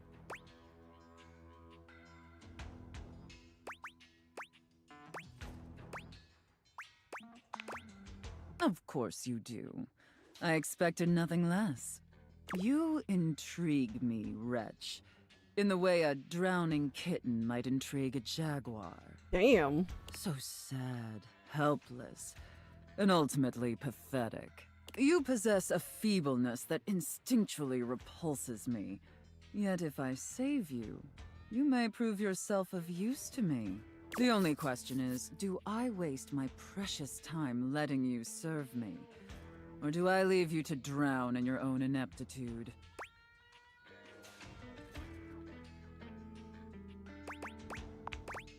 Very good answer. All right then, wretch. Against my better judgment, and because things have been so frightfully boring lately, I'll allow you the opportunity to serve me. You should count yourself extremely lucky. Not everyone is given such an incredible, life-altering opportunity. And rarely do I make this offer to worms as painfully tragic as yourself. I'm a worm. Totally. Of course. Anything for my compliant little wretch. I can't wait to test just how compliant you truly are. And who knows? Perhaps in the end, you may even have the opportunity to open up my chassis. Oh my. That is, if you are skillful enough to figure out the combination.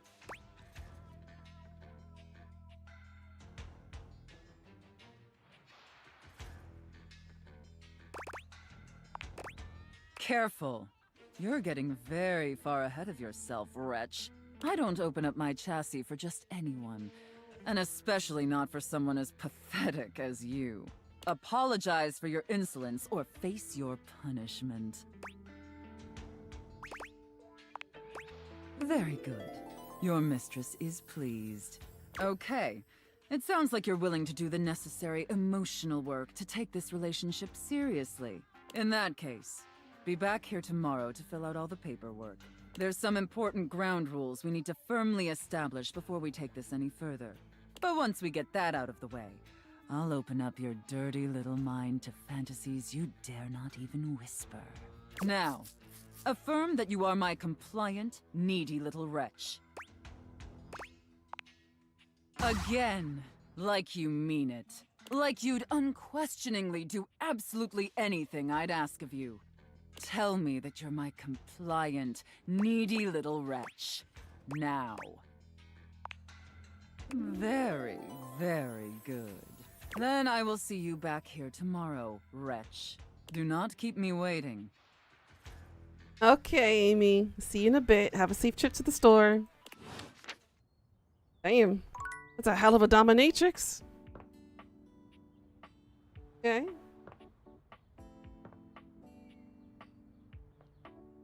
Books. Okay, so we got a couple of new things up here, but let's talk to Hector, shall we? Hold on. I can't open it. Okay. At long last, Hector reveals himself, and frankly, you're not sure why he's been so terrified to show himself to you. Yeah. You might have expected some monstrous, vile creature, but he's just a nervous, sweet-looking vent dweller. Well. Hello there.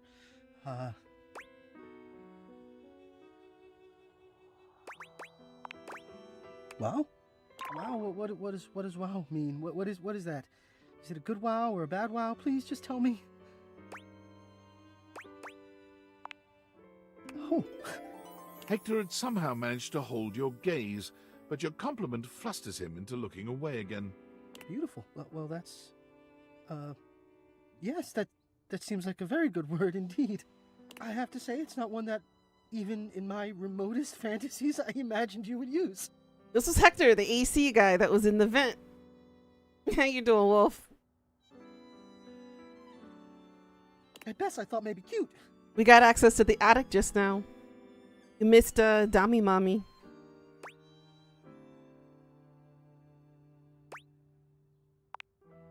You do? I mean, well, of course you do. Look at me. Oh, no. That level of confidence does not quite fit yet. But maybe we'll get there. I'm not sure I know quite how to thank you. For the first time, I can say that I feel truly seen. Well, you know me by now. You know I am good with words, that I enjoy them. He is. But right now, the only words I have are thank you. What you've done for me. I cannot fully express, but I hope beyond hope that maybe, somehow, you understand. Incredible. The dreamings of a silly ventilation system, made manifest. He's adorable. How you doing today, Wolf, by the way? I love you too. How was the games? Hey, we got another love line. Oh, to see and be Oh, more empathy. Damn.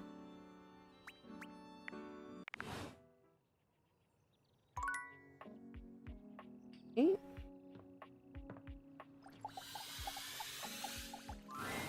A marble Adonis regards you with a critical gaze. Wow. Completely unembarrassed to be wearing so little in your presence.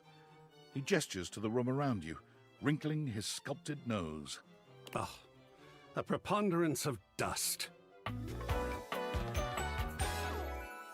Oh. Art. I'm so glad you're here. As the owner, the curator of this house, I feel this must be brought to your attention. Just look at that. The dust has created almost a cake-like texture. Makes it next to impossible to divine any detail or subtlety the piece may possess. Oh, well, it's not as bad as all that. Perhaps it indicates a gentle lack of attentiveness, but that can be remedied. It's not like it's a red wine stain or sun bleaching, or, and may we be preserved from such, a child with a new box of markers. Dust is entry level, but even so, we must remain vigilant. Conservation has certainly entered a lowered state of late. But there is always hope. I am forever an optimist. And a pessimist, actually. Oh, and a nihilist. Interesting. Excellent query. I am art. All and sundry, great and small, art. I am a towering intellectual achievement of profound psycho-spiritual depth. I am a wonderfully ridiculous and whimsical court jester to you, the monarch. I am a passionate, sensual bacchanal. I am a reckless, devil-may-care risk-taker. He sweeps his arms in a grand gesture, striking a pose that makes him look like the ancient statues he's modeled after. I am art. Sacred paint. I just love introducing myself. Wasn't that fun? Yes! Oh, your enthusiasm is delicious. I swear if I could eat enthusiasm, I would. Hi, I'm Enthusiasm. I think it would taste like rock candy. Perhaps you'd be enthused about one more thing. It's my next big project. I have fully invested myself in the project of turning this house into a gallery. It is by no means required, but for several reasons, I would love your input and assistance. Would you care to join me? I've never had a co-curator before. Yes! Oh, I think so too. A lot of work, perhaps, and it might even become emotional. We just never know what real art is going to bring forth in us, do we? Oh, sacred paint, I love the journey. All right, I'll go prepare. I'll see you back here in a bit, and we shall begin.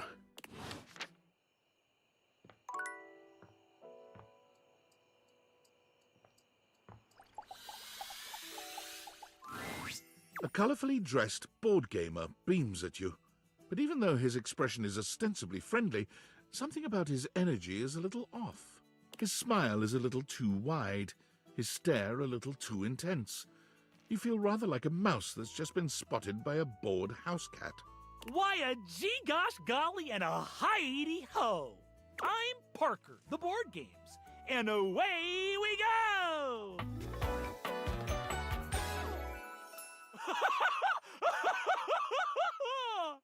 He has way too much energy. I'm jealous.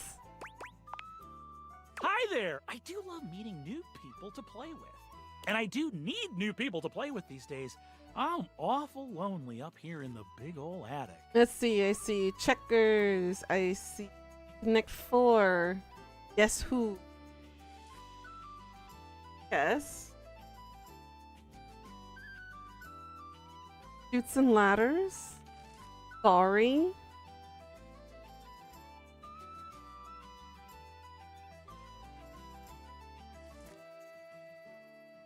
Baby Monopoly? But you seem like a nice sort of gal already. Maybe you could be my next relationship. Magic 8. Would you like that?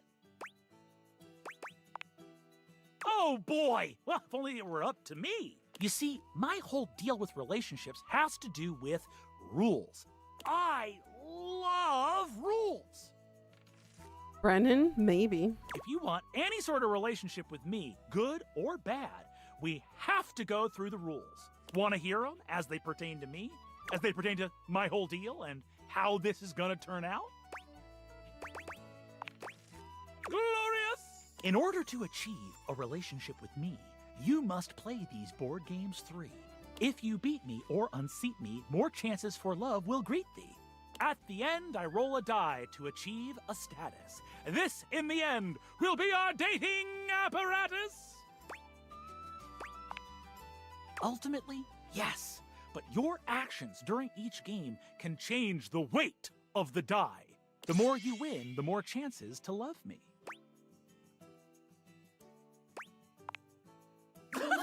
I'm falling in love with you. Just kidding. Only the final roll will tell me how I feel about you. Meet me here next time for our first game, Sandyland! Sandyland. Sandyland.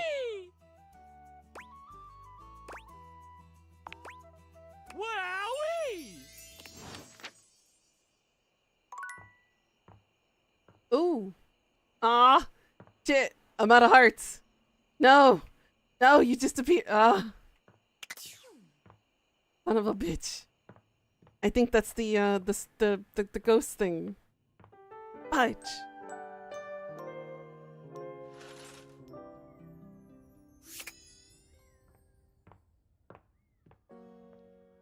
It only appears during the nighttime. Alright, I gotta remember that.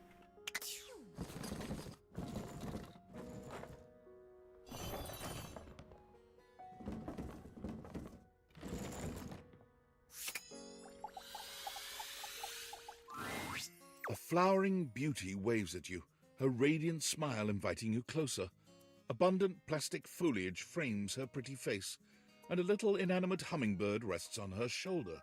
She looks rather like a fairy tale princess, and the delicate way she carries herself does nothing to belie that impression. Oh my gosh, hi!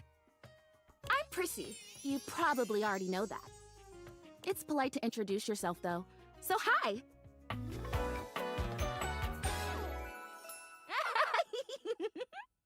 Prissy Plastique.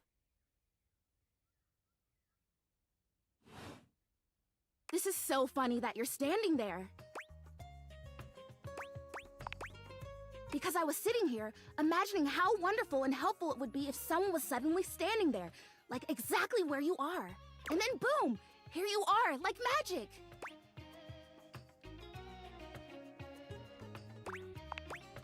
Yeah, well, no, I mean kind of. You're definitely great, probably. But in my imagination, the person standing where you're standing also did stuff. I need you. Please, to flirtalize me. Well then.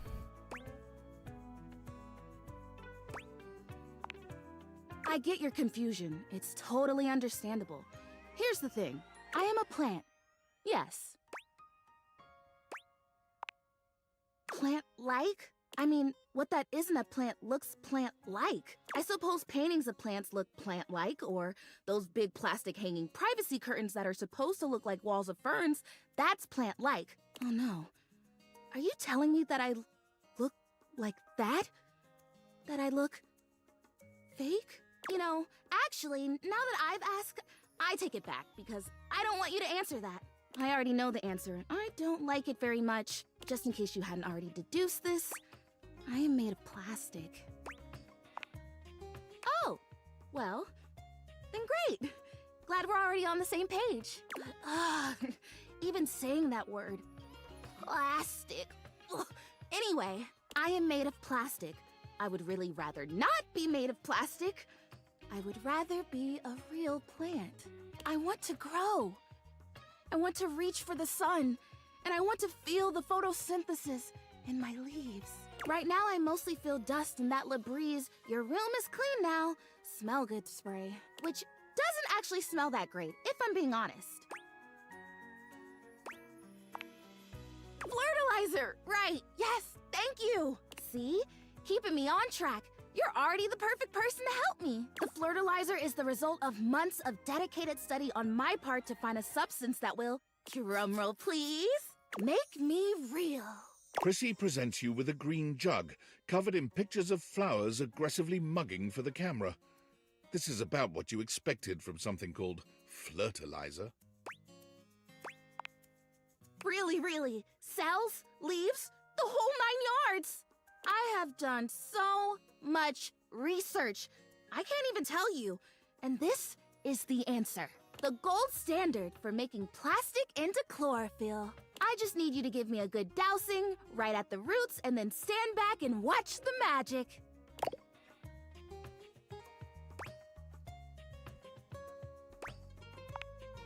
That's exactly what I said when I discovered it.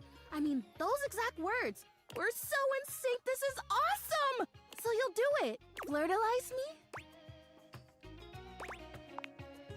Yes! Oh my gosh! This is the most exciting day ever! I am so confused. I'm ready. So it says on the directions, Prissy reads off the back of the container of Flirtalizer. douse liberally and with abandon, no such thing as too much. Couple each dose with a body wiggle or the recitation of a favorite herb for added potency.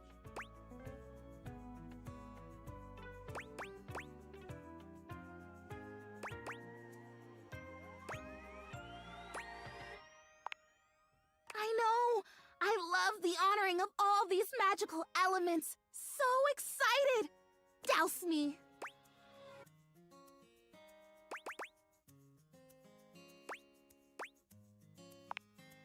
You spray Prissy from head to toe with the Flirtalizer, punctuating each spray with a wiggle of your backside.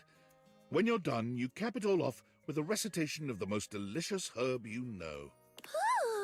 I think I feel it working. There's this really strong tingly sensation. The spell you are casting definitely gets my vines all twisted up. You take a moment to inspect Prissy. She looks a bit shinier, but otherwise the same as before. Hi, Queen. How you doing, Queen? And are you talking about her looking pretty? Yeah, I know, right? Do I look different? I don't feel different. I mean, I feel wetter, but that's probably just from all the dousing. What do you think? Do you see anything?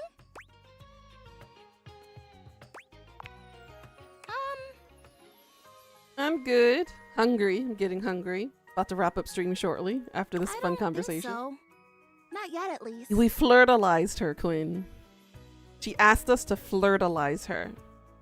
This was a result of a lot of research and a lot of investment. And yes, that is Quinn, Leah. Like heart investment. But it's okay, Me pretty? I don't think so. because it was also my first real attempt, and all great endeavors have failure before they have success. I'll try again. Hey, would you be willing to help me again? If I need it? Her, she is pretty. What you talking about? Thanks. I am fun. Well, I better go dry off. Don't want to risk mold and mildew. Some interesting characters up in here.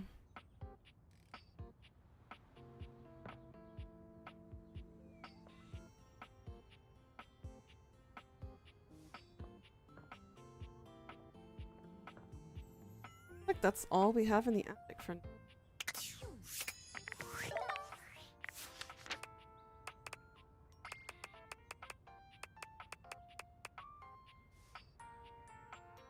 Phone looks like it's all. Hector, we are in love. Yara Brown. Keith Farley.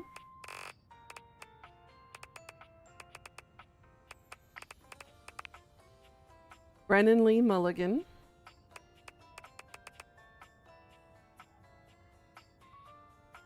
Princess Halia.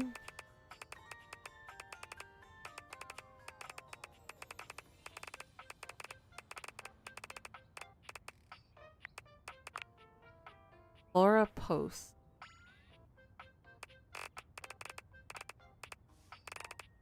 Laura Post. Laura Post. Why does that name sound familiar? That's Dami Mommy, by the way.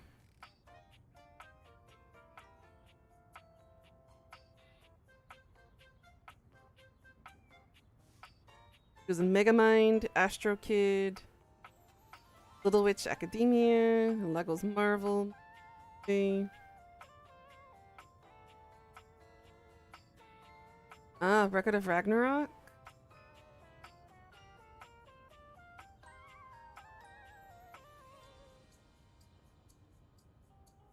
Come on, Twilight. Found you for Sailor Moon. Oh, case closed. Conan, Detective Conan. Okay, so she's really famous in the anime realm. So she was in Your Name, Jujutsu Kaisen,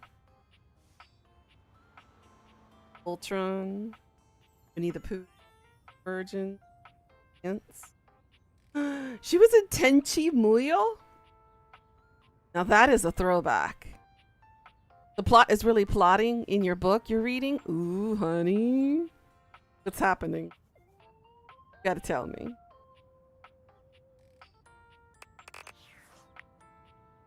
Alright, I think, ladies and gentlemen, that this is a good place to...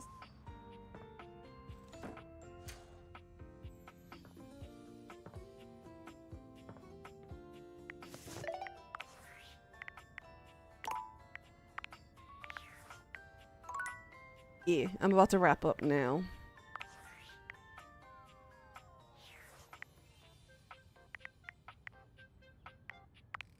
Continue. We have met a lot of characters today. Holy shit, it's getting more fun. We got a lot more to explore and experience.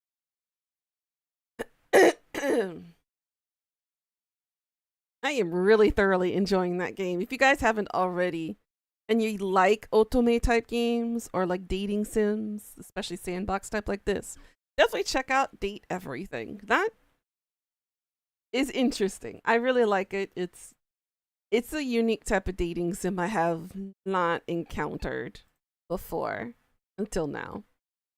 I like it. We're gonna continue this tomorrow. Because I can't get enough of this. And I really want to fix Volt. I feel so bad about Volt. Not much we can do about that one. But yeah, I'm going to stop for now. Make myself some food. Sit and chill for the rest of the day. I don't have work today, so I'm just vibing and chilling. But yeah, I will see you guys tomorrow for more chaotic, sussy fun. And hopefully we fall in love with our sex toys too. Alright guys, thanks for watching, and as always, please do like, comment, subscribe, and give a follow. And I will see you all later. Annyeong, till next time. Bye bye everybody.